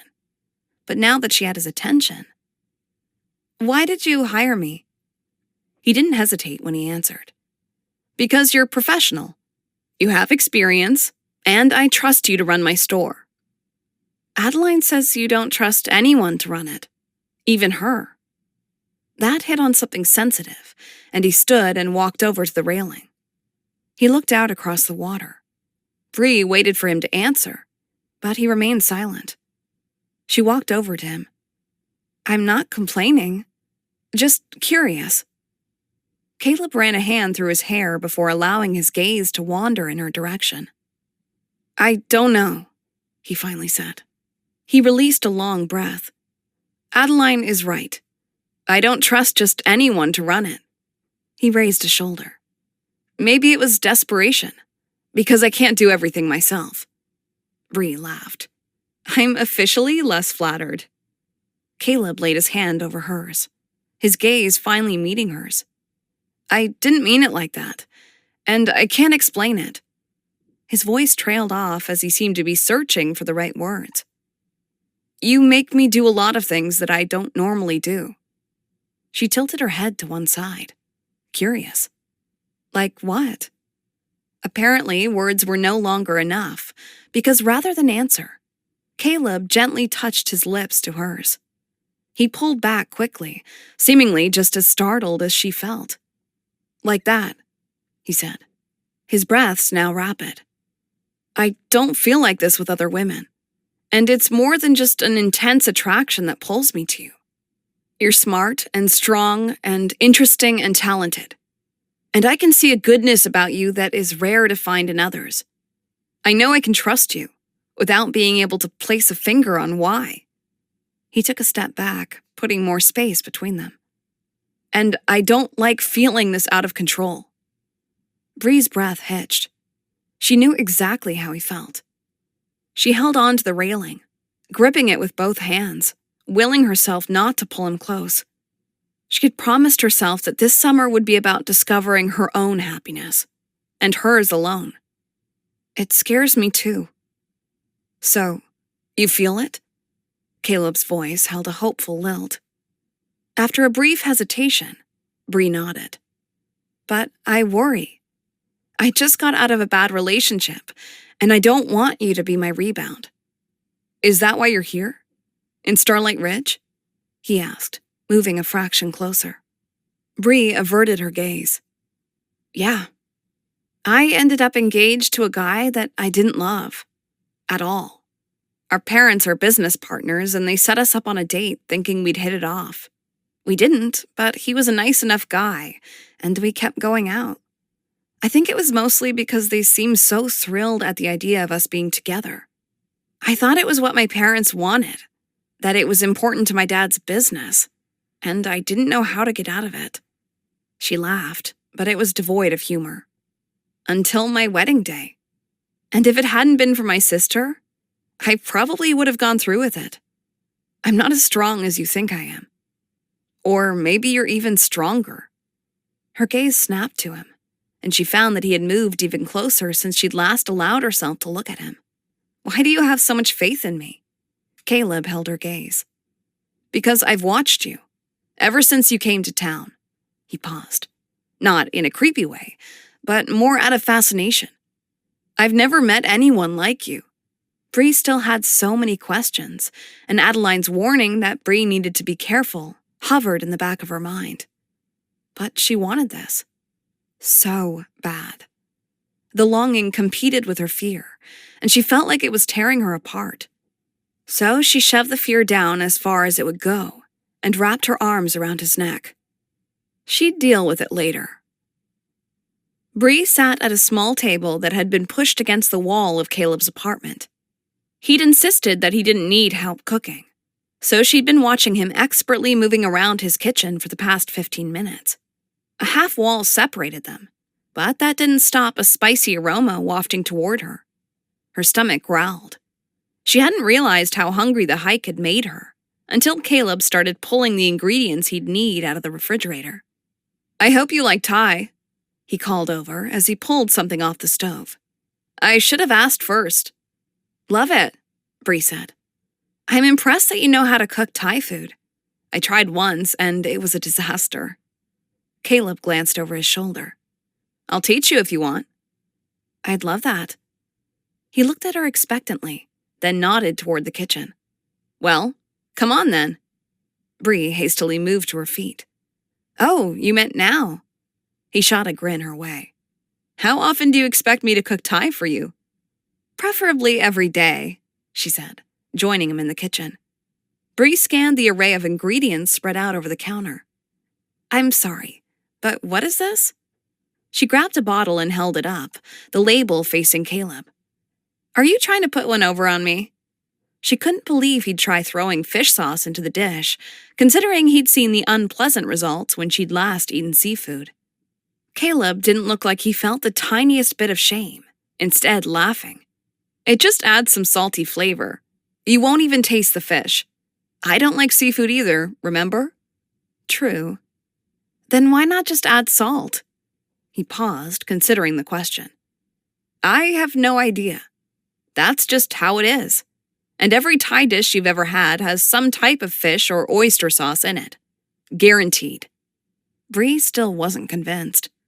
Caleb must have seen it, because he looked her in the eyes and asked, Do you trust me?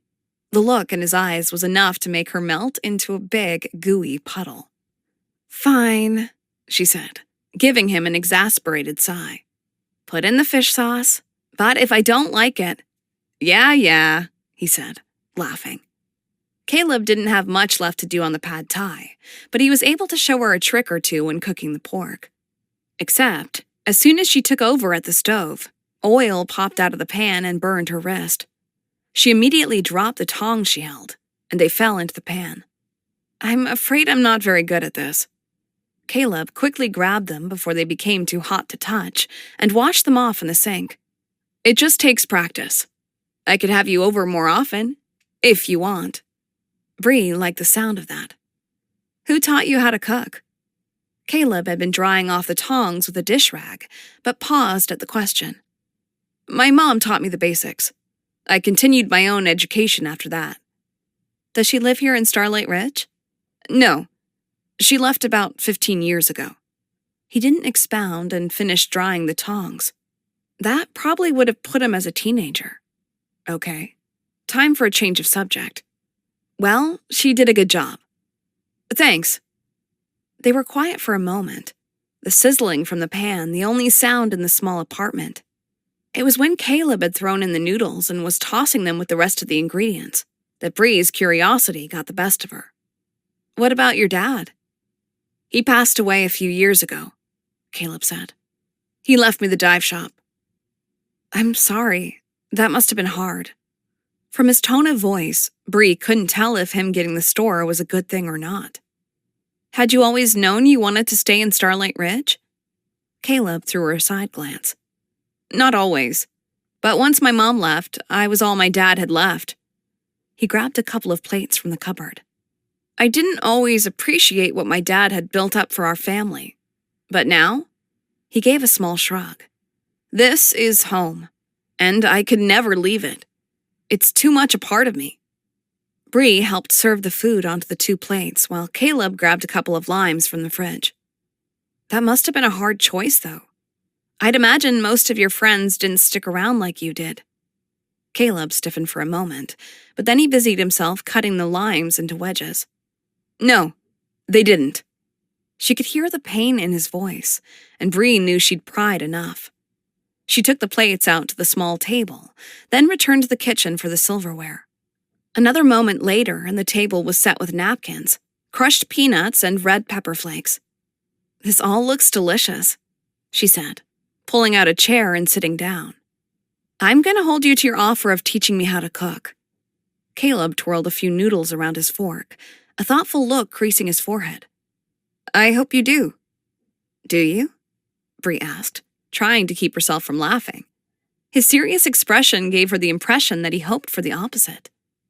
But then the creases smoothed out, and a corner of his lip tilted up. Yes, I do. It's hard cooking for one, knowing I'll have a week's worth of leftovers. And the conversation becomes quite stale after talking to myself for 30 minutes straight, with no one else to break it up. This time, Bree didn't stop herself from laughing. Well, anytime you want company, please let me know. I love Adeline, but that woman does not know how to cook. So I've heard, he said, before shoving a large forkful of food into his mouth. Bree added crushed peanuts, lime juice, and plenty of red pepper flakes to her pad thai before digging in. Oh my gosh, this is amazing. Better than any of the Thai restaurants back home.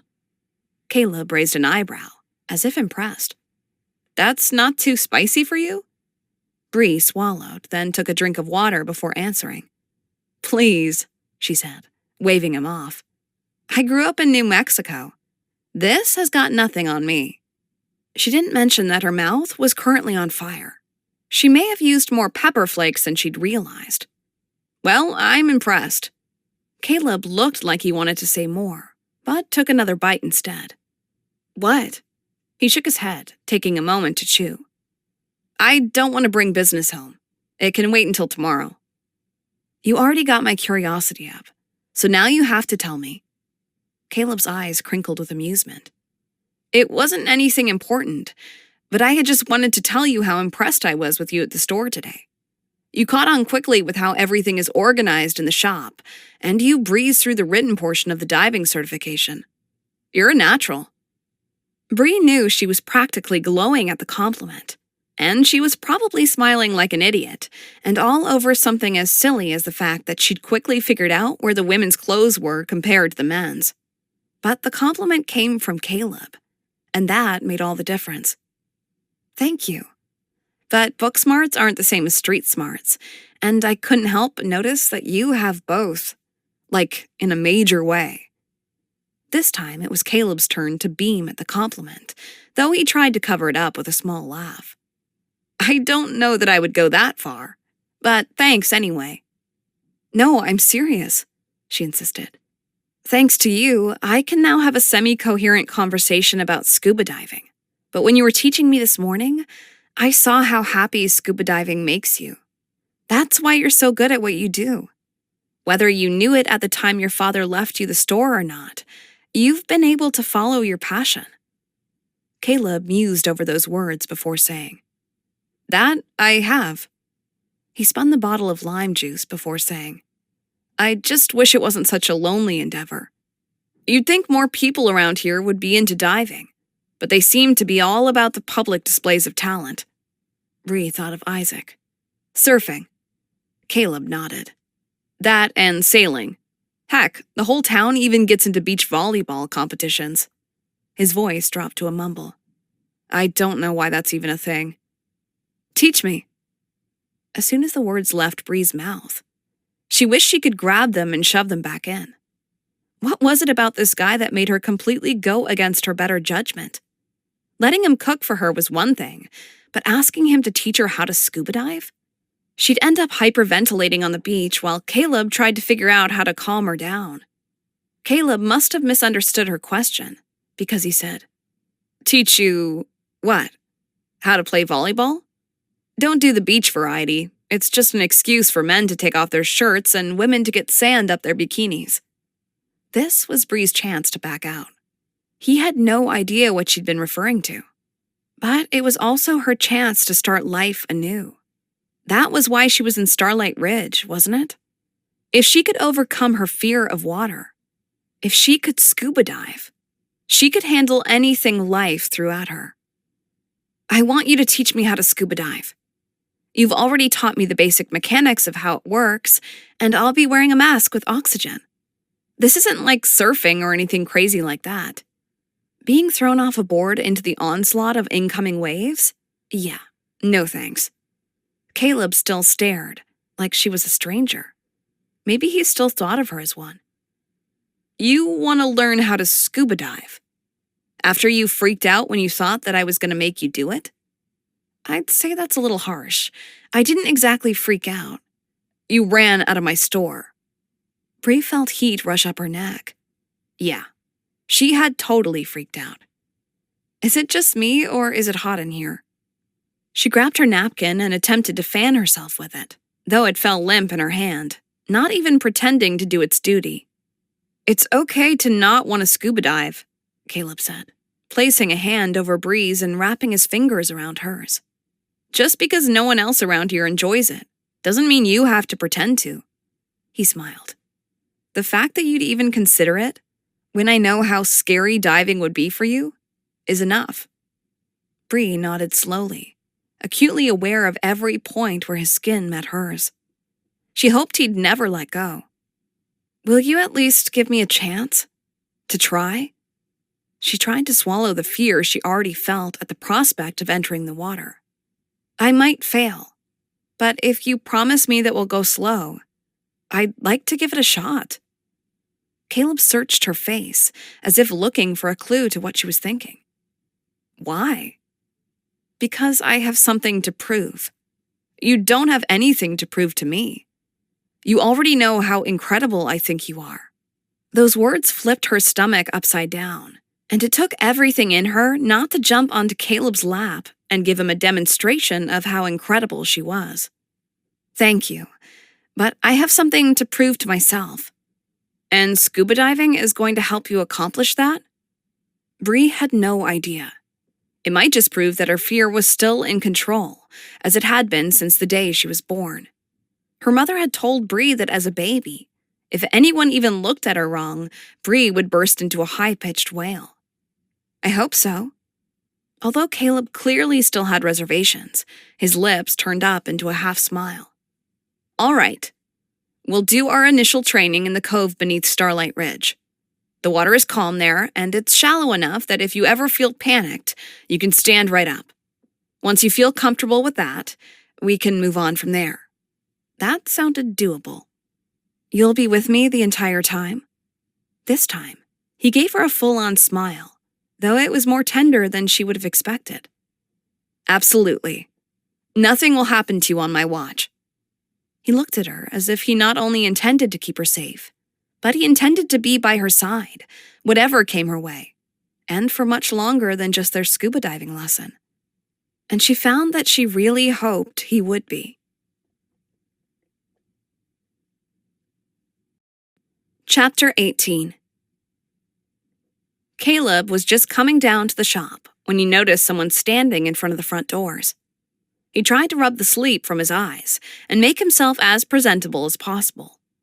He'd had trouble sleeping the previous night, unable to think of anything, or anyone, but Bree. Their date had gone better than he had expected. Much better. "We're not open yet," he said, even as he unlocked the door. He paused when he realized who stood there at this early hour. "I know," Isaac said, his usual boyish grin back in place. He was shirtless but wore shorts, along with a pair of flip-flops. "But I saw your light flip on and thought I'd stop by on my way home. I caught an epic wave this morning. I wish you could have seen it." That would have required I wake up before the sun. Caleb gestured for his friend to come in, then locked the door back up behind him. Isaac was still grinning, like he knew something he shouldn't. Something he wanted to tell Caleb. And Caleb was sure it had to do with Bree. "How's the last couple of days been?" Caleb asked, trying to steer the conversation more towards Isaac. Last time Caleb had staged an intervention, it had taken Isaac an entire week to start acting like his normal self again. But it seemed he'd bounced back a lot quicker this time.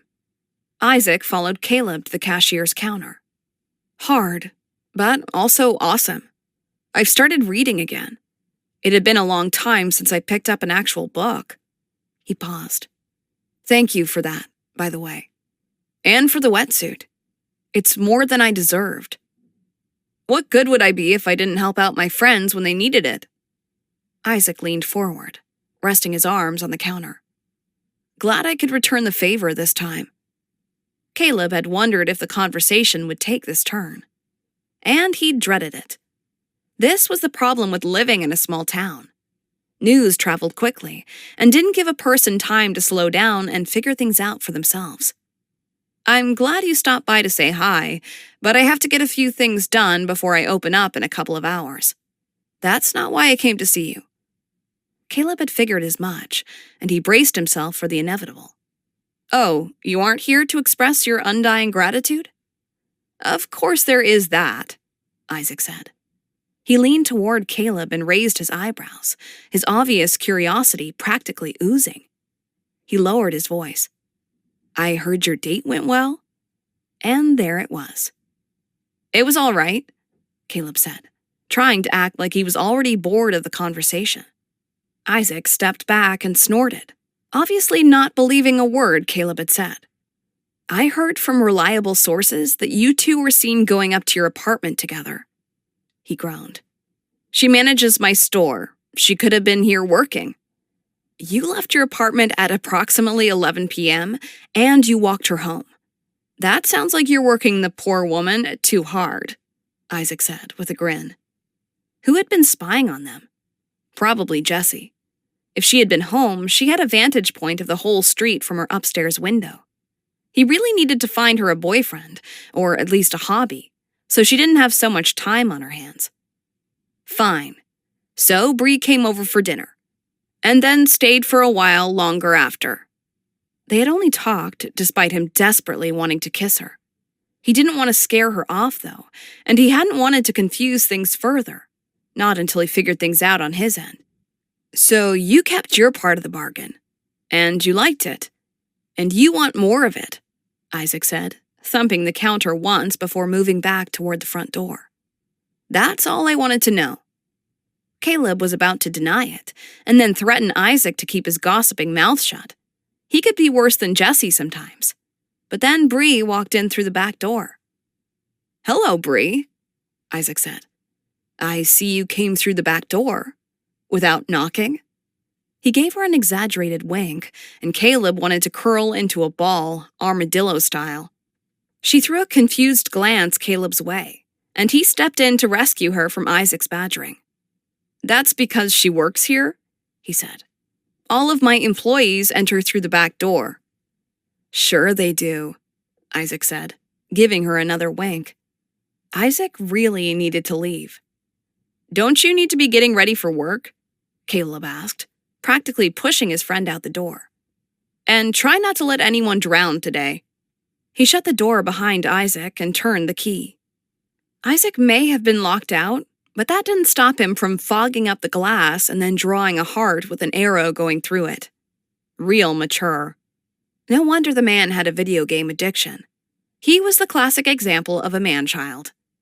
Caleb knew his face must be bright red, but he pretended everything was normal as he turned to face Bree. "Anyway, good morning, and sorry, I didn't realize what time it was, or that Isaac would be stopping by."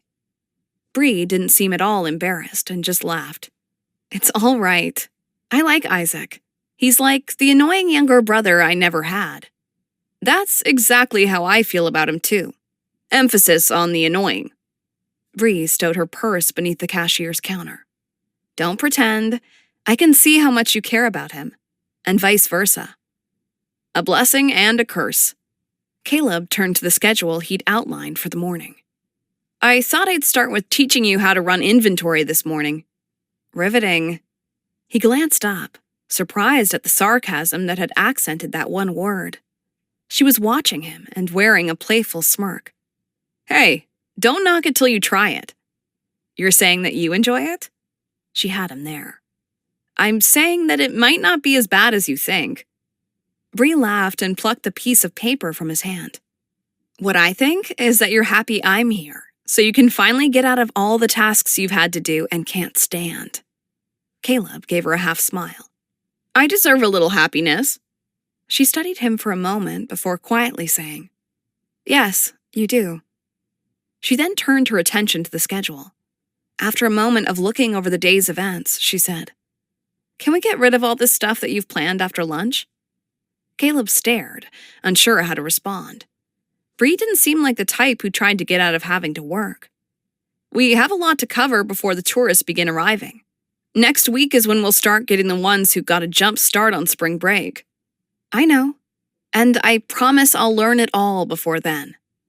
Now Caleb's curiosity was piqued. What did you have in mind? Bree showed her first sign of hesitancy, an indication that she was nervous about whatever it was she was going to request. Did she think he would say no? Bree must have figured out by now that, for better or worse, he was incapable of telling her no. I want to have my first lesson. Today. This afternoon. That caught Caleb by surprise. He'd figured it had been a spur-of-the-moment thing when Bree had requested he give her scuba diving lessons. They were on a date, there was some chemistry going on. But the way she was looking at him right now, she was completely serious. And she didn't appear to be overcome by hormones. If you're sure. I am, she said quickly. Caleb could tell she was determined. A fire resided beneath her firm gaze, like this wasn't just something she wanted. She needed it. All right then. We'll get the boring stuff over with this morning, then we'll suit up and you'll have your first diving lesson. He hoped she knew what she was getting herself into. Chapter 19. The morning had gone smoothly, despite her nerves being on edge the entire time. The paperwork and inventory she could handle. But it was when Caleb began to help her choose her diving equipment that she began to second-guess her decision. Caleb showed her the masks, fins, and a wetsuit that would be best for her body type. Then he took care of things like the oxygen tanks. It was when they were nearly to the cove that her breaths began to shorten. Remind me what we're going to do today, she said, hoping he didn't hear the panic in her voice. We're just going to get used to the water, he said, his voice soft like he was trying to soothe her nerves. He totally knew she was freaking out. We're going to wear our wetsuits while we swim and hang out, and then I'm going to teach you about the equipment. And there's no waves? She asked for the 30th time. She just wanted to make sure she hadn't misunderstood anything along the way. No waves, he said, also for the 30th time. They pulled off the road and Caleb turned to her. You okay? Bree nodded, knowing her voice would betray her. They grabbed their towels and she followed him down a small path that led them to the cove. The water was still and a beautiful blue. She saw now why Caleb had recommended she change into her swimming suit back at the shop. There was nothing out here to change behind, and things could get awkward quickly. You can leave your clothes here, he said, gesturing to a large rock next to him. It was a few feet from the cove, and before Bree realized what was happening, he slipped his shirt off over his head and then tossed it onto the rock. Ay caramba.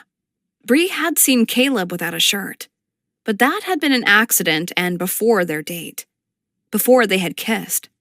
Caleb glanced toward her and lifted an eyebrow, a smirk playing on his lips. He had caught her looking, staring. Heat rushed into her cheeks and Bree turned away, her back to him. She peeled her shorts off. She was wearing a swimsuit underneath. It shouldn't be a big deal.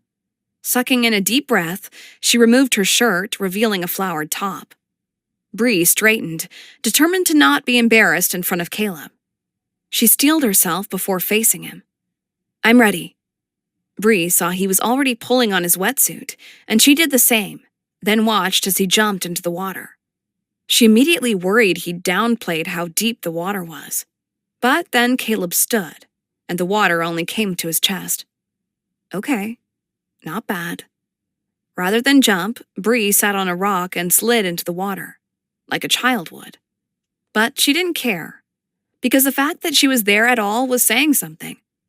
The moment she met the water, though, it caused her breath to stall as it ignited all her nerves. "Oi, it's cold."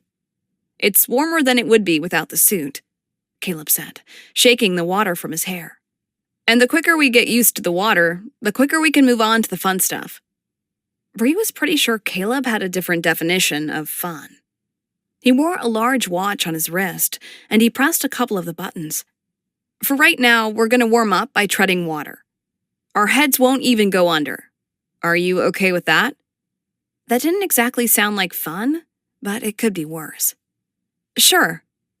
But we have to do it for 10 minutes to test your stamina." Okay, that was a little more challenging. But she could touch the bottom at any time. If she couldn't make it the full 10 minutes, no big deal.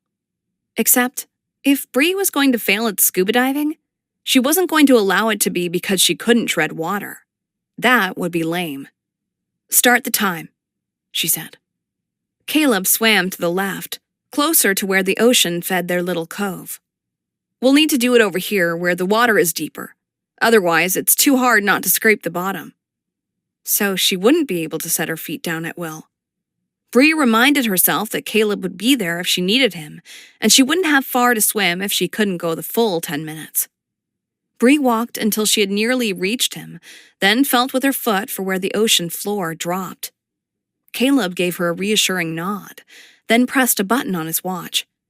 She pushed herself forward, using her arms to push the water away from her and keep herself afloat. Out, in. Out, in. After a couple of minutes, it started getting a little more difficult, but the repetitive, rhythmic motion also helped her anxiety to dissipate. "This is actually kind of nice," she said, giving Caleb a small smile. He returned it, moving closer. "You're a pro." Bree let out a barking laugh and shifted position so that she was floating on her back. "That's nice of you to say. It's a complete lie, but still, nice to hear anyway." "I'm serious," he insisted, and he certainly sounded like it. It was enough for her to sit up and go back to treading water, just so she could see him. "You seem like you feel completely comfortable." It was true. Bree did. The water was relaxing, even if her muscles were aching from the constant motion. But he didn't know what was coming. What would happen if, when, she went underwater? "How much time left?" she asked, rather than dash his fantasy of her being a model student. Caleb glanced at his watch. 1 minute. "Wow, that went by fast." "You just proved my point," he said, his lips quirking up.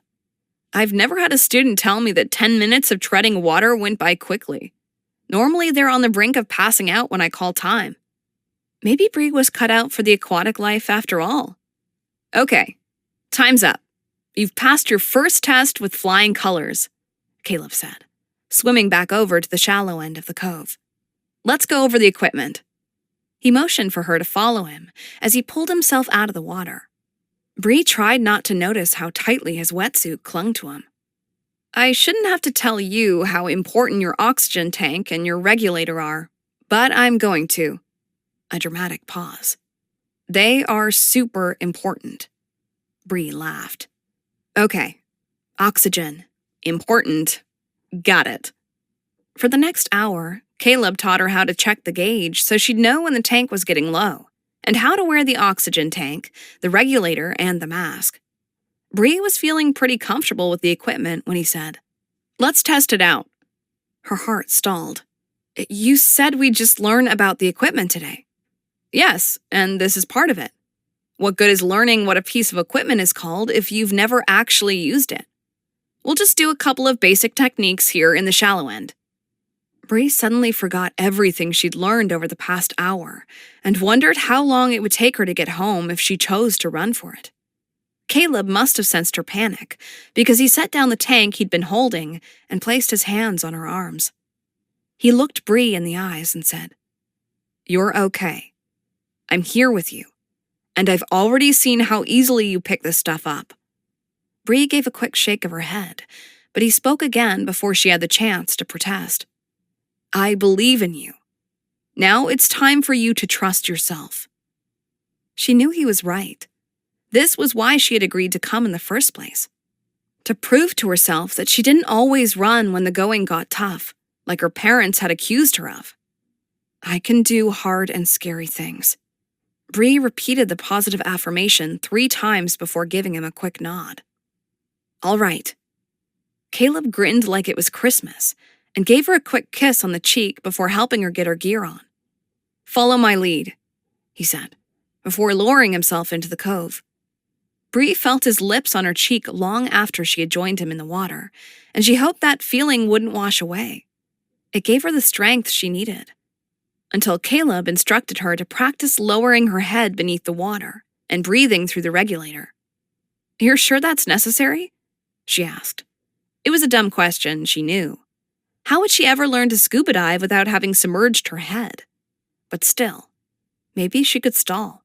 Give herself just a little more time. "Your head will be just below the surface. You can do that much." Bree could tell that Caleb wasn't going to give her any leeway on this. She had asked him to teach her how to dive, and he was going to honor that request. Bree situated the mask and regulator over her face, silently preparing herself. This was no different than being in a giant bathtub that was connected to the ocean and had living things in it. She ducked her head beneath the water and forgot how to breathe. Bree tried to gasp for air, but it was like her lungs had shut down. Nothing was coming in or out. Her head shot up, and she tore the regulator off, finally able to suck in long breaths. "I can't do it." "Yes, you can," Caleb said. He motioned for her to put the regulator back on. "Practice breathing through it before you put your head in the water." She grumbled about how he wasn't showing any empathy for her condition, loudly enough that Caleb could hear, but he only smiled. With a resigned sigh, she put the regulator back in her mouth and took a few practice breaths.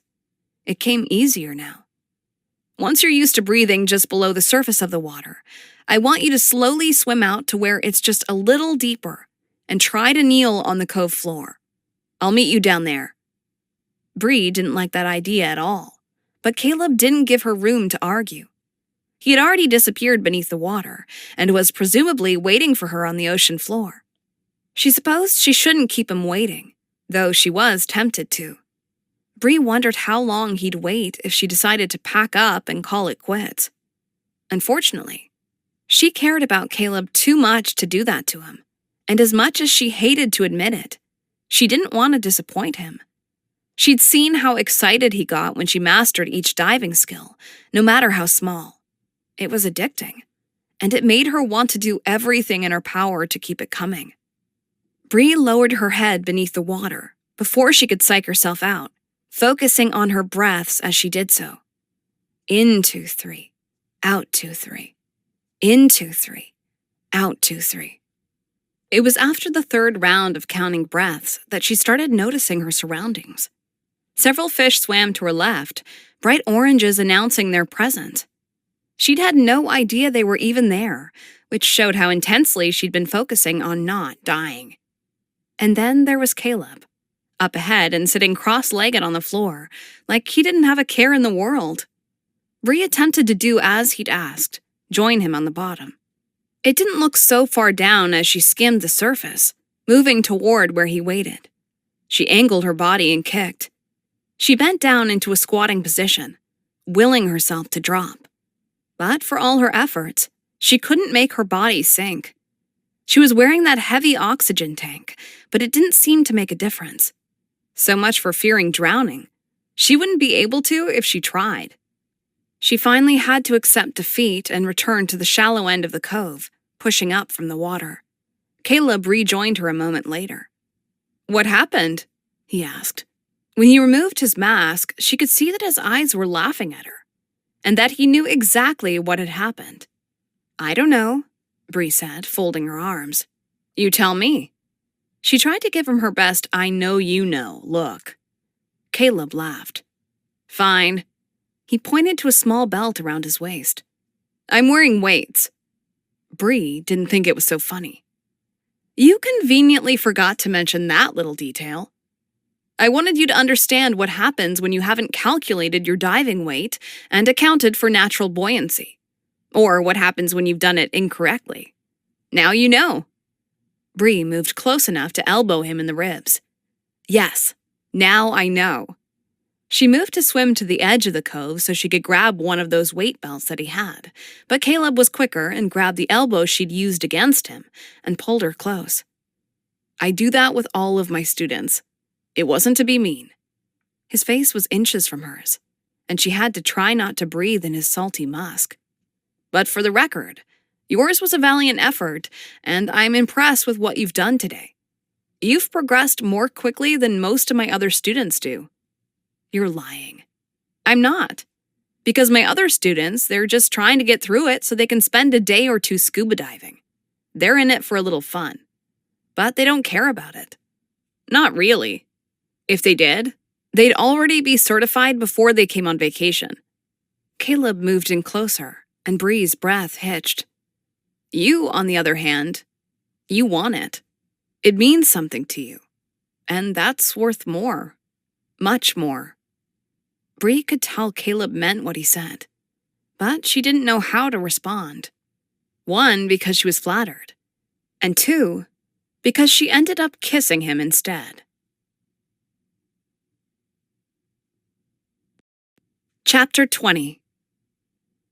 "Does this have to be a surprise?" Bree asked. She currently wore a blindfold and hated not being able to see where Caleb was leading her. "No, it doesn't have to be. But it makes it more fun." She could hear the smile in his voice. "For you or for me?" Bree felt the ground beneath her feet transition from the coarse road they had started on to a smoother surface. They were probably on the boardwalk. At least she was no longer tripping, though she still held on to Caleb's arm for balance. Bree didn't mind that part so much. Hopefully both. Maybe that was what Caleb had been hoping, but it was driving Bree nuts. He'd said she was allowed to guess where they were going, but so far, all she'd learned was that they were not going diving, to a restaurant, on a hike, or whale watching, if that was even a thing here. There was no bowling alley, movie theater, or the typical dating scene kind of stuff, so she'd run out of ideas pretty quickly. She was just about to insist that Caleb allow her to take off the blindfold when he said, "You'll want to take a step down here." Bree did as she was told, and felt the ground squish under her feet. Sand. They were somewhere on the beach. Of course. It was the most obvious, and she didn't know why it hadn't been her first guess. There was no need to make her wear a bandana for that, though, considering they'd come out to watch the sunset every evening for the past week. Except tonight felt different. There was a buzz of energy in the air. And as they walked, she began to hear other sounds, ones that didn't belong to the ocean. She heard big band music playing a little ways in the distance, like something someone would swing dance to. Then, after another minute, the murmur of people talking. They weren't alone. But she'd bet she was the only one walking around with a piece of cloth wrapped around her head. Bree didn't have to wait much longer for the noises to grow in volume. The aroma of cooked fish was strong, and she thought she heard the crackling of a fire. "Can I take it off now?" In answer to her question, she felt Caleb's hands untying the knot he'd made in the bandana.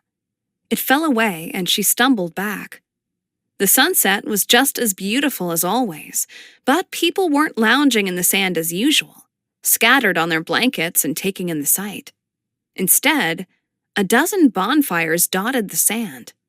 Tiki torches lined the beach from one end to the other, providing a mystical glow on all who walked the shoreline. The torches ended at a small stage set up near the boardwalk. A band was playing, and Bree recognized Irwin on the trumpet. People were dancing on the boardwalk, throwing each other around like they were back in the 1950s. "What is this?" Bree asked, confused and yet smiling, because the grin that Caleb wore was infectious. She was glad she'd allowed herself to be blindfolded, seeing how happy the big reveal made him. "Welcome to Swing into Starlight, the event that will kick off tourist season." Bree slowly turned in a circle, trying to take it all in. "You do all this to celebrate the thousands of random strangers who will visit your town?" "Tourism is how we survive," Caleb said. "Think of this as something akin to a Native American rain dance, but instead of moisture, we are praying for a bounty of people to visit us over the next several months. Funny enough, the event itself attracts a couple of thousand tourists, effectively starting the season. And it only gets bigger every year." Where do they all stay? Bree had been in town for about a month and realized she hadn't seen much beyond the boardwalk and the shops that surrounded it. But there had to be hotels for all the visitors, right? Caleb pointed away from there toward a string of restaurants. "Just past Irwin's place, there are a couple of fancy resorts with their own private beach. Plus, you remember Jules, our waitress from when we ate at that burger place a couple of weeks ago? Her parents have a bed and breakfast place just a couple of minutes from here." Bree had known that tourists were important to Starlight Ridge, but she hadn't realized to what extent. "This is incredible," she said, still in awe of how they had transformed the beach.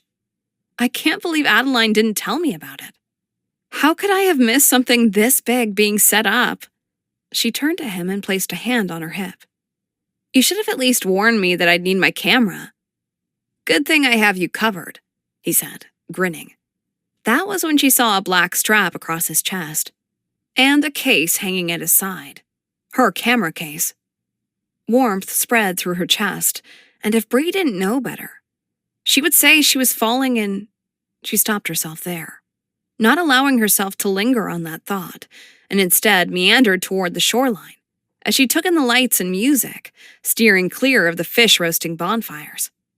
Caleb gave her a sheepish smile as they walked. "I asked Adeline not to tell you about tonight, and then purposely kept you inside all day, so you couldn't see them preparing the stage and everything." Caleb had made her lunch and they'd eaten in his apartment. She'd just thought he was being romantic. Adeline and her new employees were crazy busy at her store all week, and she was desperate enough to ask for my help, despite how big a mess I always make of things, Bree mused. She said she had a huge order that she had to fill, which I didn't understand, considering how slow it usually is. She scanned the beach. "Does she have a chocolate stand here?" "Yep, in front of her store on the boardwalk. I actually have to get back to my place, but I wanted to make sure I was here for this, to see you experience everything for the first time." Bree laughed, thinking of the extent that Caleb must have gone to over the last couple of days to keep this from her, not wanting to ruin the surprise. She reached out to take his hand, but then saw his eyes scan the crowd, like he was unsure who would see them. He had yet to show even the smallest amount of public affection since Isaac had seen them on the beach. Her stomach dropped a little, but she masked her disappointment by asking if he needed help in the shop. "I am your employee, after all," she said, "and this is a lot of people." "It's all right. I asked Jessie to run the register for me, and I'll be making sure things stay stocked. Tomorrow, you and I will do the hard stuff." And then Caleb surprised her by taking her hand and pulling her to a stop next to one of the tiki torches. He didn't even look embarrassed by the show of affection. The sun was just barely visible over the horizon, and a few stars were beginning to show. His gaze didn't stray from her as he said, "Tonight is about you." "What did I do to deserve this honor?" she asked, her lips tilting up into a smile. Caleb pulled her in closer, not seeming to worry about the hundreds of people who surrounded them. "You showed up in Starlight Ridge. Isn't that reason enough?"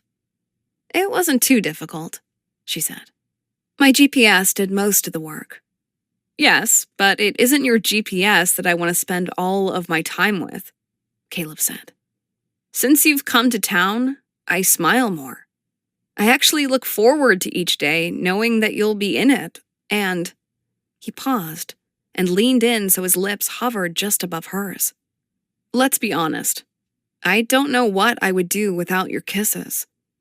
As if to prove his point, Caleb pulled her in the rest of the way, his arms tightening around her. And he gave her the most amazing kiss she'd ever experienced.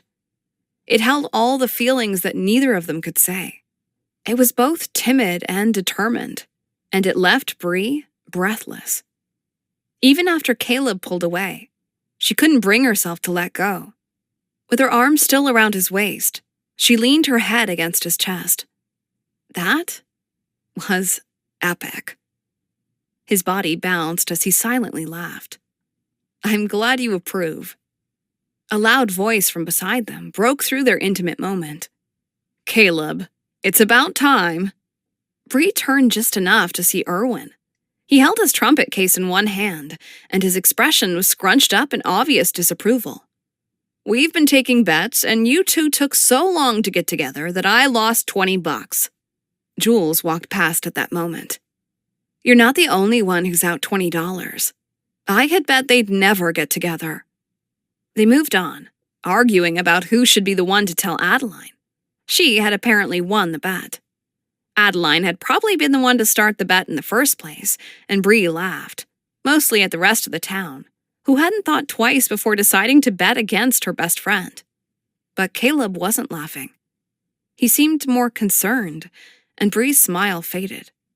"Regretting kissing me in front of everyone?" she asked, not wanting to know the answer, but tired of hiding her feelings. Caleb closed his eyes and rested his head on hers. "I know I've been weird about showing affection in front of people and all that, but I came here this evening determined to be better. To not worry so much what others think. That's a difficult thing to do in a small town. Escape the gossip and rumors.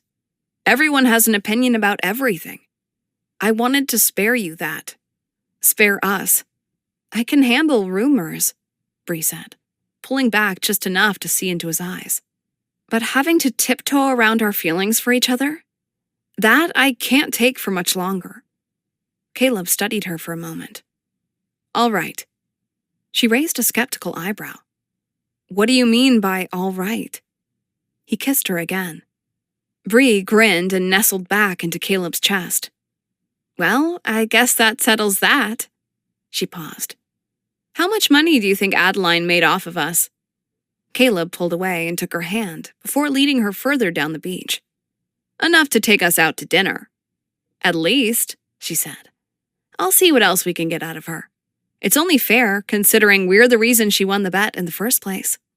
"See how many boxes of chocolates she's willing to throw in," Caleb said with a bright grin. "In the meantime, though, I have to get back to the store to check on Jessie. I've never been away this long." Bree checked her phone. "It's only been an hour." "Exactly," Caleb said, his smile morphing into concern. "It could be a pile of ashes by now. We would have seen the flames, and smoke, and people screaming." "True. Carbon monoxide poisoning, then." Caleb paused. "You going to be okay if I leave you to explore on your own?" She smiled. "I'll be fine. Looks like the band is about to start up again, and I haven't had the chance to stop by and say hi to Adeline." Caleb gave Bree a quick kiss on the forehead and released her hand as he turned quickly toward his store. Glancing over his shoulder, he said, "Remember, tonight is about you enjoying yourself and relaxing." And then he disappeared into the crowd. That wasn't going to be a problem. Everywhere she went, there was a friendly face who beamed, happy to see her. There were some she recognized, though she had never personally spoke to them, but that didn't seem to make a difference. They greeted her and offered her fresh fish from the fire. Just as Caleb had said, Adeline was selling her chocolates up on the boardwalk, and when Bree passed by, Isaac was eating half of the sample tray. Erwin gave her a hurried hello as he speed-walked back toward the stage, still looking disgruntled that she and Caleb hadn't gone public with their relationship sooner. A few minutes later, the band started up again at the end of the beach, and she found herself lost in the rhythm. Caleb had been right about one thing. She needed this. The beach. The ocean. The energy of all these people enjoying what one little town had to offer. But most of all, she needed him.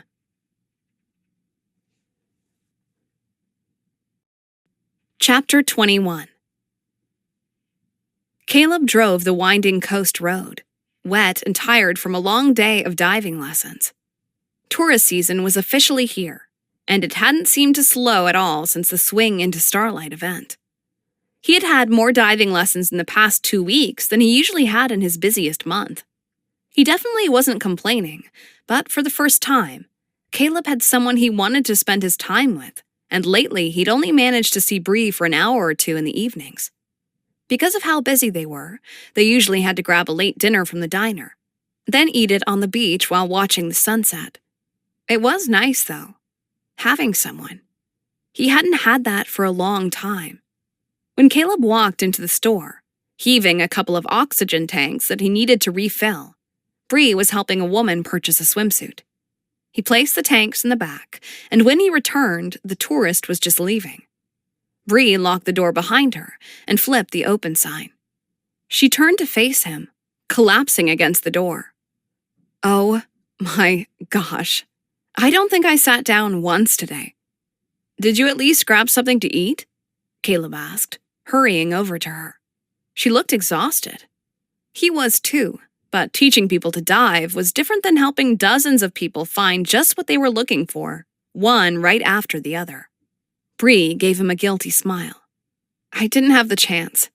When you said things picked up during tourist season, I didn't realize how much. I'd have stocked up on nutrition shakes or granola bars or something. It's not usually like this, he said, pulling her into his arms. Considering the harsh winter a lot of people had, it seems everyone got a bit stir-crazy. They couldn't wait to get out and find some sunshine. Bree leaned her head against his shoulder. I wouldn't want it to be slower. I know that this is what sets you up for the rest of the year. True, but you still need to be able to take care of yourself. He pulled back. I want you to lock up for 30 minutes every day. You need to be able to rest and get some lunch. How am I supposed to do that when there's always someone here? I'll post a sign stating that we'll be closed every day from 12:30 to 1 o'clock. They'll come back. Her lips quirked up, and she wrapped her arms around his waist again. Thank you. Caleb sensed that her hugging him had less to do with affection and more to have someone to lean on, her feet seemingly no longer supporting her. Well, someone has to make sure you eat, he said. A pause. Also, I was thinking, if you're not too worn out, that maybe I could pick you up from Adeline's early tomorrow morning? Bree stepped back, her eyebrows raised in surprise. Why? Is something wrong? He chuckled, loving how expressive she always was. Caleb never had to guess what she was feeling. No, it's just that we haven't been able to fit in your final ocean dives. Now that you've passed everything else off, you just need to perform the same techniques you've learned, but in the open water. And going out early before the store opens is the only way I figure we'll be able to do it. Bree's mouth formed a little O. Ocean dives, huh? Like with waves and that kind of thing? Not once you're under the water, he reminded her. Down there, it's calm. Peaceful. It's no different than what you've already been doing. She looked like she wanted to believe him, even if she wasn't quite convinced. Tomorrow's the day, then, she said. Maybe Bree wasn't convinced that she was ready, but Caleb could tell she trusted him, and that was the only reason she was agreeing to go. And that meant more to Caleb than all the kisses in the world. Though he liked those, too. Caleb stood on a large rock, looking out over the water. It was as calm as they could hope for, though there were a few rolling waves. He gave Bree a quick side glance. She had all her gear on, but she looked nervous. They'd have to snorkel out to where they would dive. He took her hand and gave it a little squeeze. They were past reassuring words. Those wouldn't make a difference at this point. But Caleb could remind her that he was there, by her side, just like he had been every day since she'd arrived in town. Did you bring your camera? He asked. When Bree had started to panic at the shop that morning, he'd calmed her down by reminding her of all the amazing photos she could take, ones that she wouldn't be able to if she didn't do the dive. These would be one-of-a-kind shots. Bree lifted the waterproof camera that hung around her neck, showing it to him. It was smaller than the usual one she lugged around, "Let's go then," Caleb said. "Follow my lead." He bit down onto the snorkel's mouthpiece and slowly slid from the rock into the water. He swam for several yards, then glanced back. Bree was making her way toward him, but something didn't seem right. Water spurted out at the top of the snorkel, where there shouldn't be any. Bree's head snapped up. He could see her eyes through the mask, wide and frightened. Caleb hurried back over to her side, just as she spat the mouthpiece out. The snorkel hung to the side of her face, and her breaths came out as gasps. "I did just what you said," she finally got out. "But the water kept coming through the top of the snorkel. I couldn't breathe." Her breaths were still shallow, and Caleb knew she was about to have a panic attack, if she wasn't already. He needed to calm her down before she got to that point, or she'd never dive again. "I'm going to have you float for just a minute," he said, placing a hand on Bree's back and helping her to lie down, her face toward the sky. "I want you to focus on deep breaths." He breathed with her, slowly, urging her to match his pace. After a few minutes, he felt her relax. Another couple of minutes later, he said, "I can't wait to see what kind of shots you get down there." He paused. "If you want, we can dive from here so you can use your regulator and won't need the snorkel." "Okay," she said, though her eyes were moist. Uh-oh. Caleb helped Bree slowly sit up. "We can postpone this," he began, but she cut him off. "No, we can't. It's been difficult to find any time for my lessons with how busy it's been. I need to do this now. And I want to do all of the techniques. I want to certify today." Caleb admired her courage, but he didn't want to push her too far. Not on their first ocean dive. "Why don't we just go for a swim down there? No skills at first, just admiring the view, taking some photos, enjoying ourselves." She gave him a weak smile, but it was a smile nonetheless. "That sounds nice." It took some effort for both of them to make it down to the bottom, but the moment they'd made it to the ocean floor, Bree gave him a thumbs up and snatched up her camera from where it floated in front of her, still attached to her neck. Caleb would have smiled if he didn't currently have a regulator in his mouth. The water was clear, and the colors vibrant this morning. Fish of every color surrounded them. Some were pink, others striped. Many were orange, and several were currently staring at Bree. At least, he imagined they were, but it was hard to tell with their unblinking eyes. And Bree was capturing them all. She motioned for him to swim over to a large, pink, spindly plant that grew from the ocean floor. As he posed, he gave a thumbs up, and she snapped a couple of pictures. After they had spent several minutes exploring, he had her do most of the basic skills they'd learned in their first diving lessons. Though they were so basic, he doubted she even realized she was being tested. Bree nailed all of them, but he was still leery of pushing her. There were a few skills in particular he didn't want to ask her to do, and most of them had to do with taking her mask off. She'd need to swim for a ways without it on, then replace the mask and clear the water from it so she could see again, all while remaining at the bottom of the ocean.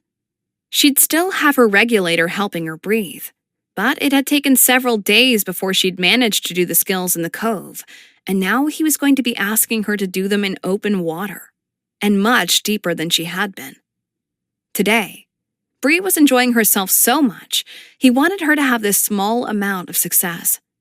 After another 30 minutes, though, he knew Bree was right and decided it would be best if she completed her certification. He didn't know when they'd get a chance to come out diving together again. Caleb had her follow him to the floor, and she knelt down across from him, similar to how they'd learned their skills in the cove. He motioned for her to remove her mask. Bree didn't move. Caleb motioned for her to take it off again. She shook her head. He moved close enough to take her hand and squeezed it. He wanted her to know that as long as he was there with her, she'd be safe. He hoped all of that had been communicated through that simple gesture. It was another moment before she moved to remove her mask. Once it was off, Caleb took her hand again, and they swam the required distance. He led her to a spot where she could kneel down again. And then Bree replaced her mask, clearing it of water in the process so she could see again. Bree looked shocked, like she couldn't believe she had just done that. She must have been particularly excited because she took her mask off again, swam in a circle, then put it back on. Caleb wanted to laugh, but instead held his hand out for the camera. She slipped it off over her neck, and he took a picture of Bree to celebrate the moment. She jumped up from the floor and did a sort of jumping jack, her arms and legs both spread out. Bubbles shot out from her at the same time. It was going to be an awesome picture. He handed the camera back, and she pulled him toward her at the same time. Bree held her arm out in front of them and snapped an underwater selfie. This had been his best dive to date. And now that Bree was going to be certified, there were going to be many more of these types of dives. Another 20 minutes later, Caleb realized they needed to get to the surface if he was going to be able to open the store on time. As soon as they got to shore, Bree immediately tore her mask off. "I can't believe how amazing that was," she said, her grin nearly splitting her face in two. "I got the best pictures, and did you see how the fish weren't scared of me at all? They swam around me as if I were one of them." "I did see that," he said, returning her smile. "I also noticed that you passed off every one of your skills. Flawlessly, I might add." Bree's lips parted. "I did?" She gave a bewildered shake of her head. "I knew I had passed off a couple of things, but I hadn't realized I did them all." She gave Caleb a small punch on the arm. "You could have warned me that you were going to make me take my mask off down there. That was terrifying." "You said you wanted to do everything," he said with a small shrug. "To be honest, I wasn't planning on doing the more advanced techniques this morning, but it seemed to be the right time." Bree gave him a quick kiss on the cheek. "I guess I can forgive you, now that I've come out on the other end unscathed, mostly." They gathered up their equipment and drove back to the store, ready to start another busy day. But not even the tourists seemed to tire Bree out. By the end of the day, all she could do was talk about diving and ask when they could go out again. That was the first time Caleb started allowing himself to wonder how deep his feelings for Bree went, and how much deeper he'd allow them to go.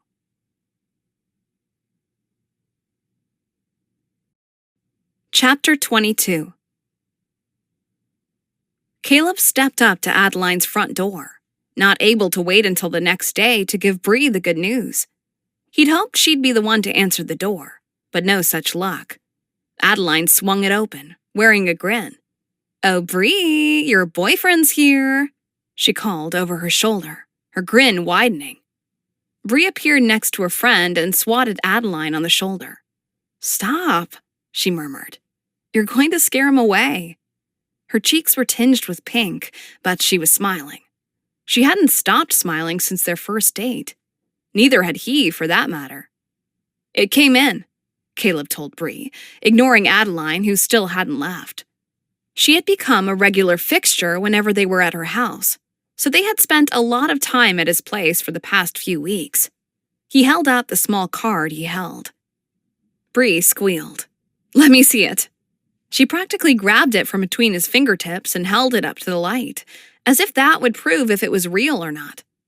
"Want to go out and celebrate?" he asked, not able to get enough time with her. Preferably alone.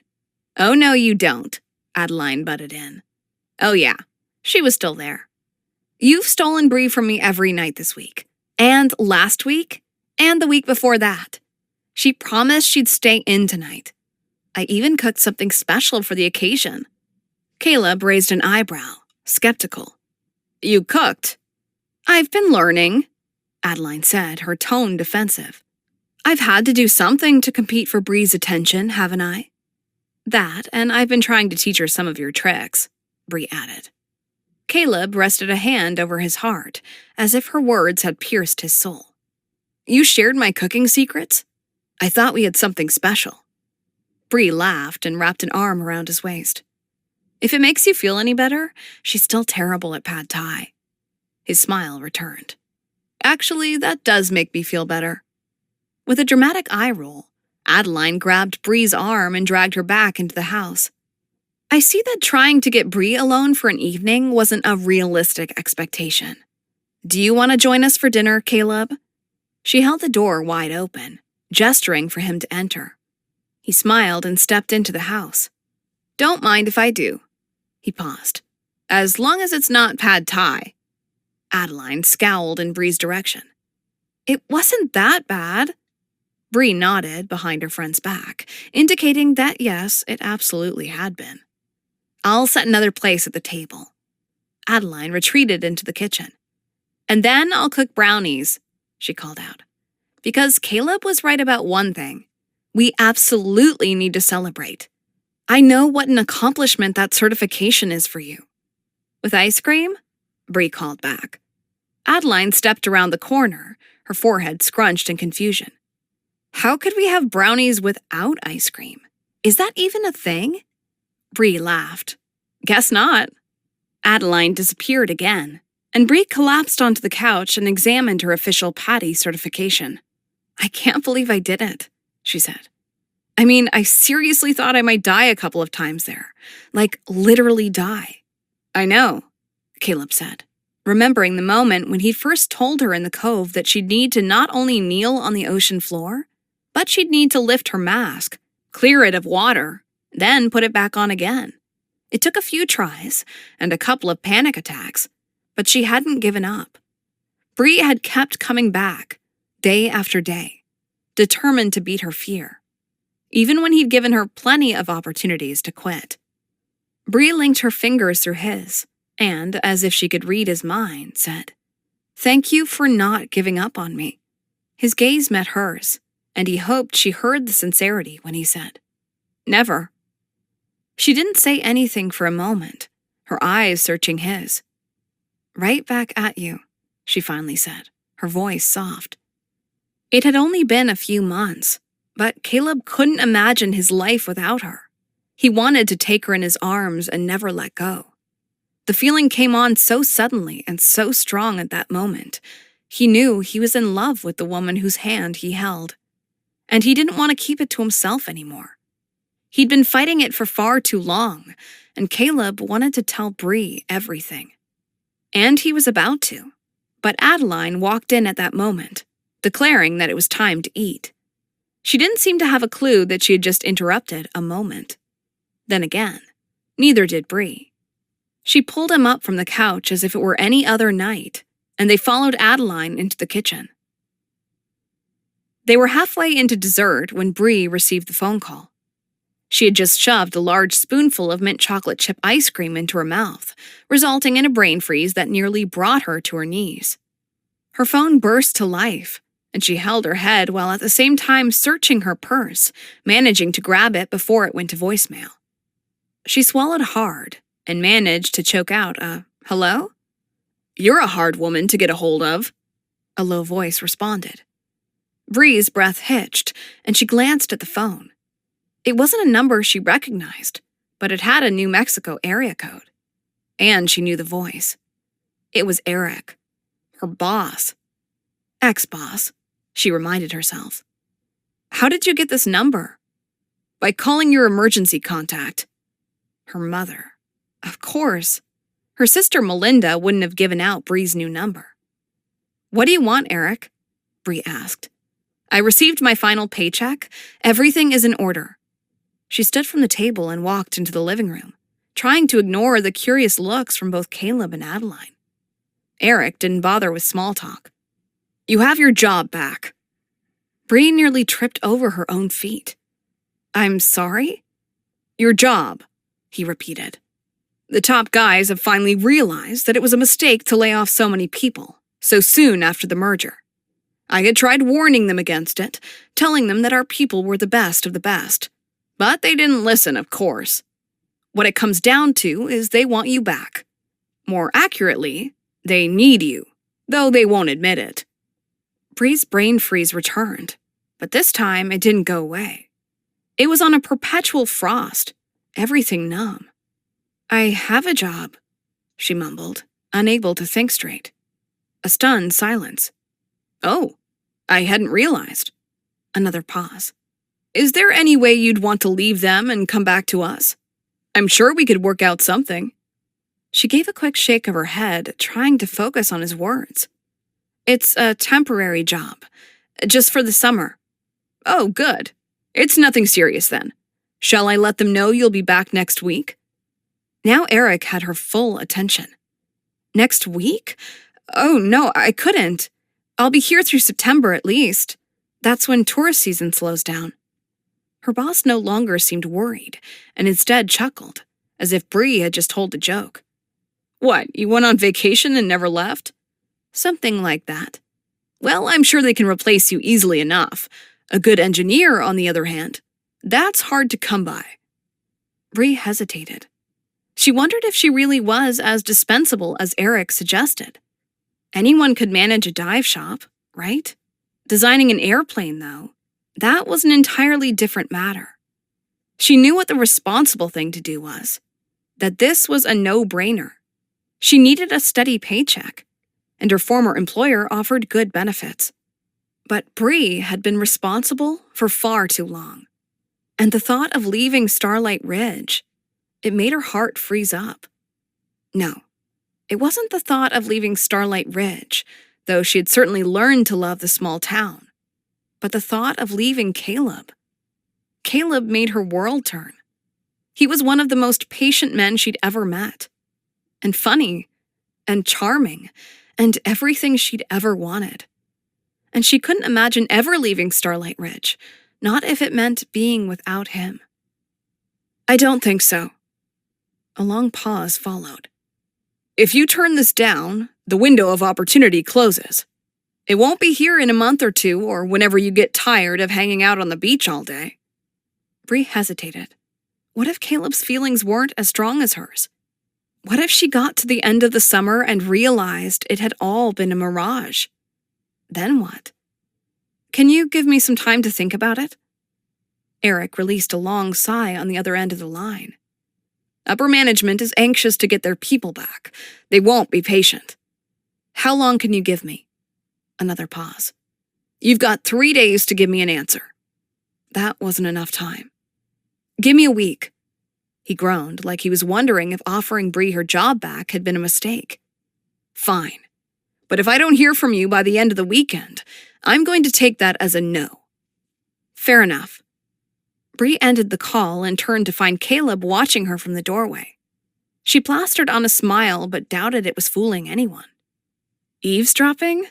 she teased, her voice only a little bit shaky. "Didn't mean to." He studied her. "Is something wrong? You look worried." "It's nothing," she said, waving him off. "Just some loose ends at work." Caleb nodded, like he wanted to believe her but didn't quite. This would probably be a good time to have one of those define the relationship kind of conversations. Bree needed to make a decision, and a lot was riding on one question.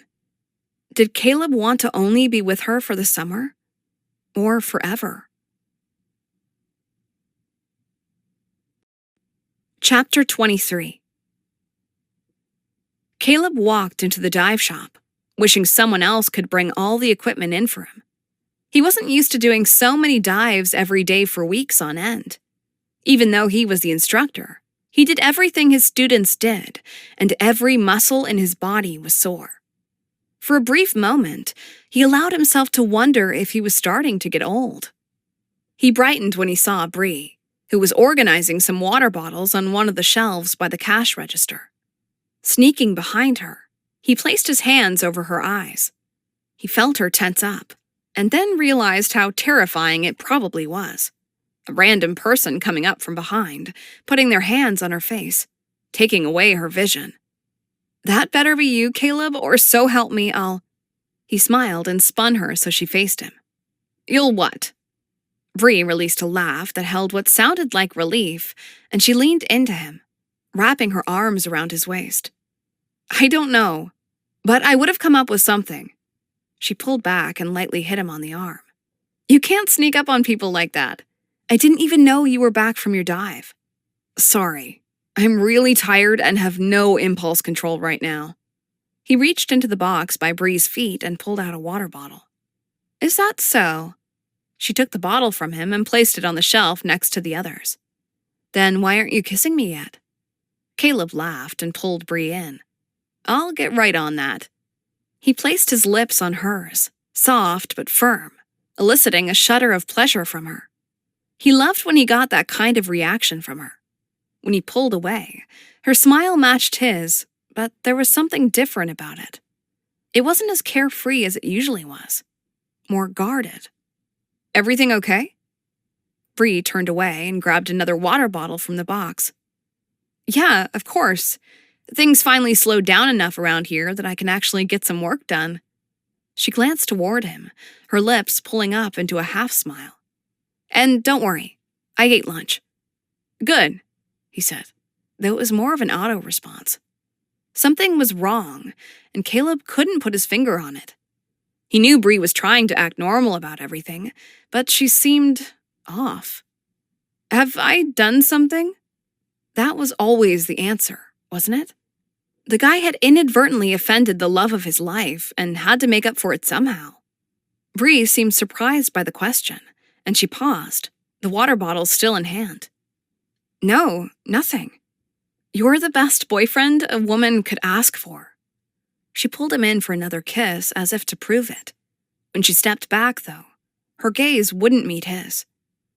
I have been meaning to talk to you about something, though. And here it was.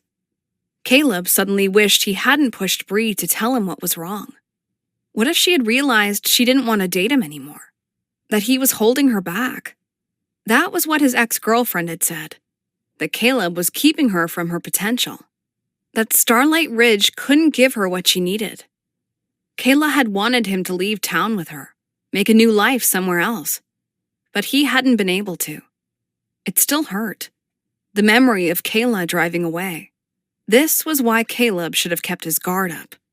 Because it had left him wondering when Bree would decide it was time for her to move on. It might not be today, but it could be tomorrow. Or next week. Or once the tourist season finished. Are you listening? Bree asked, her voice distant and weaving through his thoughts.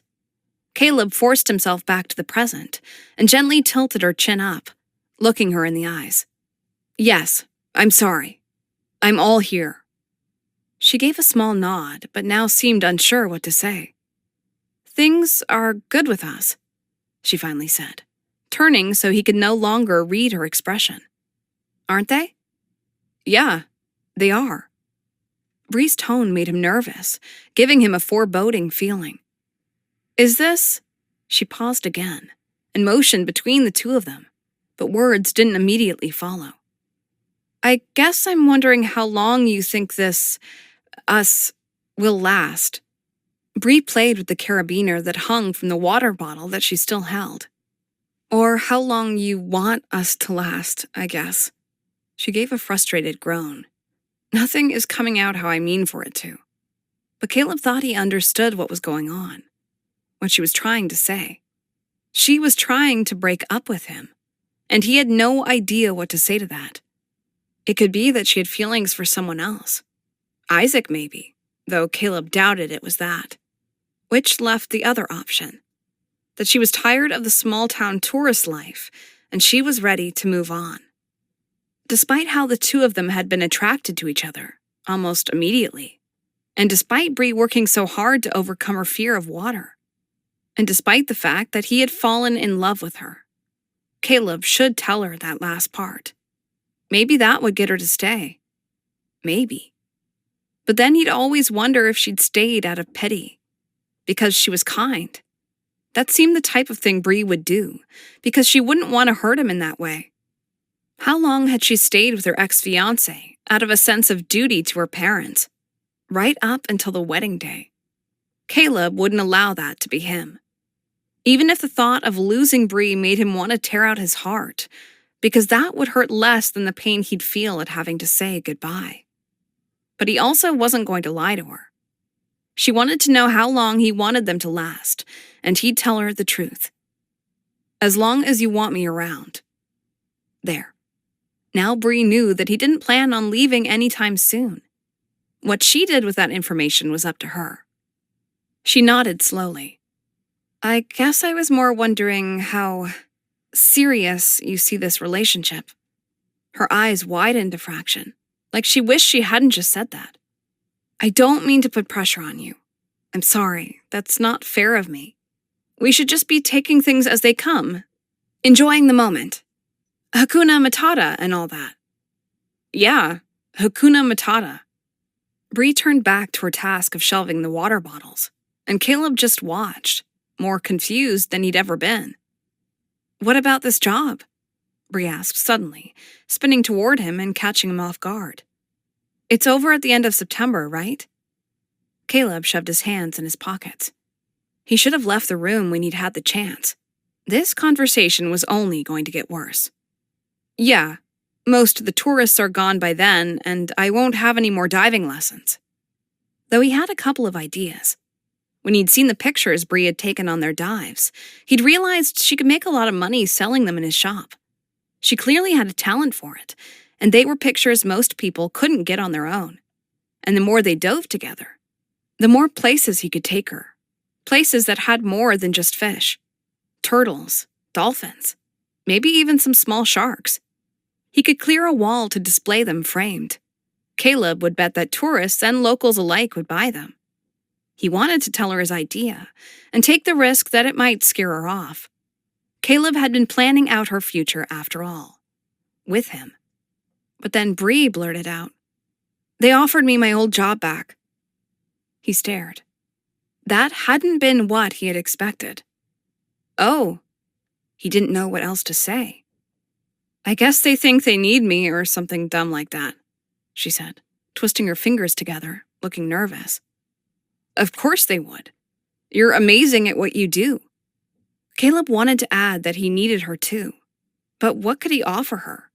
There was no job stability managing his store, being unemployed most of the year. Getting him as a boyfriend as a bonus didn't seem like enough to beg her to stay, though he desperately wanted to. Bree's lips dipped. They didn't think I was so amazing a few weeks ago. All the same, it sounds like a good opportunity. The words tore at his throat, even as he said them. But if he truly loved Bree, he should want what was best for her, right? And being stuck in this small town wasn't what was best for her, or for most people. Too many had left to prove otherwise. You should go. Her gaze snapped to his, and they filled with moisture. Had Caleb made a mistake? You really think so?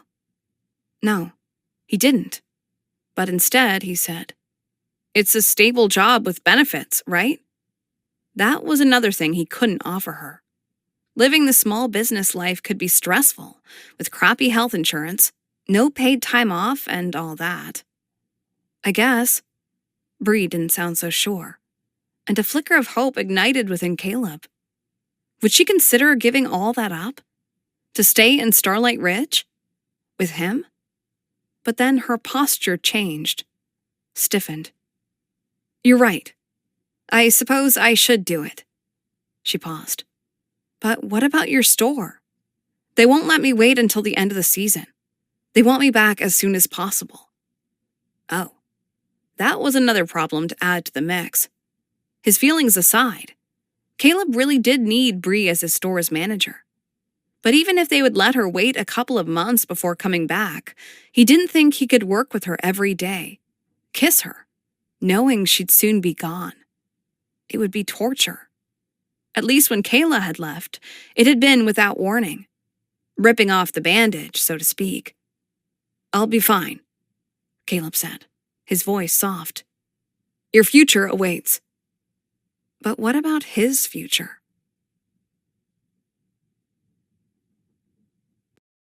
Chapter 24.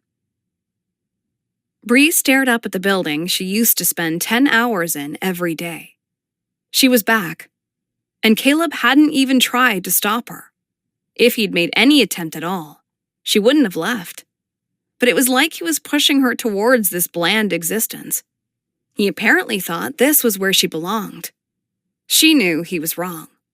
And yet here she was again, living a cowardly life, too afraid to tell Eric what she really thought of his job offer. not brave enough to tell Caleb how she felt about him, and that she never wanted to leave him, even if it meant being unemployed for half of the year. Bree had suggested doing the long-distance thing for a while, see how things went. Caleb wasn't interested, though. It seemed he expected her to be all in or all out. And then she'd walked away from it all. From him. From Starlight Ridge. From everything that had made her happy over the past few months.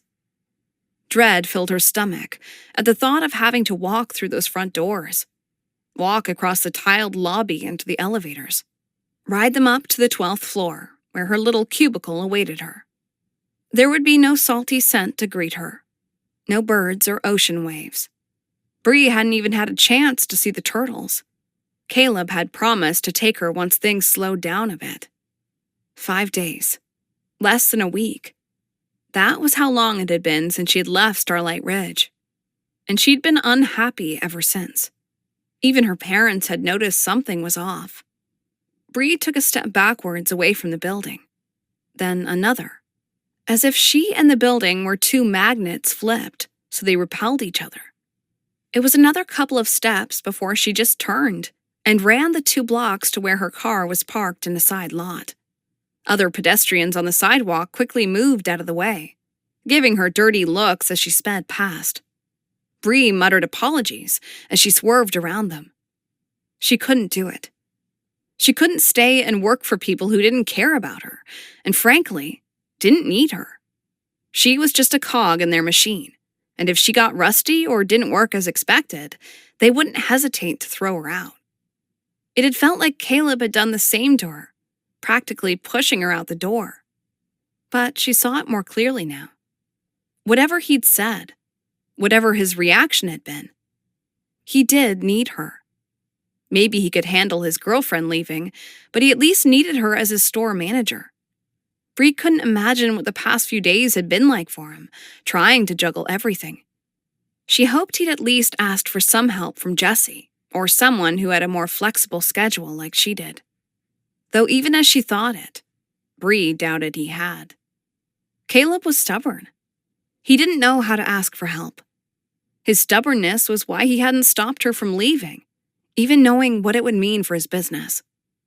Bree cursed herself as she jumped into her car. She knew him well enough. She should have known that he'd never stand in the way of an opportunity, if he thought it was what she wanted. That was the kind of guy he was. He always took the back seat, as if he didn't matter. But Caleb did matter. He was the only thing that mattered. The job, money. She'd figure all of that out. There were plenty of ways to earn a living. But there was only one person she had fallen in love with. Once back at her parents' house, where she'd been crashing until she could get into her own apartment, she ran through the door and downstairs to the guest bedroom. Her parents had moved from her hometown of Amore into the big city a few years earlier, leaving her sister in charge of the family diner.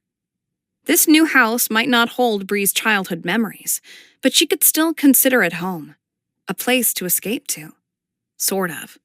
She realized now that when she thought of home, she immediately thought of ocean waves, sand, a handsome scuba diver. "Is everything okay?" her mom called down the stairs as Bree shoved all her clothes into her suitcase. She didn't answer right away, instead scanning the room to make sure she hadn't missed anything. Most of her stuff was still in storage, so it wasn't like she had a lot. Bree's mom appeared in the doorway. "I thought today was your first day back at work." "It was," Bree said. She should probably call Eric to let him know the change of plans. She wouldn't be returning to the company, after all. She could do that on the drive, though. She had 13 hours ahead of her to listen to him rant and rave about how this was going to look, how it was going to reflect on him. That was all he had ever cared about, looking good for upper management. Her mom watched as Bree zipped up her suitcase. "I take it you are going back to that little shop you told me about, the one in Moonlight Crest?" "It's Starlight Ridge, Mom. And yes, I am." She scanned the room again. Shoot, she had forgotten everything that was in the bathroom. She ran out of the room and across the hall to grab her toothbrush and other essentials. "Are you sure this is wise?" Her mom had followed her, calmly watching Bree's panicked movements. It doesn't seem like there's much job mobility in the tourism industry. With her arms full, Bree hurried back across the hall and dumped everything onto the bed. There isn't.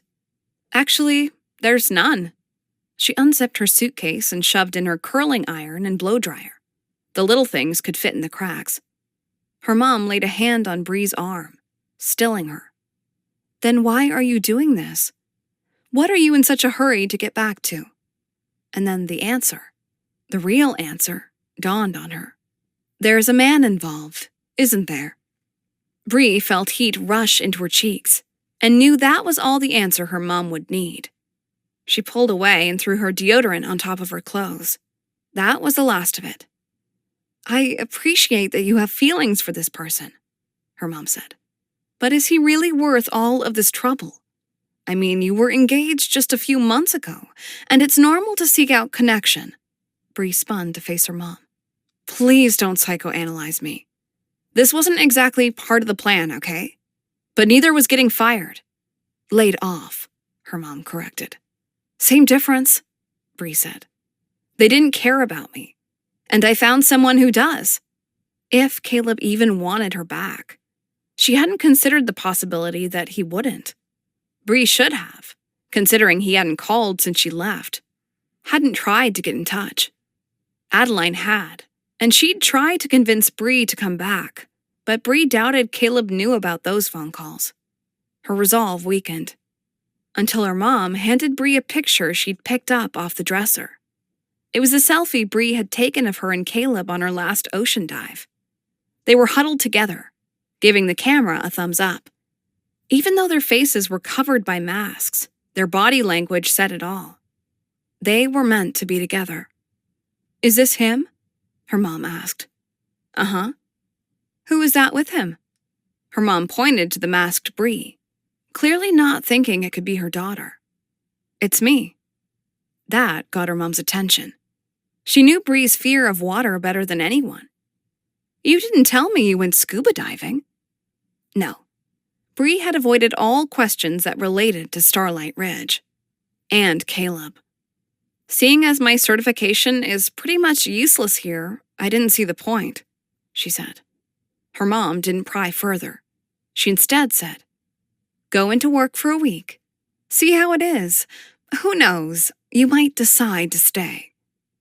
Just the prospect of going into that building, even for one day, made her nauseous.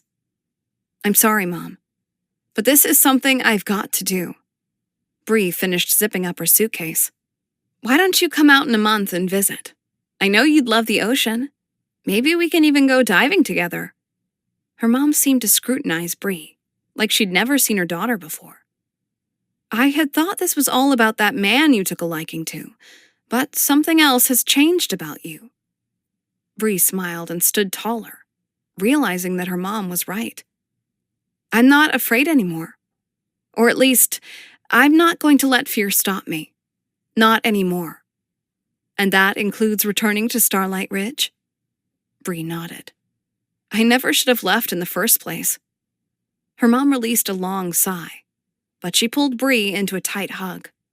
Make sure you call at least once a week to check in, she said as she pulled back. And answer the phone when that boss of yours calls, wondering where you're at. I don't want to have to be the middleman anymore. Bree laughed and picked up her suitcase. I will. After one last hug and a wave goodbye, Bree threw her suitcase into the trunk and started on her one-way, non-stop journey to Starlight Ridge. Bree pulled over to the side of the road, the same place she'd stopped several months before. She took in the sign in front of her, then grabbed her camera off the passenger seat and got out. The first time she'd taken a picture of it, she'd only been planning on staying for a couple of weeks. But Adeline had promised Bree that those 2 weeks would change her life. Adeline had had no idea how true that would turn out to be. Those 2 weeks had turned into 2 months, then eventually 4 months. And now? Hopefully forever. The moon's light reflected off the welcome sign. The lighting may have been different than the first time, but it still signified a new beginning. Bree was much more nervous this time, though. No, more than that. Bree was afraid. She and Caleb had only dated for 2 or 3 months after all, and he hadn't even attempted to keep her from leaving. He hadn't come after her. Caleb seemed like he was doing just fine without her. But she wasn't fine without him. She was a mess. As it turned out, she was in love with Caleb. She'd known it for a while now, but hadn't admitted it until about 3 hours into the trip that day. That in itself was terrifying. The difference this time was that she wasn't going to run away. Feel the fear, then do it anyway. It was something her father had taught her. She'd always figured it applied to other people. Bree returned her camera to the car without taking a picture and grabbed her phone instead. She snapped a photo of herself smiling in front of the sign, giving a thumbs up. It gave her the courage and motivation she needed to get back behind the wheel and drive the familiar coastal road into town. She forced herself to not look at the dive shop as she drove past, but couldn't help stealing a glance. The windows were dark. The shop had closed up hours earlier. Not even the upstairs apartment showed signs of life. Bree pulled into Adeline's driveway, but didn't get out. She sat there, guilt gnawing at her. She shouldn't have left. She glanced at the lit windows of Adeline's home, then back at Caleb's place. Neither of them knew she was coming. But she knew which one she needed to see first. Leaving her suitcase in the trunk, Bree hurried across the road and toward the path that would lead her to the back of the dive shop. And then, much too soon, she found herself at Caleb's door. She stared at the doorbell. It seemed to taunt her, looking both innocent and menacing. It dared her to ring it, while at the same time mocking her, because it knew she couldn't. "I'll show you," she muttered, and she jammed her finger into the bell. Even though Bree didn't hear the ringing, she knew it was there, upstairs, announcing her arrival. Bree waited a minute before pressing the button again. Nothing. No answer. She glanced at her phone. 11 o'clock. It was late, but not so late he'd be in bed. He usually stayed up reading. The irrational side of her wondered if Caleb had a security camera she couldn't see, if he wasn't answering because he knew it was her. And then the door swung open so fast, it caught Bree by surprise. But it wasn't Caleb who stood there. "Oh my gosh, Bree," Jessie said, nearly bowling her over. She managed to stop in time, but held a hand over her heart, her breaths quick. "I was just heading home. How long have you been standing there?" Bree placed a hand on Jessie's arm to steady her. "Sorry, Jess. I came by to see Caleb. He's not here." Oh, all of that courage for nothing. But if Caleb wasn't home, what was Jessie doing there so late? Bree's gaze searched beyond Jessie, wondering if Caleb was really there but had instructed her to get Bree to leave. As if reading Bree's thoughts, Jessie added, "He needed to take care of some things, so I volunteered to stay late to finish up paperwork and lock up. Did you try calling him?" Nope. Bree hadn't. But she realized now that she probably should have. "I kind of forgot?" Jessie gave Bree a kindly smile and said, "I thought you had left town." "I did." Jessie's smile didn't slip as she asked, "Are you back?" Bree was unsure how to answer that question. "Maybe? I hope so. I need to work out some things first." "Which is why you were looking for Caleb." Jessie said it so matter-of-factly, like Bree was basing her entire future on one conversation, one man. Which was true, and when she thought about it that way, she didn't like it. The whole point of coming to Starlight Ridge had been to figure out how to be her own person, making her own decisions, without trying to please someone else all the time. And now, she was back to square one. Maybe this was a mistake.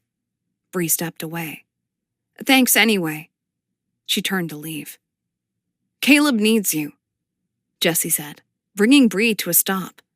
"And there's no mistake about it. You need him too."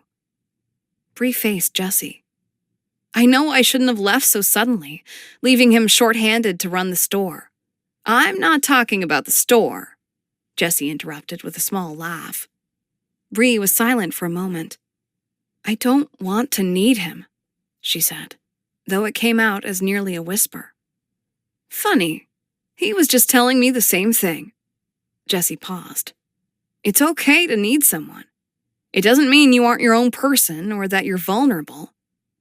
Actually, yes, it does, Bree said, finding her voice again. It means that I rely on another person, never able to stand on my own 2 feet. Jessie folded her arms, fixing her gaze on Bree. Then why are you here? Why did you come back? Because... That was a really good question. And it had all made perfect sense as Bree had been stuffing everything in her suitcase and flying out the door to drive 13 hours to see the man she had fallen in love with. Because I don't know how to stay away. You love him. Was it really as simple as that? Did those other things not matter, just because she loved the guy? Yes, I love him. Well, why didn't you say so? I'll help you grab your gear. Bree stared blankly. I'm sorry? Caleb went out diving. You'll find his car out by the cove. Bree looked past Jessie into the shop. But it's late. By the time I get out there, it will be nearly midnight. It's one of Caleb's favorite times to dive. There was still so much she didn't know about Caleb, and she wondered if all of this was a big mistake. Besides, there was no way Bree could go diving right now. She had finally gotten comfortable diving when she could see. But in the dark? No way. I can't. Sure you can. And then Jessie hurried back inside the shop. Do you have any of your own equipment? Or will you need some of everything? She called over her shoulder. I told you, I can't dive at night, Bree said, following Jessie into the back room, where she was pulling out a pair of fins. Jessie turned a stern look on Bree. If you want to talk to Caleb, you will. Why can't I just come back tomorrow? Jessie released a sigh and dropped the fins to the floor. I didn't want to say anything, because I like you, Bree. A lot.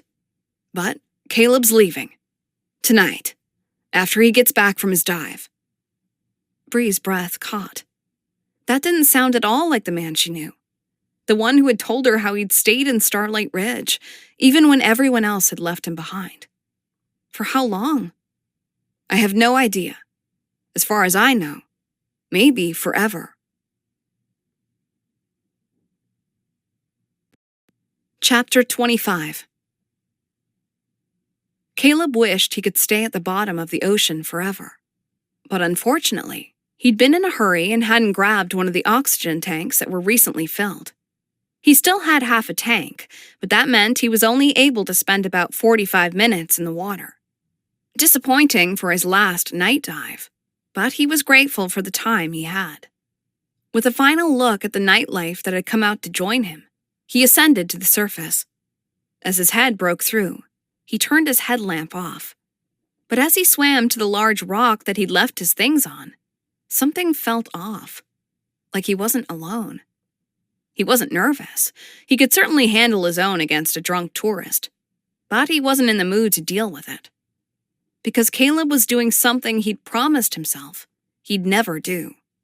He was leaving. Caleb had officially closed up his diving school, and he'd hired Jessie to run the store for the remainder of the season. And then? Who knew? But one thing was now clear. If he ever expected to stay with the people he loved, he'd have to leave his small-town life. Caleb had lost too many people because of his inability to consider a life outside of Starlight Ridge. A lot of the town had. And Caleb wasn't going to be yet another casualty. Not anymore. Who knew? Maybe he'd like New Mexico. He pulled himself out of the water, first noticing that all his stuff was still where he had left it. At least he wasn't going to have to deal with a thief. Then he noticed a dark figure sitting on a small ledge a few yards down from where he was. Caleb switched on his headlamp and illuminated another diver preparing to slip into the water. Except they seemed nervous, rocking back and forth like they were afraid of what they'd meet in the dark ocean. You ever been diving at night before? he asked as he approached the tentative diver. It could be dangerous if it wasn't something they'd done before. There were different precautions one had to take, and Caleb had a feeling this diver didn't know about any of them. The diver's head snapped in Caleb's direction, obviously startled. Then they lifted their mask to better see him. Caleb stepped closer. Those eyes. Bree?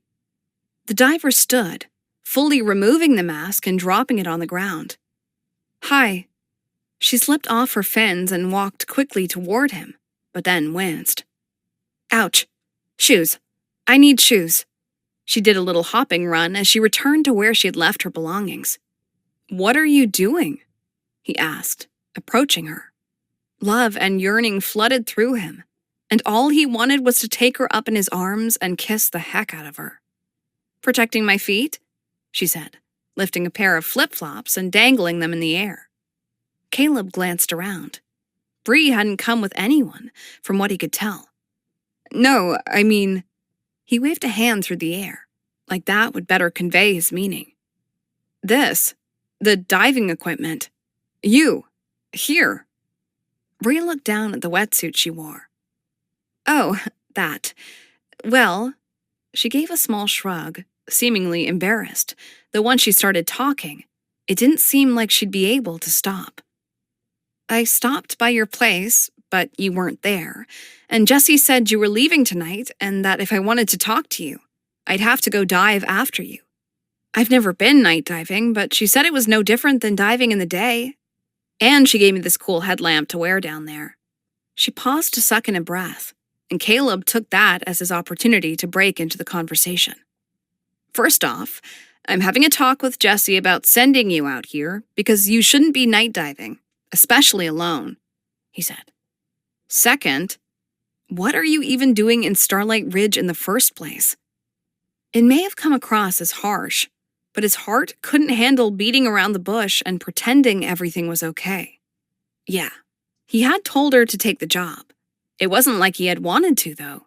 He wasn't going to be the one to keep her in a place she didn't want to be. Bree deserved more than that. And she deserved a good job that challenged her skills rather than life as a glorified cashier.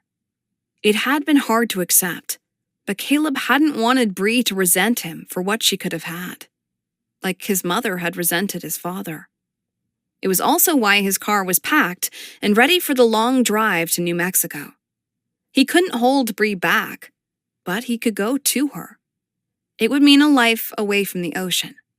The thought of it tore at his soul, but it would be worth it. Except, Bree was back. Caleb thought she was supposed to start her new job that day. He didn't dare allow himself to hope, or at least he tried not to. The quickening of his pulse and the surge of excitement that swept through him betrayed him. Bree looked away into the black night, and Caleb couldn't tell where her gaze had landed. He wondered if it was just him she couldn't stand to look at, but then her gaze snapped back. Isn't it obvious? If only it was. But Caleb really didn't want to assume wrongly. Not when so much was at stake. Not exactly. Bree held his gaze a moment, then stepped closer. A shiver ran up Caleb's spine. The night was warm, but his wetsuit was still damp. He barely registered the cold, however, as he awaited what Bree had to tell him. This was why she had driven back to Starlight Ridge, wasn't it? This moment? A moment that could change everything. I'm here. For you, Bree finally said. Caleb's heart stalled, but then collapsed when she said, I was selfish to leave the way I did. Leaving you to try to run your shop all by yourself, and knowing you couldn't possibly manage your dive school at the same time. So, she had come back out of obligation. If that truly was the case, he wished she hadn't come back at all. No need to worry, he said, turning away and walking back to his abandoned belongings. Jessie is helping out for the rest of the season. Bree didn't follow him. Caleb grabbed his towel and rubbed his hair with it. It didn't do much to stave off the cold, but it at least gave him something to do, other than stare at Bree, wishing she could see him the same way he saw her. He didn't hear her approach, but felt a hand on his bicep. It involuntarily flexed, as if showing off his muscular physique would help Caleb's situation. He glanced over his shoulder and took in Bree's figure, illuminated against the background of the sea. The moonlight lit up her features. Why did Bree have to come back? Watching her leave had been hard enough. Now it was going to be impossible. "You could have called," he said, resuming his hair drying. Bree stepped around Caleb, so she now stood in front of him. "I could have, but that wouldn't have been very romantic. Risking my life by diving in pitch-black darkness, though? Totally swoon-worthy." Her tone had a teasing lilt to it, and it lifted his heart at the same time. "Thank you for stopping me, by the way. I nearly passed out at just the thought of what could be down there." Caleb couldn't help but laugh. "Why not wait until I resurfaced?" "I couldn't wait that long." Bree then moved in quicker than Caleb would have thought possible, and her arms were suddenly around his waist, and her lips on his. Before he could register what was happening, she shot back. "Oh my gosh, you're freezing. You need to get out of that wetsuit." With a numb nod, Caleb stripped off his suit, revealing his swim trunks. Normally after his night dives, he'd change out of those real quick, but not with Bree there. He was at least able to throw on a dry t-shirt, and that helped. He barely registered the mechanical movements, though, still stunned by Bree's words and actions. They didn't make sense. She moved in close again, but he stumbled back. Pain flitted across her features. "I don't understand," he said, his voice coming out husky. "You left." "And that was the biggest mistake of my life," Bree said, sitting down on the rock, no longer trying to close the distance between them. She pulled her knees into her chest. "The second biggest mistake was that I hadn't realized it until I was supposed to take the elevator up to the 12th floor of my building this morning. I was a coward, like usual, too afraid to admit the truth." "Which is?" Bree released a dry laugh and shook her head, then shot him an exasperated side glance. "I'm in love with you." Her gaze returned to the ocean. "Have been all along." Caleb sat next to her and took her hand, finally allowing himself to hope. "Why didn't you tell me?" He knew he was being a hypocrite even asking that question. "Forget I asked. It doesn't matter." "Yeah, actually it does." Bree turned so she was looking at him. Her face was halfway shrouded by darkness, half lit by the moon. "I was afraid. Still am. If it makes you feel any better, I've been more of a coward than you could ever be," he said, rubbing a thumb over her knuckles. Bree wrapped her fingers through his. "Oh, it's a contest now?" she asked. "Yep," he sighed. "My mom left because she felt trapped by the small-town life. A few years ago, I was dating someone I had grown up with. She left for the same reason.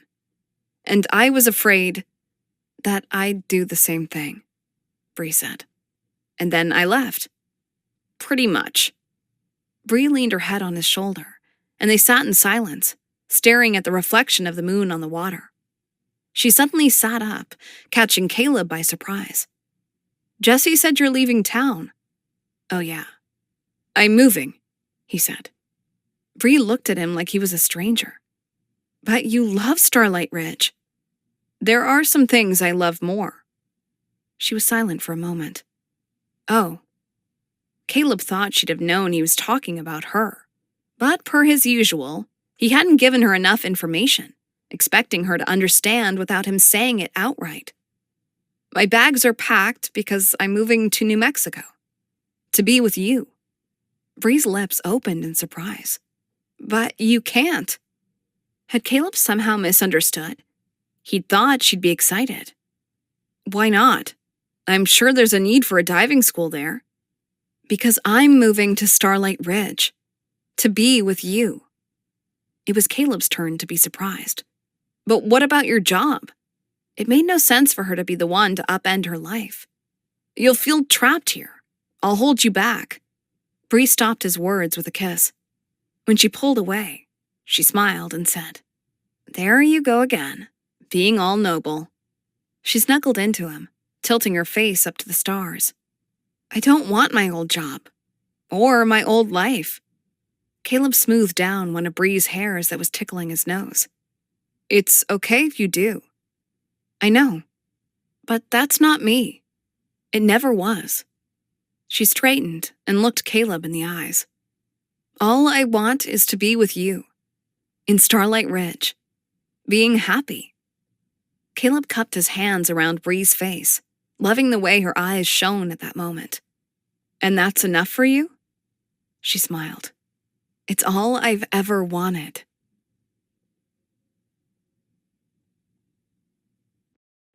Chapter 26. Are you sure we didn't miss anything? Bree asked, scanning the dive shop like the answer would miraculously present itself. Everything was stocked, and Jessie would only need to handle the selling of the merchandise. Bree could do the rest when she and Caleb got back. Everything has been planned for, to the tiniest detail, thanks to my brilliant store manager, Caleb said, wrapping his arms around her waist and nuzzling his nose into her neck. But 2 weeks is a long time to be gone. I know. Look what happened to you. You came to Starlight Ridge for a 2-week vacation, and a year later you're still here. And married, no less. Caleb rubbed his thumb over her wedding ring, as if to prove his point. He spun Bree to face him.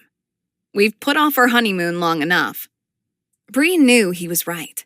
They'd married in May, but had waited until October to finally get away on an Alaskan cruise. I'll relax once we're gone, I promise, she said, kissing Caleb long enough to distract him so she could slip from his arms. But until then, she walked to a wall on the far side of the store, where all her framed photographs hung. Do you think I printed enough? I have a whole box of them in the back, just in case. I'd bet that we sell out of every one of your prints by the time we get back, Caleb said.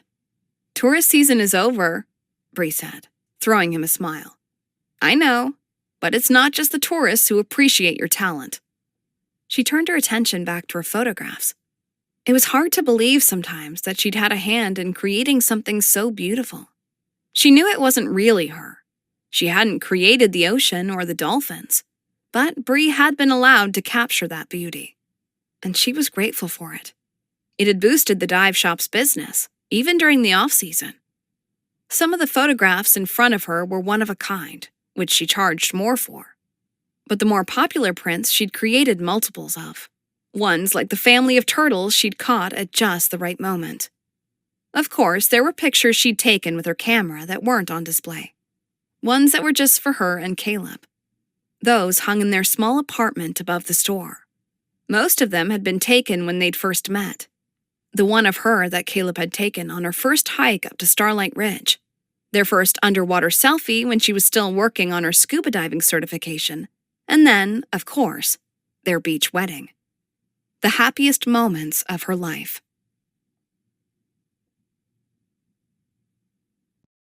Epilogue.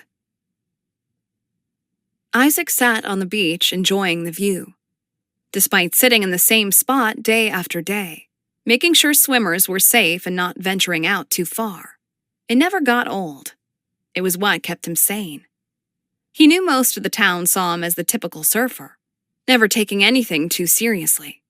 Except the waves, of course. He always took those seriously.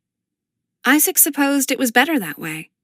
If people knew what really went on in his head, they'd probably stage an intervention. I thought I'd find you here, a female voice said, startling Isaac from his reverie. Things haven't changed much around Starlight, have they? Isaac froze. That voice. The one from his dreams. And nightmares. He was afraid to turn, afraid of what he'd find. Part of him hoped she'd be there, home at last, just like she'd promised. Isaac had said he'd wait for her, and he had. But the other part of him? Isaac didn't move. You said you'd be gone for 3 months. It was a summer apprenticeship. His gaze remained on the horizon. A long pause. Maybe he had imagined her voice after all. But then she said, I know. I'm sorry. Another pause. To be fair, when I told you it would take longer than I expected, You said you would wait, as long as it took. Isaac barked out a humorless laugh and allowed himself to glance down at the woman who stood at the bottom of the lifeguard station. Her hair was a shade darker than it had been, and she traded in her flip-flops for high heels. Not exactly appropriate for the beach, but she was as beautiful as the day she'd left. As you can see, I waited. I'm sitting in the same exact spot as when you left. 2 years ago. He shook his head. You stopped calling. Didn't return my texts. I didn't know if you were ever coming back. Wondered why I was still here, when I didn't have anyone left to stay for. And yet, you're still here, she said, her voice soft. Isaac released a long sigh. Yes, I'm still here. He felt quiet, unsure what to say. He'd imagined this moment many times over the past 2 years. How they'd run toward each other like in the movies, and he'd sweep her off her feet. But now that the moment was here, all he felt was cold.